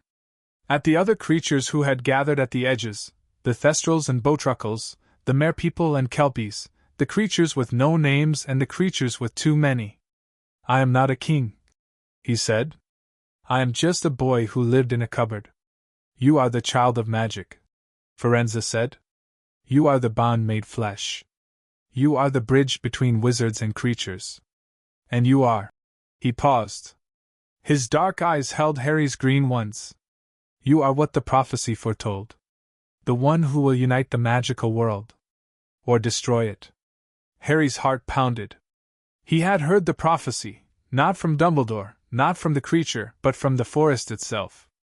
The trees whispered it. The streams sang it. The stones carved it into their ancient surfaces. The child of pain shall become the child of power. The one who cried alone shall never cry again. He shall stand between the worlds. And the world shall bow. "I don't want the worlds to bow," Harry said. "I want them to listen. To the creatures. To the magic. To the bond that connects everything. Then make them listen." The green rumbled. "You have the power. You have the bond. You have us." Harry looked down at his hands.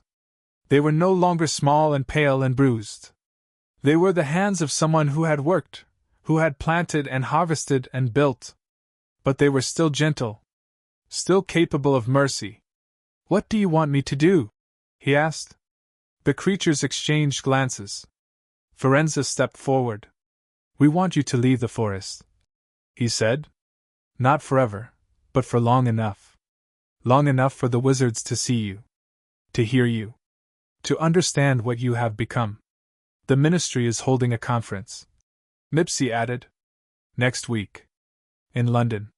They are going to decide what to do about the creatures, about the bond, about Harry Potter. They want to contain us," the Green said. "Control us. Put us back in the forests and mountains and caves where we belong." Harry's jaw tightened. He had spent 6 years learning to control his anger, to channel it, to understand it, to use it without being consumed. But this made his blood burn.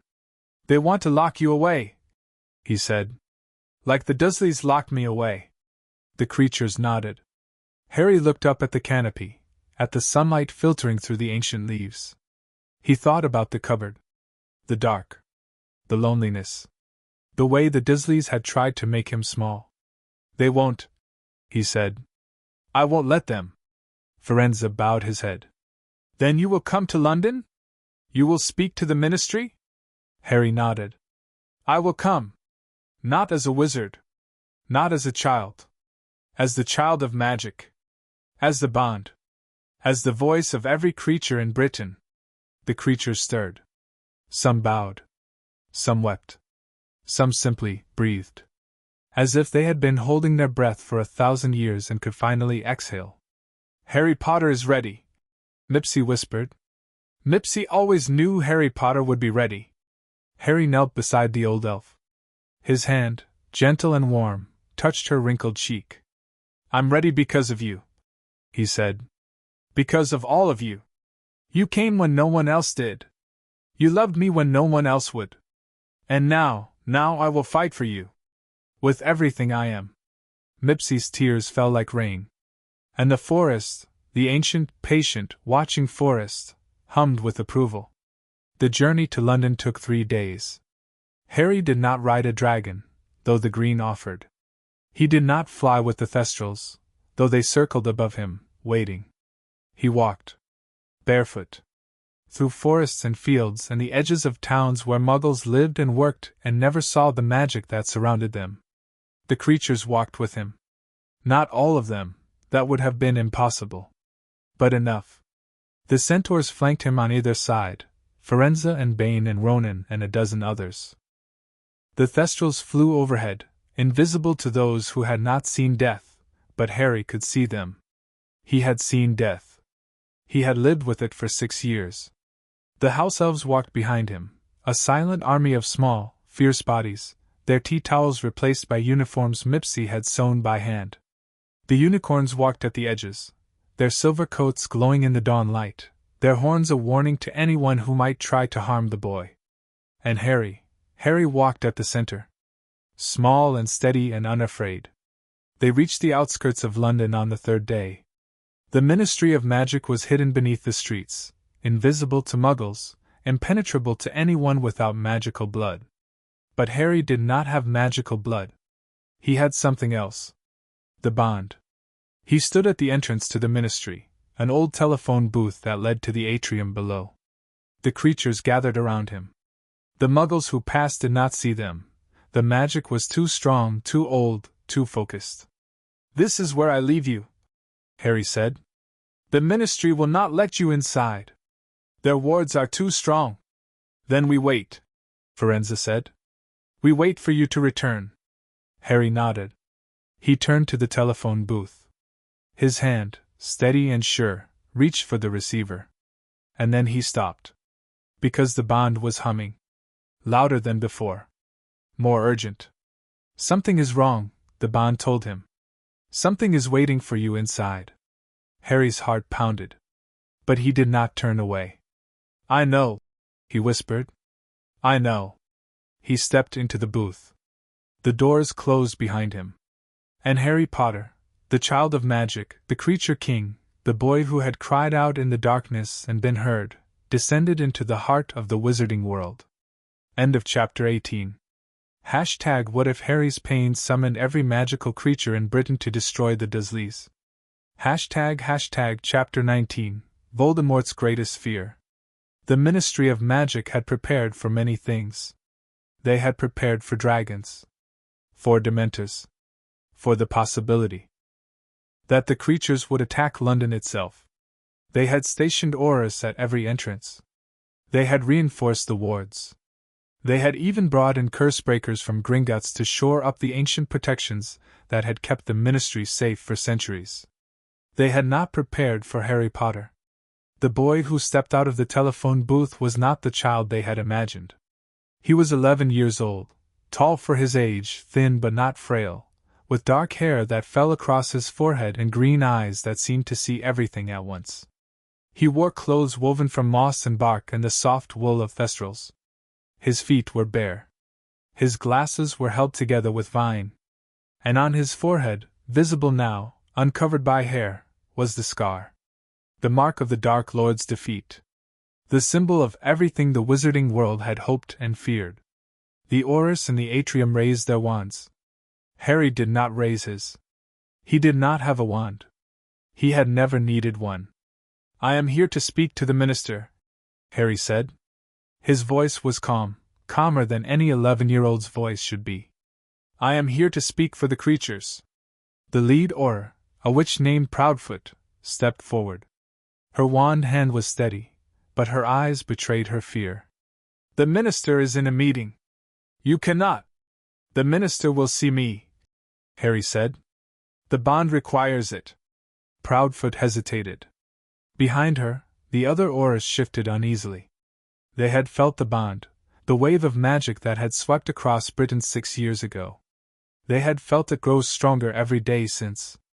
And now, standing in front of this boy, they felt it pressing against their minds, their hearts, their very souls. "The boy is not armed," said another Auror, a young man named Williamson. "He's just a child. Let him through." Proudfoot lowered her wand. The other Aurors followed. Harry walked past them, barefoot on the cold stone floor, toward the golden gates that led to the heart of the ministry. Behind him, the bond hummed. And somewhere, in a body that was not yet whole, in a forest that was not yet awake, the Dark Lord felt him coming. The conference room was packed. Every department head was there: Amelia Bones, Rufus Scrimgeour, Barty Crouch, and a dozen others. The minister sat at the head of the table, his face pale, his hands trembling. Albus Dumbledore sat at the far end, silent, watchful, his blue eyes fixed on the door. They had been arguing for hours. About the creatures. About the bond. About what to do with the boy who had become something none of them understood. The door opened. Harry walked in. The room went silent. The department head stared, at his bare feet, his strange clothes, his scarred forehead. At the way the air seemed to shimmer around him. At the way the bond pressed against their chests like a second heartbeat. "Harry," Dumbledore said. His voice was soft. "Thank you for coming." Harry nodded to the old wizard, a gesture of respect, not submission. Then he turned to the minister. "Cornelius Fudge," he said. "I am Harry Potter. I speak for the creatures of Britain. I am here to negotiate." Fudge's mouth opened and closed. He had prepared a speech, a carefully worded statement about the need for order, for control, for the separation of wizards and creatures. But looking at this boy, this child who had survived the cupboard and the Dursleys and the dark magic that should have killed him, the words died in his throat. "Negotiate what?" Amelia Bones asked. Her voice was sharp, but not unkind. Harry turned to her. His green eyes held her brown ones. "The creatures want what all beings want," he said. "To live. To be free. To not be hunted or controlled or pushed to the edges of the world. The creatures have their territories," Scrimgeour said. "The forests. The mountains. The lakes. We have respected those boundaries for centuries." "Have you?" Harry asked. "The Centaurs were driven from their ancestral lands. The Mere people were forced into deeper and deeper waters. The house elves were enslaved. The dragons were hunted for sport." His voice did not rise. It did not need to. "The boundaries you speak of are prisons. And the creatures, my creatures, will not stay in them any longer." Scrimgeour's face reddened. "Your creatures? You are a child, Potter. You have no authority." "I have the bond," Harry said. "The bond that connects me to every magical creature in Britain. The bond that gives me their trust, their loyalty, their love. That is my authority. That is the only authority that matters." The room fell silent again. Fudge looked at Dumbledore, pleading, desperate. Dumbledore looked at Harry. "The boy speaks the truth," Dumbledore said quietly. "The bond is real. The creatures will not obey anyone else. If we want peace, if we want to avoid a war, we must work with Harry. Not against him." "Work with him?" Barty Crouch's voice was cold. He is a child. He has no training, no education, no understanding of the complexities of magical law. I understand cruelty. Harry interrupted. I understand what it feels like to be locked in a dark place with no hope of escape. I understand what it feels like to be beaten and starved and told that you are worthless. His voice cracked, just slightly. Just enough. The creatures understand too. They have been locked in their own cupboards for centuries. And now they are free. And they will not go back. Crouch's mouth snapped shut. The other department heads exchanged glances. What do you want? Amelia Bones asked. Specifically. Harry took a breath. The bond hummed around him, 1,000 voices, 1,000 hearts, 1,000 creatures waiting for his answer. I want a treaty, he said. A new treaty. Between wizards and creatures. A treaty that recognizes the creatures as beings, not beasts. That gives them the right to live where they choose, to govern themselves, to be free. And if we refuse? Scrimgeour asked. Harry looked at him. His green eyes, Lily's eyes, held no anger. Only sadness? Then the bond will break. Not the bond between me and the creatures, that can never be broken.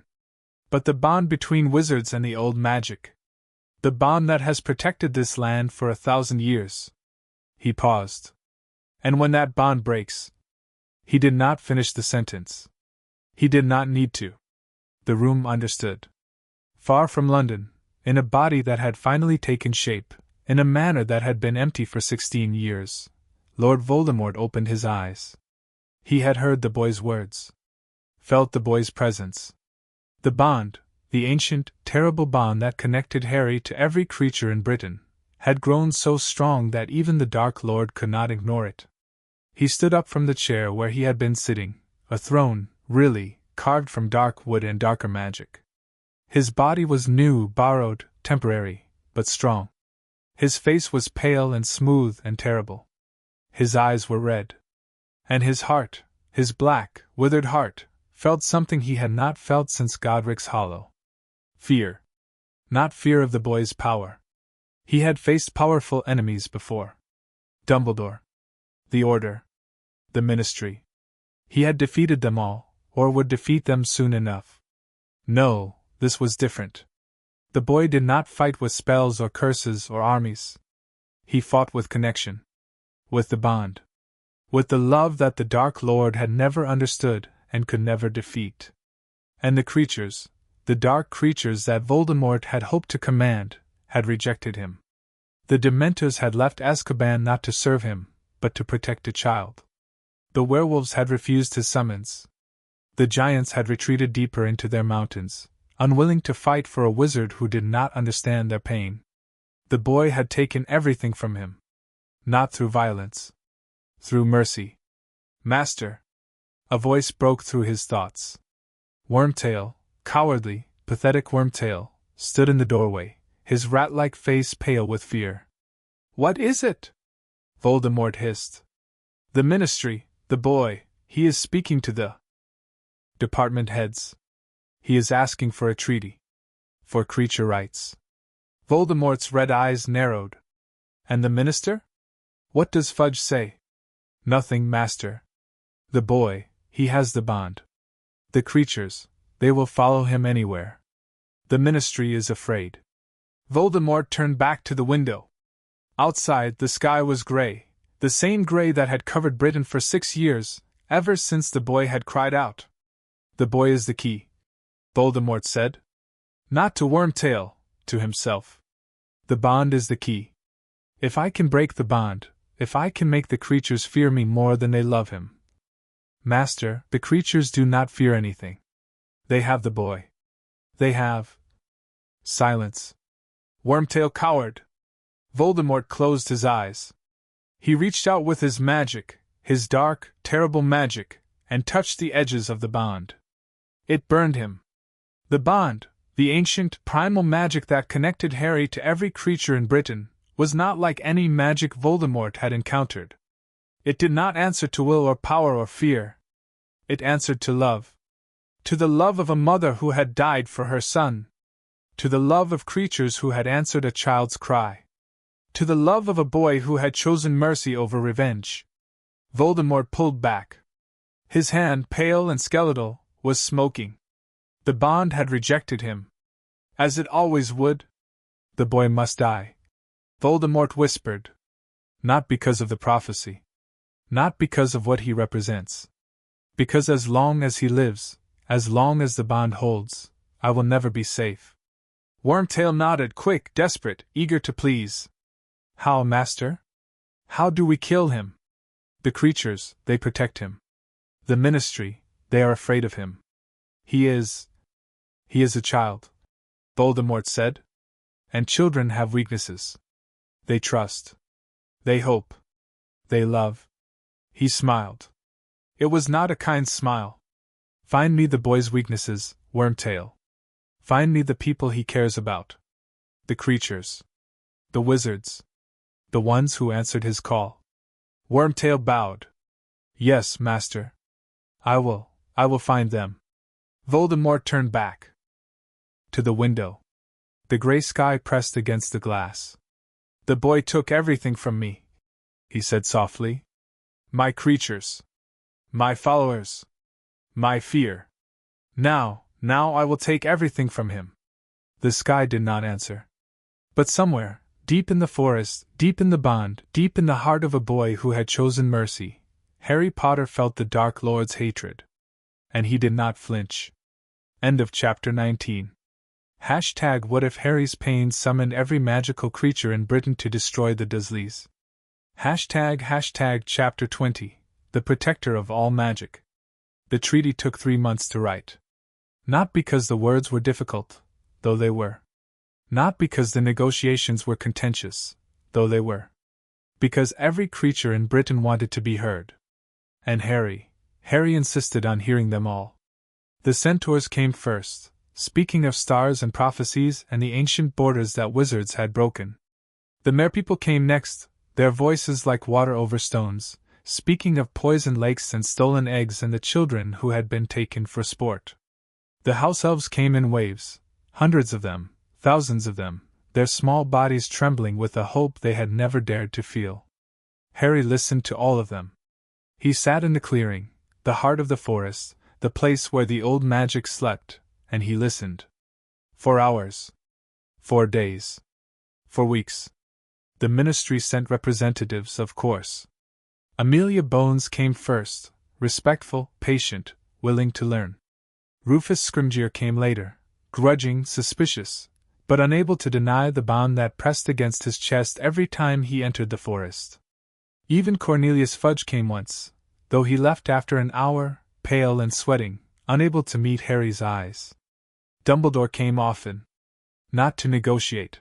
The creatures did not trust him enough for that. To sit. To watch. To bear witness to the world he had helped create. You have done something remarkable, Harry, Dumbledore said one evening. They were sitting by the stream, the old wizard on a mossy rock, the boy on the grass.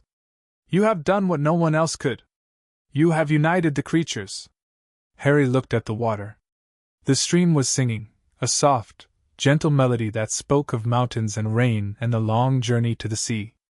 I didn't do anything, Harry said. I just listened. Dumbledore's eyes, still blue, still tired, but no longer hiding, filled with tears. Listening is everything. It is the thing I never learned to do. The thing that cost you your childhood.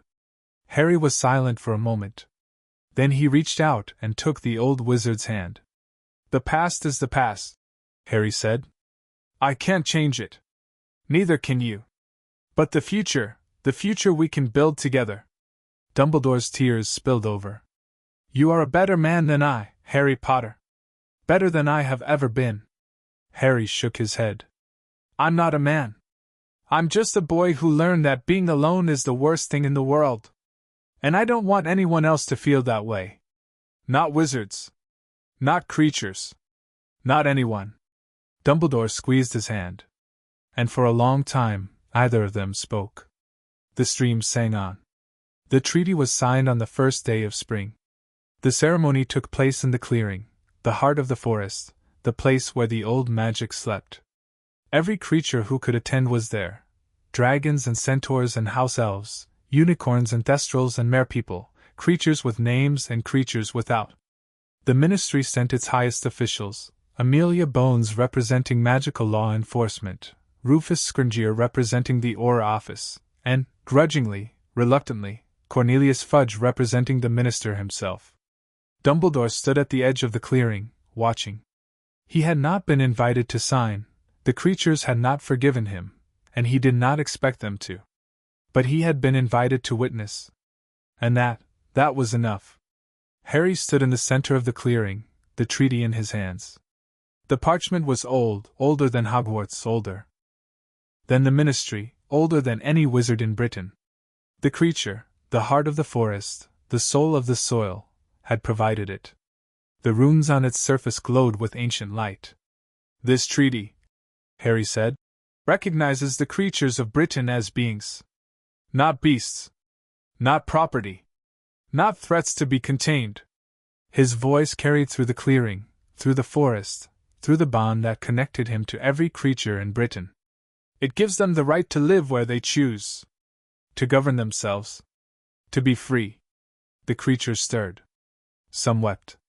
Some simply breathed, as if they had been holding their breath for 1,000 years and could finally exhale. The ministry agrees to these terms, Amelia Bones said. Her voice was steady, but her hands trembled as she signed the parchment. On behalf of the wizards of Britain, the creatures agree to these terms, Firenze said. His voice was steady too, steadier than it had been in years. On behalf of all beings who are not wizards. The parchment blazed with light. The runes flared, gold and silver and green, and then faded, leaving behind words that could never be erased. The treaty was signed. And the world, the magical world, changed forever. The years that followed were not easy. Old hatreds did not disappear overnight.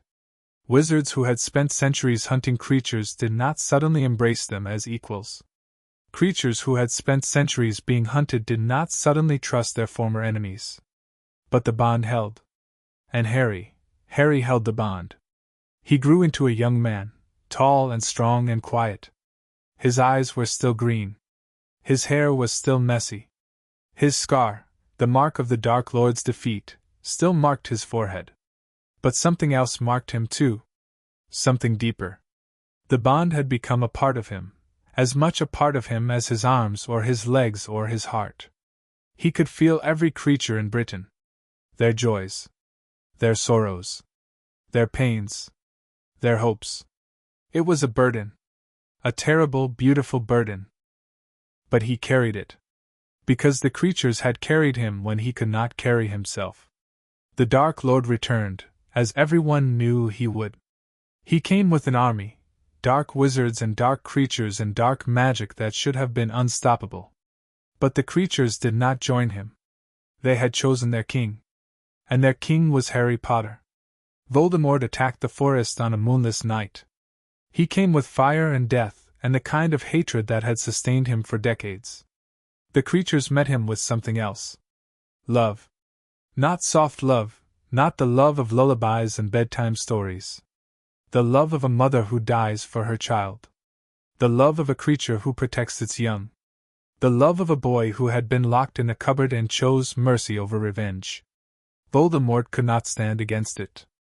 His magic, dark and terrible and hungry, crumbled in the face of the bond. His followers fled. His creatures turned against him.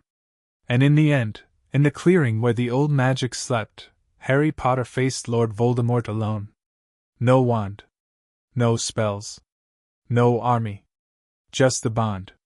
You cannot kill me, Voldemort hissed. His red eyes blazed. I have Horcruxes. I have immortality. I have. You have nothing, Harry said. His voice was calm. You have never had anything. Because you have never loved. And love is the only magic that lasts. Voldemort raised his wand. Avada Kedavra! The green light shot toward Harry. The same green light that had killed his parents. The same green light that had marked him as the boy who lived. But Harry did not move. The bond moved for him. The creatures, every creature in Britain, poured their magic into the bond. Their love. Their hope. Their joy. It flowed through Harry like a river, like a flood, like the old magic itself. The green light stopped. It hung in the air, a foot from Harry's chest, and then it shattered. Voldemort screamed. The bond wrapped around him, not to kill, but to show. To show him every moment of love he had rejected. Every hand he had refused to hold. Every heart he had broken. And Voldemort, Lord Voldemort, the greatest dark wizard of his age, could not bear it. He fell. Not to a curse. Not to a spell. To the truth. That he had been alone. That he had always been alone. And that loneliness, the loneliness he had chosen, was the only death that mattered. The Dark Lord died in the clearing where the old magic slept.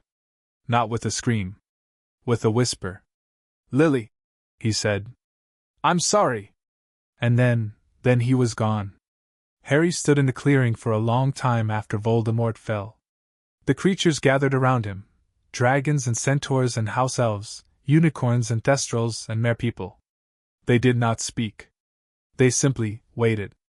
Mipsy, older now, Frielier, her eyes still bright, pressed her small body against Harry's leg. "Harry Potter is crying," she said. Harry touched his cheek. It was wet.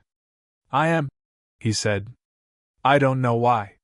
"Because Harry Potter is kind," Mipsy said. "Because Harry Potter feels everything. Because Harry Potter is the protector of all magic." Harry looked down at the old elf. At the creatures who had saved him. At the bond that had made him whole. "I'm not a protector," he said. "I'm just." "You are everything," Firenze said. "You are the child who cried out in the darkness. You are the boy who chose mercy over revenge. You are the young man who united the creatures. And you are." He paused. His dark eyes held Harry's green ones. "You are the future. The future the stars have been waiting for." Harry looked up at the sky. The stars were bright, brighter than they had been in years. They pulsed with the same light that pulsed through the bond. "What do I do now?" he asked.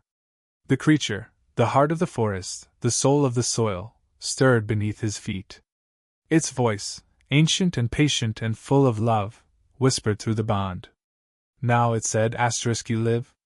You grow. You love. You protect. Not because you have to. Because you want to. Because you are.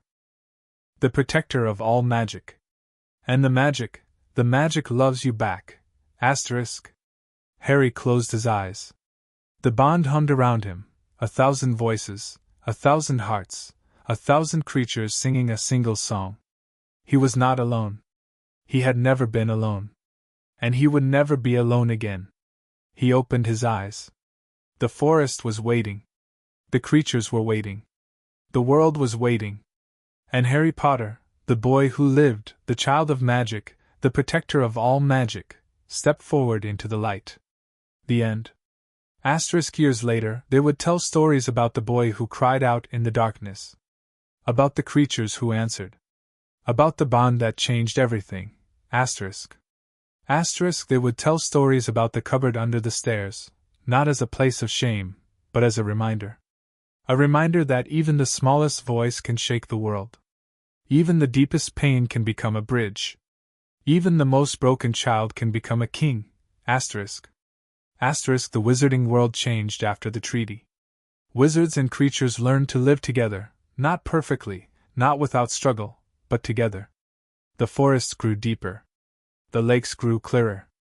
The magic, the old magic that had slept for 1,000 years, woke. And Harry. Harry grew old. Not in the clearing, not in the forest, but in the world. He became a bridge between worlds, a teacher, a leader, a friend. He never forgot the cupboard. He never forgot the Dursleys. He never forgot the creatures who had saved him. But he also never forgot mercy. And that, more than the bond, more than the treaty, more than anything, was his greatest power. The power to love. The power to forgive. The power to protect, asterisk. The power the Dark Lord knew not. And the power that saved them all. End of chapter 20. End of story. Thank you.